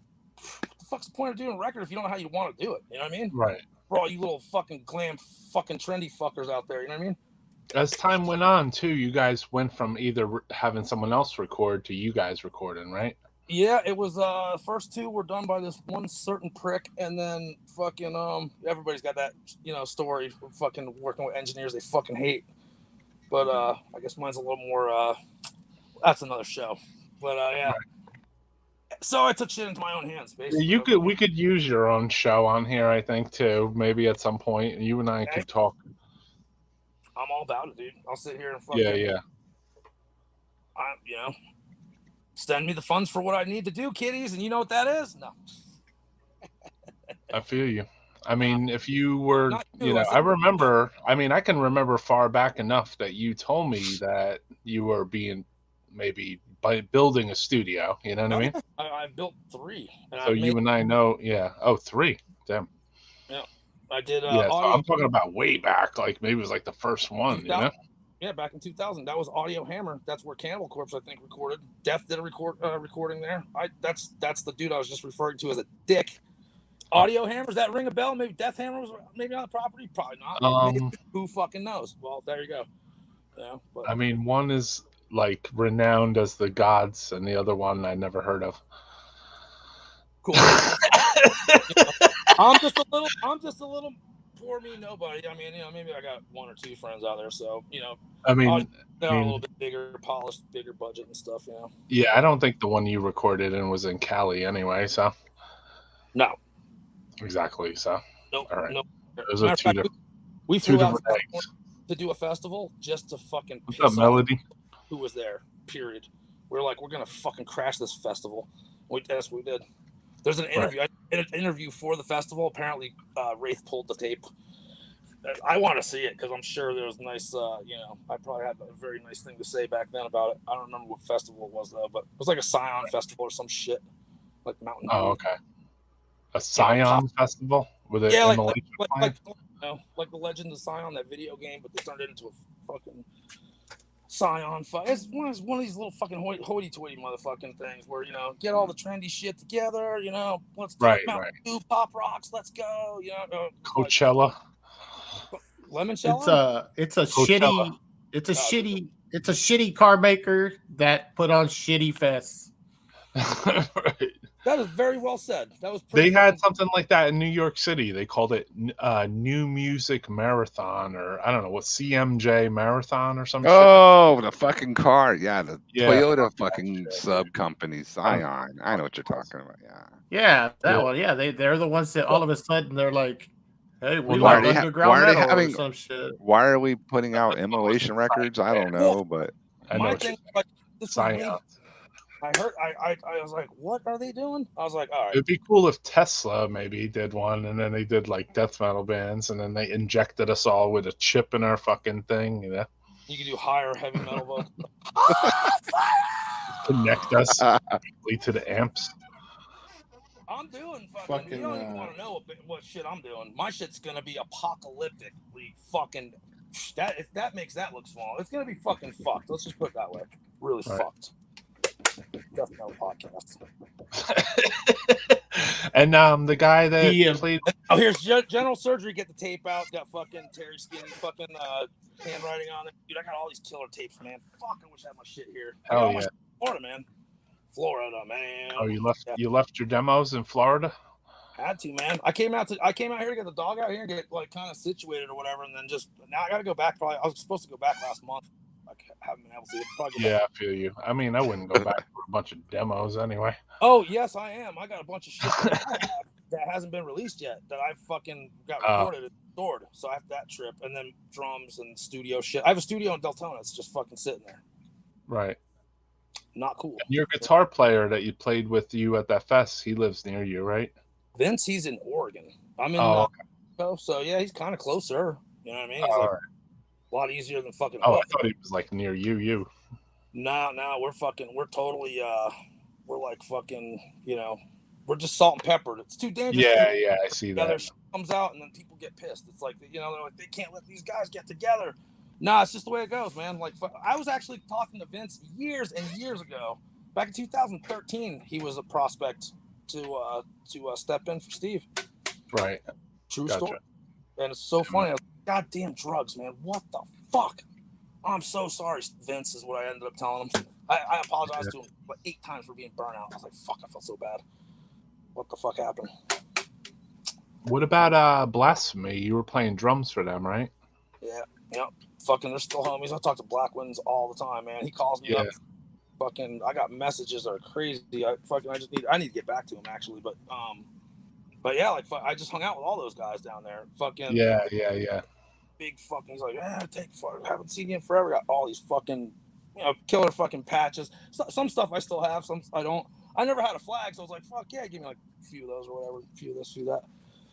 It cool. Seems like if you hang out with Blasphemy, like there should be like a tattoo artist with you that like gives you like a tattoo while you're there too, you know? I got a Blasphemy tattoo by a Russian band. Me and Steve got so fucked on ecstasy, and we're fucking playing this festival, badass festival too. And we're just, I got a picture. I think Reiner from Angel Slayer fucking took the picture. I think he's grabbing my beard. I couldn't move because I'm getting tattooed, and I'm blowing up. So I'm like, what the fuck? He's gonna fuck up. Oh, it looks killer. I get home, it looks like the worst. I mean, a kid in kindergarten could have done better. It's like if you want to see, this is all right. Kids who want to go drinking and driving and shit. Let's see, where the fuck's the camera? Ooh. I mean, it's in a weird spot anyway, but it's pretty bad. I can't see it. Yeah, that's pretty bad. It's very, very, very bad. It's appropriate for it's a good covering in that. It's a very good conversation piece. Steve got a goat that was like sideways. It was like it did a J at the bottom. We were like, oh, these are so cool. And then like 3 days later. 3 days later, yeah. You're like, great. Right, it's fucking bright in here. You go sunglasses, goddamn it, not magnification. Boom. What the fuck? Like going off sideways and shit. Yeah, interesting. Well, it's a sign of a visit to that area or fest, you know?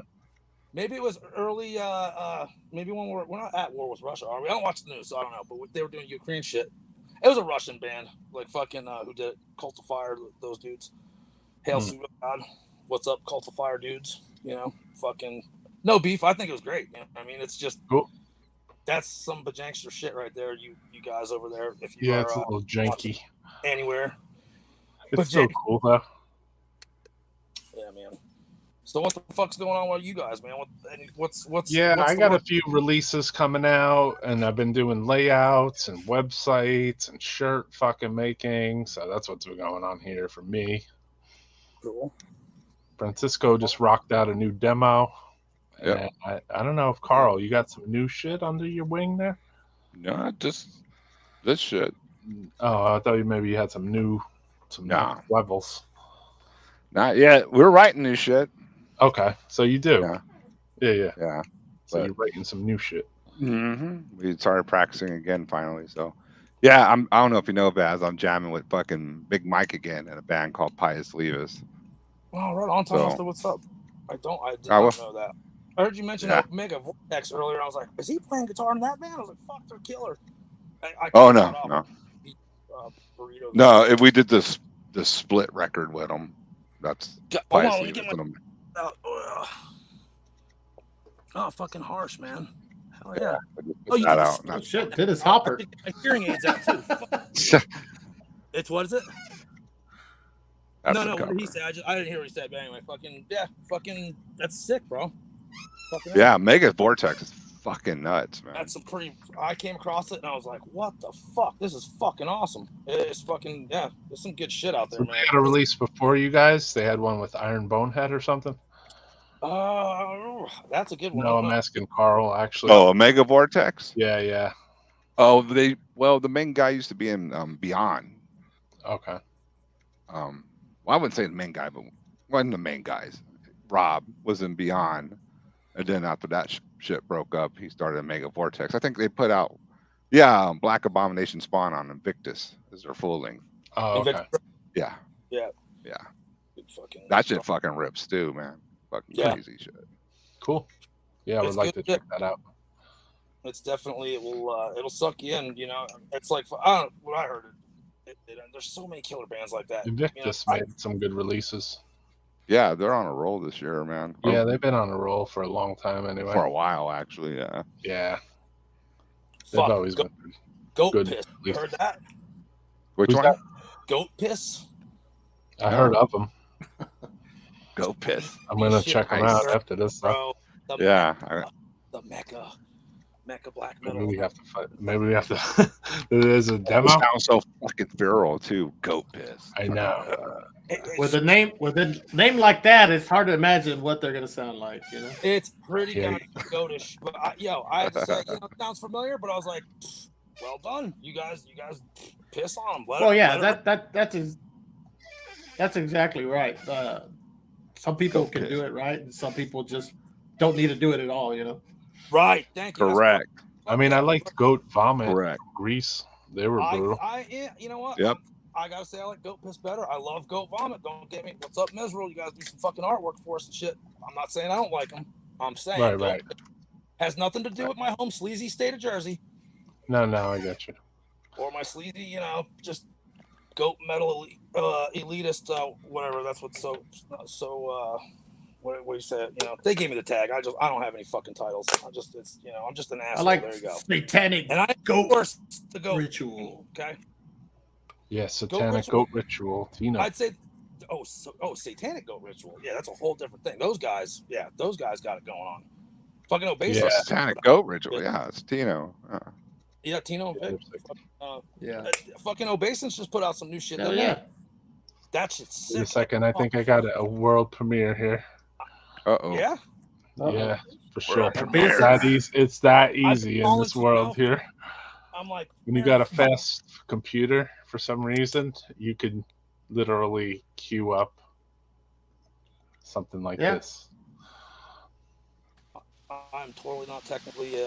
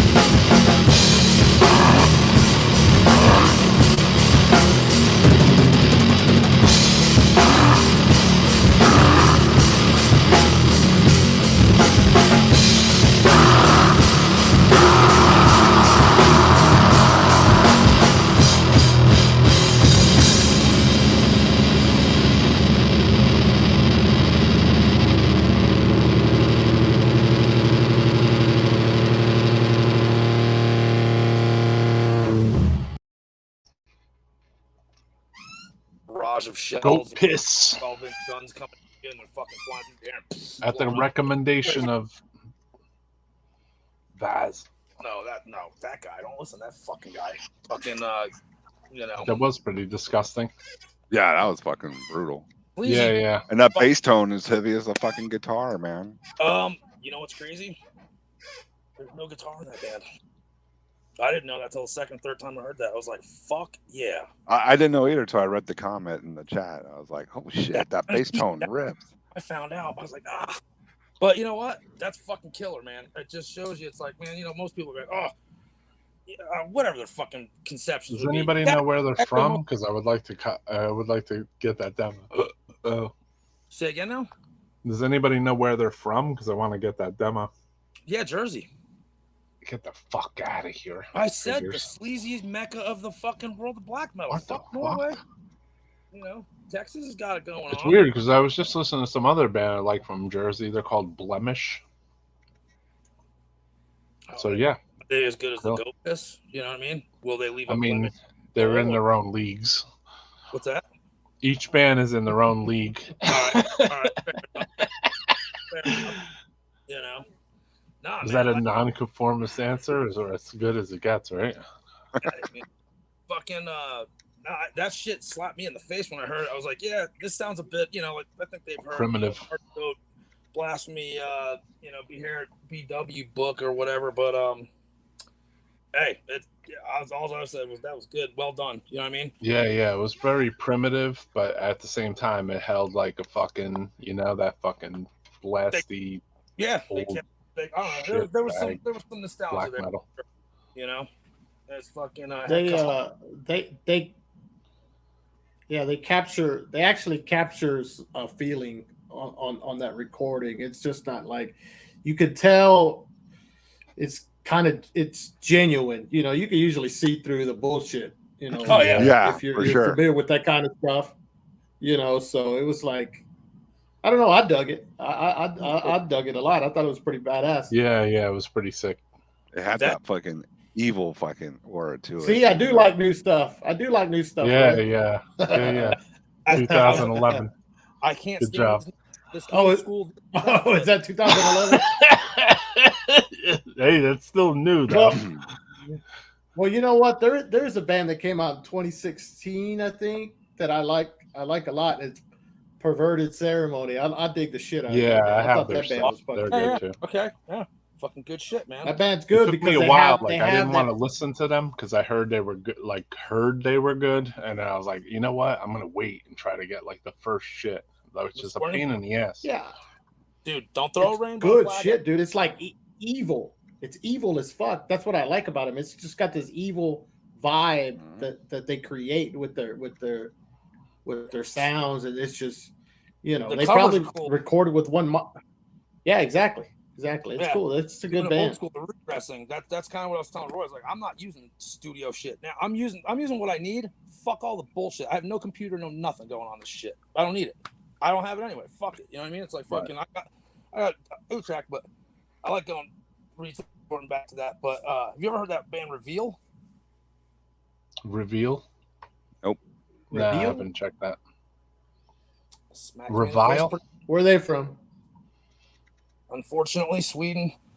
But you know, someone's got to have watered down beer somewhere. I mean, if all right, they come from another band that I fucking really don't fucking like. I'm not gonna say who they are. I had a fucking little tiff.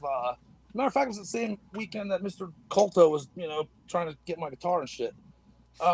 Yeah, fuck those guys. But that band's good. If I don't like your band, or I like your band and I don't like your music, you know, that's a whole other thing. I'm not gonna not like your music because I don't like you. Right. Yeah, I used to go through that growing up. Yeah, you know, I used to go through that growing up with like Revenant and everybody. Like I wasn't really friends with them, you know. So like, it didn't mean I didn't like their music at times, you know. It's just that I didn't, you know. Over time, I was like, you know. So it's like, but there was members in the band that I was like friendly with too. So I can't say like, you know what I mean? Yeah. So it's like, obviously I don't hate you guys, but like at the same time, like I obviously, like once I said like, I don't like you guys, like I don't like your music, then they didn't like me basically, you know? That's you know what? And you go from there. It's like usually with my I've had it go a few different ways, and it's I don't know, it's pretty cool. Well, I've had it go a few different ways too. I've had it go to the worst extreme, and I've had it go to somebody that's just normal like you guys, where you're just like, all right, whatever, like you just move along. It's like, all right, you don't like that band later, like it's or you don't like breaking my band. Or someone telling me like I don't like Necroharmonic. I'm like, all right, okay, well, you don't like it. All right, yeah. Breaking news: a lot of people don't like your band. Correct. There's a lot of people that don't. You can't take that shit. There's a lot more people. Fucking whatever. No, it's stupid. I'm not wasting my time. Man, I'm sleeping just as shitty either way. I don't give a fuck. You know what I mean? It's not holding me back from pissing you off in the future if you don't like my band. I don't care. I love it. Then I hate it. I know. I love the pissing. I've been in situations like where you get in a fight with someone and they'll be like, "Well, I didn't like your band anyway." And I'm like, "Was that supposed to piss me?" True story. I'm like, "Was that supposed to piss me off?" I mean, okay. I lost $300 worth of merch in that fight, and he lost big time. I didn't even get to throw a punch. He ran, little pussy. Vaz, you sound like me right now. No, I want to hear that whole. Yeah, let's hear that whole story, Vaz. Dude, I talked to Craig Pillard. We're like the new Celtic Frost come out. We're like, fuck yeah! Right. Go see the show. Fucking awesome. Went up afterwards. I had a bag. Someone brought me some like fucking $300 worth of fucking merch. Easy. I don't know how much was in there. I'm just assuming all hoods and shit, upheaval shit. I'm downtown and fucking. I was like, I was getting ready to leave. I was like, man, fuck yeah! I'm glad you guys finally fucking came back together and put something solid. I got enough of you, and I'm like, me. And then he gets into a fucking fight stance. I was like, let's go, motherfucker! You want to fucking go right now? But man, who is this? Tom fucking Gay Warrior. I think G. Oh. Weird. Okay. I still like the old Celtic Frost stuff. Not into that Cherry Cold Lake shit. Right. But I don't drink cherry. He wanted to fight you. He wanted to, but there's wants and needs. I guess he didn't need to. I don't know what the want. I needed to beat his ass. The door from the bus and the bus driver kind of convinced me to stop kicking the door. Don't get into a kung fu fight pose if you don't know how to fucking fight. First of all, you know what I mean? It's like fucking. Right. Come across. I'm not Bruce fucking Lee. I'm not afraid to lose either. You'll know you fought me, motherfucker. That's all I'll tell you. You know what I mean?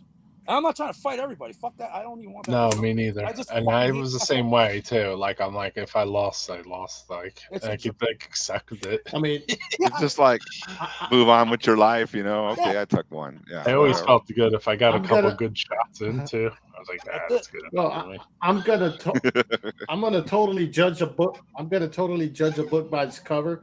Guaranteed, Tom Warrior can't fight for fuck. He can run pretty good. He was pretty fast.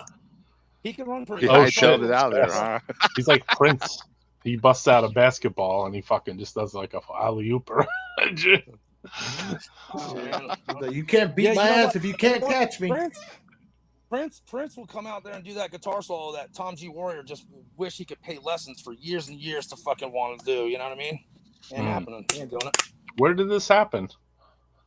Back at when that fucking last record, before we started doing his Moon Atheist. That what happened? What is it? Yeah. Yep. That okay. Fucking that stuff. I burnt that album out actually a little while. Not after that. Just it started. It grows on you. You know what I mean? It's all right. But yeah. At the time, I mean, I remember hearing it. I just didn't. Just came back suck out. It in too hard. Those guys. It was nostalgic. It was cool to to hear it and then see it. But they did good. They was pretty good. Sometimes I go back and fuck with Into the Pandemonium, and it's like I have like a love-hate relationship with this record because like it has some like really bad songs on it. Oh like, yeah, I Won't Dance and like some other like One in Their Pride or something. And it's like this is like the worst song ever. Like if they could put like a worse song, but then they have like a they'll have some other like really good songs on there too. It's confusing. It is. I fucking love it. Name one good song on it. Name one. What the fuck? Babylon Fell. Name one good song on it. Yeah, Babylon Fell. Mexican fucking radio, but not their version. Not their version. Mesmerized. Specifically correct. You know what I mean? It's kind of weird. Mesmerized. Yeah, it took a while for me to like that. There's like one song on there. There's one other one too. I was just listening to it the other day. So I'll say. Yeah, me too. I listened to it a couple of weeks ago. Why start your album with Mexican radio? 100, Alex. I know. Wrong. No, fucking. Yeah, no, that. Isn't that a weird record? It, like, it's like you fucking hate it, but there's like there's one or two songs like you're like, holy fuck. Fucking Irreverent. What record? Like me and Wolf love that shit, and fucking Imperath and fucking Black, which they fucking they Into the Pandemonium record, like you hate it, but you love it. You don't love it. I can't say you love it. It's like it has Celtic Frost riffs on it that are good. Tom G fucking Gay Warrior on there, man. No, I like the old shit. I like Hellhammer better, really. That's my shit, Yeah, well, you guys are more like Hellhammer in a way too. Even your band. Yeah, I can see that. Yeah, definitely, dude. Like in a big way. Keep it a big way. Keep it 0 through 5. Oh shit. Dude, what does that mean? The amount of riffs you're gonna put in the song? How many frets you playing, buddy? No, 0 through 5 means. Oh, with the refs. Yeah, it just means it's just the frets. You only go to the 5th fret. That's it. Right. Oh yeah, you don't go up to that fucking high. For all you kids that are just tuning in, he's explaining what's that called? That patina. What that patina right there? Yeah. Patina. Because you only play the top part of it. I mean, usually whenever I'm playing the guitar, that's the only place I'm grinding right there, too, so I get it. I'm fucking laying to that. I mean, that's where all the heavy riffs. That's where all the heavy riffs are at. That's all the heavy riffs are there. Like, that's the rest of the guitar is like useless. Kind of, but it's not. I play all of it, but like fat guys need love too, little skinny bitches, but you gotta get all the way up. The fat frets, the little frets, the big one. It's a whole thing, My whole guitar is demented, so I like molesting the whole thing. It just makes me, you know what? The more I do fuck with a guitar ever, it always makes me think, like, why the fuck am I fucking with this? I should play the bass instead, Because it's just like I don't. It's not like heavy enough or some shit. Dope fucking piss band. I don't have a strap on, but yeah. Fraser has one. Not strap. What's that? No, you said I don't have a strap on, and I said Fraser does. We have a guest. Yeah, Francisco has like his own clown. I don't that, and if that's the thing, go for it. But that's not for me. But this was not my color of choice. Beggars can't be choosers, or hey, you want this? Yeah, of course. Give me a can of spray paint. I just haven't reached the spray paint yet. Tom G Warrior would take it. Hey, it's a fucking. You know what? I think I'm gonna just call you Tom, buddy. He would put a friggin' NASA sticker on. What's that? He put a NASA sticker on there. I mean, need another 7 astronauts? Nah, why not? But yeah, like fucking. What about Triptychon? Is anyone a fan of that? Because I was not. DMT is way better, bro. DMT, I'm telling you, blast the fuck off, dude. For real, I condone it. They played, so Triptychon played at Maryland Death Fest, but like half of their set was Celtic Frost songs, and they were played like very like badly in my opinion. They try to turn them either slower or like they were like really like I don't know. They like rock like I guess.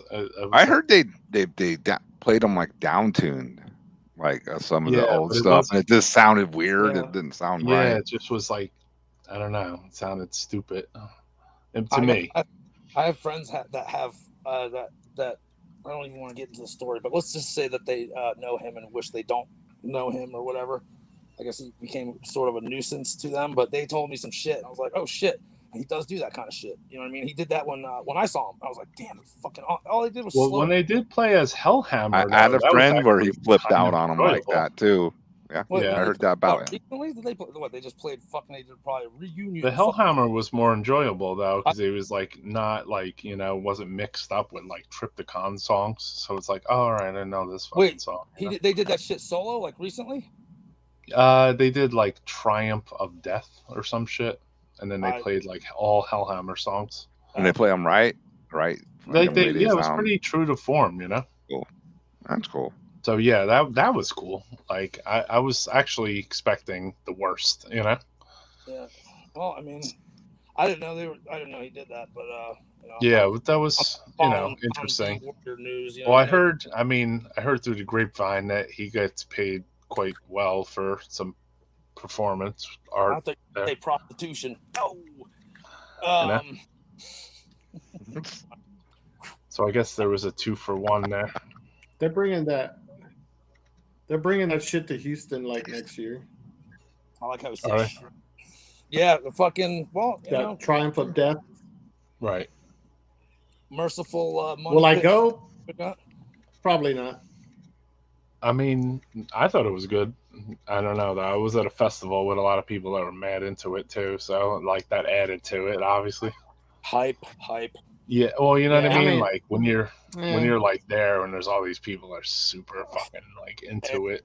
That's the way it's hard not to get wrapped up in that shit. I'm not saying it hasn't. Yeah, that's what I mean. So like, but at the same time, like I objectively stood back and I was like, yeah, it's all right. At least they didn't cheese these songs out like they did all the other fucking ones.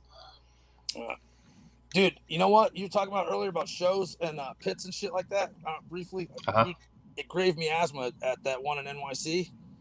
Everybody's standing around and Roy fucking he opened up the fucking C's and then he closed the C's down. Everybody was trying to figure out what the fuck's going on. Yeah. I stopped going to shows after that actually because I was like, fuck this. I can't deal with this anymore. I just can't stand like I couldn't I was like I went there and everyone felt like they were posing. First of all, they were crossing their arms and staring at me, and I was like, yo, fuck that. I was like, this is my fucking I'm from this neighborhood, so it's like you guys are all from different states and shit. So I was like, like they're looking at me and like, get out of here. It was just weird. And then I thought Grave Miasma sounded good, so I was just like, I was like wanted people to like get into it. Yeah. Yeah. I didn't even think I drank at that stage, so it tells you something right there. And then everyone like they didn't like me after that. Yeah, that's weird. After that, I stopped going to shows too. I was like, "Fuck shows," because I hung out outside with these guys afterwards, and then I was like, "I'd rather fucking hang out outside than go to the fucking show." Man. I remember the black metal people were starting to get a little too fucking thumbs up their ass with the whole things at shows and all that, and it's like out for me. And I grew up, when everybody went fucking ape shit at shows and shit, and it's just some more fucking kinetic and energy with everybody fucking going crazy and shit, man. Even if it was just headbanging, that's the thing. Yeah, even just headbanging, just headbanging, I would have been good with it. Like a fucking pulse in the crowd, like why are you here if you're not having a good time? I don't get it. I mean, in my case these days it'd be, I'm a grumpy old fuck. You know what I mean? I've worked fucking really hard and I've broke myself down pretty much to where it's like, fuck, I can't stand standing up and I can't stand half these fucking idiots that are just idiots. You know what I mean? I'll just sum it up right there because, I get it. Yeah, I'm not talking about me. There ain't no way I'm gonna circle pit or that. But I'm like young kids, who are just fucking like, what are you doing? I just want to watch the band close, and I guess I was getting into it, so I was just like, I should push people around here so they get into it too. Stand and reverse. Everybody's pitting this. You're that guy that did the reverse circle pit against the crowd. Salmon pit, dude. Yes. Reverse double salmon pit. Figure that one out. That's a hard one. That's like code. You're about to go in. Reverse double. Fucking we did it. Yeah, we do it all the time. Yeah, we did stupid shit like that too. Crowd bashing. Well, we try to make people like get into it. It's like you would actually just turn around and just swing at people. Dude, Jersey and PA, you guys got some heat going on up there. I gotta say, you guys guys. I'm not up there anymore. You know what I mean? I'm just like, I'm tired. Yeah. I'm like, hey, whatever. I like Gamble. I'm from Jersey. Whatever. We're cool. There would like literally be like somebody like punching you. There'd be like someone punching at you, or you'd be punching at somebody, and somebody would do like a somersault into you. Like, I almost killed him. You're like, what the fuck? Am I at the fucking gymnasium? That womb gig, man. This motherfucker pushed. I was not paying attention to behind me. I didn't give a fuck. It's womb. How fast are you gonna fucking? What are you gonna? Right. This cocksucker fucking hit me. The stage clipped the bottom of my feet. Oh my god, I fucking went boom right down the stage. I didn't eat shit. I caught myself, but I was like, man, if I find that fucking prick, he's dead. Yeah. Could have been a simple accident. Could have been intentional. I don't fucking know. Yeah. If it's intentional, meet me, motherfucker. Yeah, when you have your back turned, we'd, that's the roughest. that's That's real like the roughest ones. Like when, because you're, say like I don't know why, but like even when I went to Maryland Death Fest, like if it looked heated in the pit, I would just go stand in the middle of it. I was there with you also. You fucking when we played that shit, you were there. We were fucking. Oh yeah, with the fucking with that stupid fucking chicken. I got me a NECROHARMONIC t-shirt right there in the parking lot, cut the sleeves, like, hell yeah, I got a white t-shirt. Fuck you, son. You know? Yeah, and fucking Chris kicked the chicken in the face while he was Maryland Death Chicken kicking. Yeah, I forgot that about was that. Killer. 2 angles of that one on YouTube, kiddies. Yo, that was fucking there's video of that. That's so funny. It's pretty embarrassing, yeah. What happened? Yeah. Apparently a friend of ours, as it goes, was out there and wrote Black Witchery on a teddy bear and threw it up there. And then the dude next to her got wrongly accused and got his mouth knocked out. I got a text message while we were playing about that one. I didn't check it. I was like, oh yeah, hold on. Text message while you're playing. It was at the time. Hey, hold on, guys. Let me. Yeah. That's what check it. Check. Don't cheer. One more cheer. Hold on a second. I gotta check this. Yeah. Race went on there and fucking went off. He's like, "You fucking pussy, come up here now." Who the fuck threw that up here? It was a chick that knew us. Right. The dude got his ass beat, teeth on the floor. Everybody was buying T-shirts from us. Me and Steve were out there. It was like a fucking line. Everybody had their own story about what happened where. I'm like, I was like, this is cool, man. I wish I had a fucking way to like document some of this shit. I was fucking so high, smoking with Autopsy all fucking day long. Me and Eric Cutler ripping up. Yeah, I was getting blitzed with those guys too. Oh my god, fuck. That was good shit. Holland, that was hard to do right there. That's an eye peeling. Fucking the chicken guy. Like afterwards, like I like on a side note, like the chicken guy was like hanging around like at the nighttime. And I was with like this girl that used to live up here and work for NECROHARMONIC or whatever, and she was staying with these other girls, and then like. They said this the chicken guy like stayed with them. They're like, he took the chicken suit off, and then like this permeating smell just stuck in the room. He's no good with all night. He's no good without the chicken suit. I totally had a brain fart though. I forgot about the chicken kick, and I just announced it as that. Start out with the bear, then the chicken kicking. We have events. There's other things going on at our shows, you know. Yeah, there was a lot of hate going on. You know, you gotta. I remember after it was hate. You ever heard that anti-scene song? Like, you know, spread a little hate. Well, that's a little bit different than love. It's kind of the same, but you know, hurts a little more. Yeah. It's just that you guys wanted to be taken seriously. So, like, when you see like a chicken doing like a fucking crowd riding, you're like, "Fuck that chicken." We didn't do anything. It was actually, I have a little more backstory to that. It was a bunch of fucking dudes from not the United States. They paid a lot of money to come up here and view that view, and everybody all had the same consensus. Like, they turned around looking at each other like, what the fuck is this asshole? Jersey style. Right up, downloaded. Boom. Bam. Over the thing. Wraith lines it up. Grand slam. Dunk. Home run. Whatever. You're wearing a fucking chicken costume at a Black Witchery gig. What the fuck do you think's gonna happen to you, dude? I mean, you're gonna get called out and you're gonna get kicked. And there's 2 angles on YouTube. I endorse checking it out. I have nothing to do with that footage, but except we play the music that made it happen. So cool. Right. I hope your ribs are. I knew there was some hate. I was helping you guys run your booth outside, so I didn't actually get to see the chicken kicking. But when I saw afterwards, it was like aftermath, and somebody came out and told me, they're like, "Yo, fucking this guy just kicked the chicken in the face." And then one of you came out, and you're like, "We're so fucking amped." You were looking for like a baseball bat or something crazy. Like, you're like, "Yo, where's the baseball bat?" We had to crush up some 30s, man, doing some fucking rails, bro. That was I don't know what was going on, but basically it was like there was like putting beers in a fucking bag that you were gonna beat somebody with them or something. It was like pretty crazy. Nah, maybe. I don't know. Who knows? You know, shit can go one way or the other. Every member was going their own direction. Like, you know, I could have sworn I was like right on cue with you know, got done, victory, this, do that, boom, and then yeah, whatever. I did have. Yeah, it was an interesting show though. It was fun. It was pretty fucking cool, man. Archgo. I mean, that's epic to me in a way. I thought it was pretty good, man. Because I had that secondary fucking chicken. Like the chicken was like hanging out with me like later in the night, and then they told me that story like the next day. Like, I wasn't there when things like transpired. You know, when he took his chicken thing off, but they told me the next day, and I was like, oh man, I don't think I can handle it. Do you have anything lighter than the womb split? I was like, you gotta let him stay tonight. There you go. Such an antagonist. I'm like, are you gonna let him stay again tonight?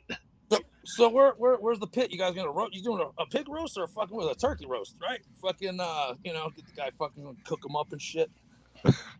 Yeah.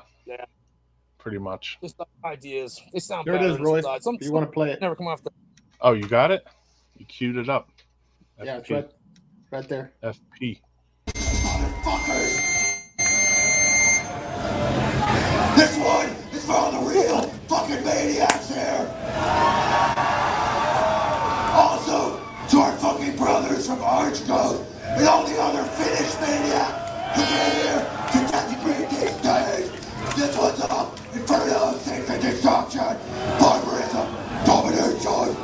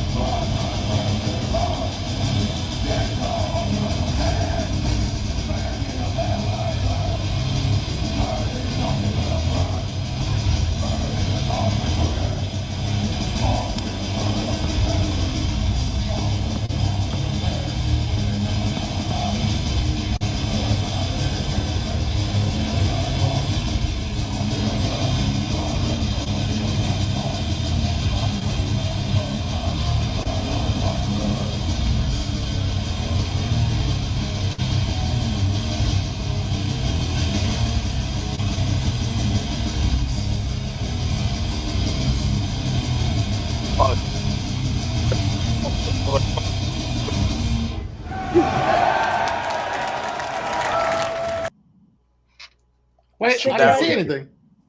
Oh shit! Well, I seen the chicken. I just didn't. There's another version from back of the stage. This chick recorded it. She got it clear. I didn't know you were queuing that. I had no idea you were queuing that. Hold on, Francisco. This won't knock you out, will it? It says kick FP. I'll do it. I'll take it out. All right, yeah. I remove it.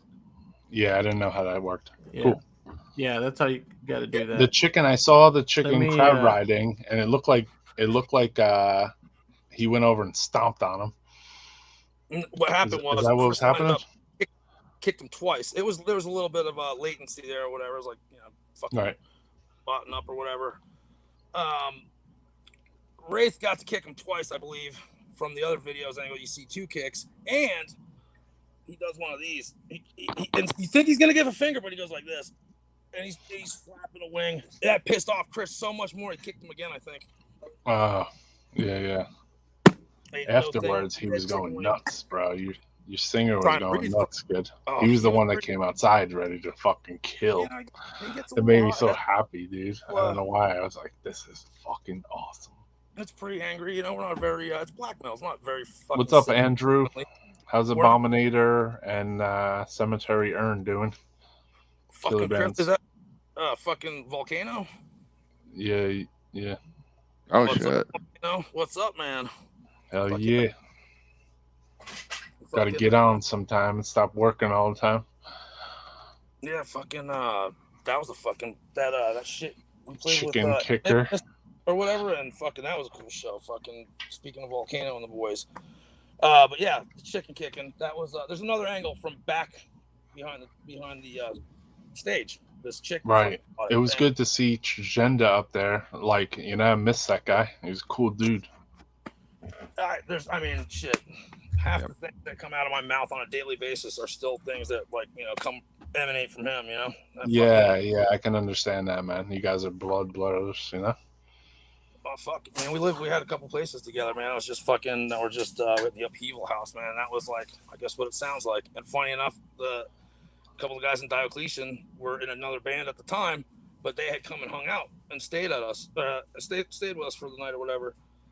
And fucking one of the dudes, I guess I didn't recognize him, you know what I mean? And like fucking, he was like, "Oh, I stayed at your house, mate." And I'm like, "When was this?" And I was like, "Oh shit, yeah, we were doing spots and shit." He's like, "Yeah, everybody was passing out. We were doing little hot knives and shit, weed and shit.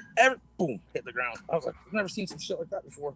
Everybody there, but we jammed out and shit. We did some like old Deicide, you know, shit. Like fucking, it was the what's that band Jeff Grossman used to sing in when it was good? Fucking Vital Remains. And oh shit, yeah, good old Vital. Yeah. So me and what's his name, were jamming and shit, and like I played drums and he played guitar, then he played drums and I played guitar, and we were just like, you know, hashing off old school nostalgia metal, you know, right, jamming it, you know, sick, ripping it. Cool. Like we're jamming it. What was the band? Cremation? Was it that far back? Cremation, like Canadian Cremation, like the yeah. That was the guy from. That was. What's his face? His band. That shit's Godhead, dude. Fucking pretty good shit, man. Fuck yeah. I heard you guys talking about Will Raymer's thing. Fucking something about you had drums over at your house. Your whole house is shaking and shit. Oh yeah. I have the old mortician equipment. What's up, Will? I had to drive. He forced DUI'd me, kidnapped me to drive his car, so you know get safely to the zone there. That was a cool ride. He smacked me in the face with some killer shit on the way there. It was a ceremonium or some shit, like some fucking old school Swedish shit, way old when Sweden was good. Yeah, he knows his shit. When he opened up the door, the red lights come on, you're like in a morgue, fucking in the car. You know what I mean? Yeah. Cool. That's what his hotel parties were when we went to the horror convention. Like he would take out all the light bulbs and put in like black lights and like red lights and shit. So it was like fucking a crypt in there. That's how you do it, man. Yeah, he's like, you know, like maybe like has a merch set up, and then like I swear, dude, I was hanging out with like Reggie Bannister from Phantasm, fucking listening to Gut 7-inch fucking collection type shit, and I'm like asking him like, "You like this?" You know? I mean, yeah. I'm like, "You like this, bro?" It wouldn't be there doing it if you didn't. I hope anyway. You know what I mean? People. Yeah, well, he was just there partying. Him and David Hess and his son, and some other motherfucker. I can't remember now. Like it was like a fucking star-studded horror convention going on in Will's room. Fucking cool, dude. Yeah, and they were listening to fucking like death and black metal with us, and I was like, "You like this Gut?" He's like. You gotta expose them, you know. It's an acquired taste. Some of it's easier to turn on than others. You know what I mean? It's like there's some bands I wouldn't recommend for first time use. I guess if that's yeah. Oh no, no, I knew he wouldn't like it. I was just like, fucking with him, you know. I just got turned on to a band that overpassed me from back in the day. Phantasm, you ever heard that? Oh yeah, from Wisconsin. That's very weird, but it's good shit, man. Yeah, they were killer. The Abominable demo.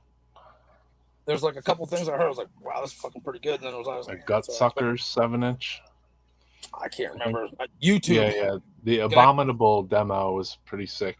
They were the guy from Phantasm. He played on like the third Dr. Shrinker demo. Oh, okay. Also, yeah. Shrinker. The Epimonium or whatever. Yeah. But fucking Phantasm, pretty brutal. I'm going cold turkey right now. I got no fucking collection at the moment. Everything's in fucking Florida. I'm depending on technology, and if we get hit with this incoming fucking EMP bullshit, I got my bug out bag, and that's it, man. I'm fucking. Is that what Florida's? I mean, California's nervous about? They're like getting hit with a storm. Bunker, man. I'm in fucking 50 feet underground. It's probably not deep I enough. gotcha. No, I'm not 50 feet underground, but it sounded good. Yeah, I'm a deep bunker. You're gonna go into that volcano that's like 5 miles away from your house. Like, you missed me, you cocksuckers. Try again. You know. Yeah, you can only kill the cockroaches, not me. You dumb fuck. That's funny. That's awesome. Yeah. No, I'd be like, if I'd probably get mosquitoes fucking killed. I probably started coronavirus. You never know. Yeah, I feel like I did when I imported a bunch of flags from China, because it was a month before that. Okay. So, yeah, probably did, dude. It was from Wuhan. Close to Estonia, though, man. I mean, I could have brought it back with me inadvertently, and I'm asymptomatic, so that's how cool I am. I'm just like, I'm calm. Yeah, I had COVID. I had that thing like 2 weeks before, like it was a thing, I just never got anything out of it. I didn't get sick once, nothing for like I don't even know how many years. Yeah, I don't know what the fuck it was. I definitely got it. I got like the most virulent strain of it, I think, which might have like stopped me from getting it like every fucking week. Yeah, well, I mean, also give you that kind of headache. They're like, you're tired, I don't know. They said like a symptom. They're like, you get tired every fucking day. You're like, dude, I listen to Turbo Lover, Judas Priest, not Sad Destiny. That's what you tell them, and they'll be like, oh man, get this guy hydrated. That's a pretty good joke, by the way. But I mean, I know everybody's like, what the fuck are you talking about? Listen to that snare, you motherfuckers. That's what I'm saying. You know what I mean? Right. Enough of that stuff, though. Sad Wings of Destiny, bro. Listen, we're going to wrap up the podcast because we went 6 fucking hours. So I'm going to wrap this out. Vaz, thanks for coming in, brother. Hey, man, I didn't mean to interrupt your guys'. No, you didn't interrupt. Not even, dude. It's fucking cool seeing you again, man. I'm gonna talk. We're here to talk. This is what we do this for, to just talk about metal and shit, play a few fucking musics and then whatever, Logically advanced day of my life. You guys have made 2023 one of the coolest starts so far, I gotta say, Cool, man. Yeah, it was cool when you called me that day on the FaceTime, and afterwards I was like, damn, bro, that was awesome, I was doing horror Christmas calls. Remember, I harassed Tino and Evie. I was like, hey, Merry Christmas, motherfuckers. You know what I mean? Just fucking. Yeah. I didn't even know it was a holiday, but I remember you hit me up. I thought it was the day before. I was like, oh shit. But yeah, like fucking it was cool. Fucking Carl. I was like, man, is that Carl? Fucking, I'm like, had a burrito. I'm on taco rehab over here. I'm like, dude, it's gotta be. And then it would come up and it would go away. I'm like, shit, man, it's gotta be. I gotta slip in this 200 fucking burger thing because everybody's wanting to do it. I'm sure at some point in your life, we did it. You know what I mean? I'm like, and he's the man I did it with. I know it is. It's pretty brutal, dude. No, that's how we roll, dude. Everyone does it bigger in Texas. Don't fuck with Florida, man. Just saying. Oh, okay. Texas is badass. Don't get me wrong. Just don't. Yeah. And then the Burmese python comes around. All right, sick podcast. Roy, glad to be here. Thanks, bro. You're on Twitch. That's fucking bugged out. Twitch. All right, guys. I'll talk to you guys. Appreciate everyone that tunes in to the Death Metal Podcast. And hope you liked the music or heard Goat Piss or something else you liked. And who else was on here? We had FETID live. So thank you to Dylan. Yeah, for patching us into the show he was at. Oh, yeah. And who was on in the beginning, too. Is there somebody else? Alex from Immolation was on. Oh, yeah. So that was cool, too. Talk some fucking guitar shit and talk about Immolation a little bit, So I appreciate anyone that contributes to the show, man. A lot of good talk and, thanks a lot. Take you guys out with a song, as usual. Later, dudes. Turbo Lover? No, thank you. Tell me there's no other. Get high, get dry. That means don't drink. Yeah, we'll do this one instead. This man's like better. Def Leppard.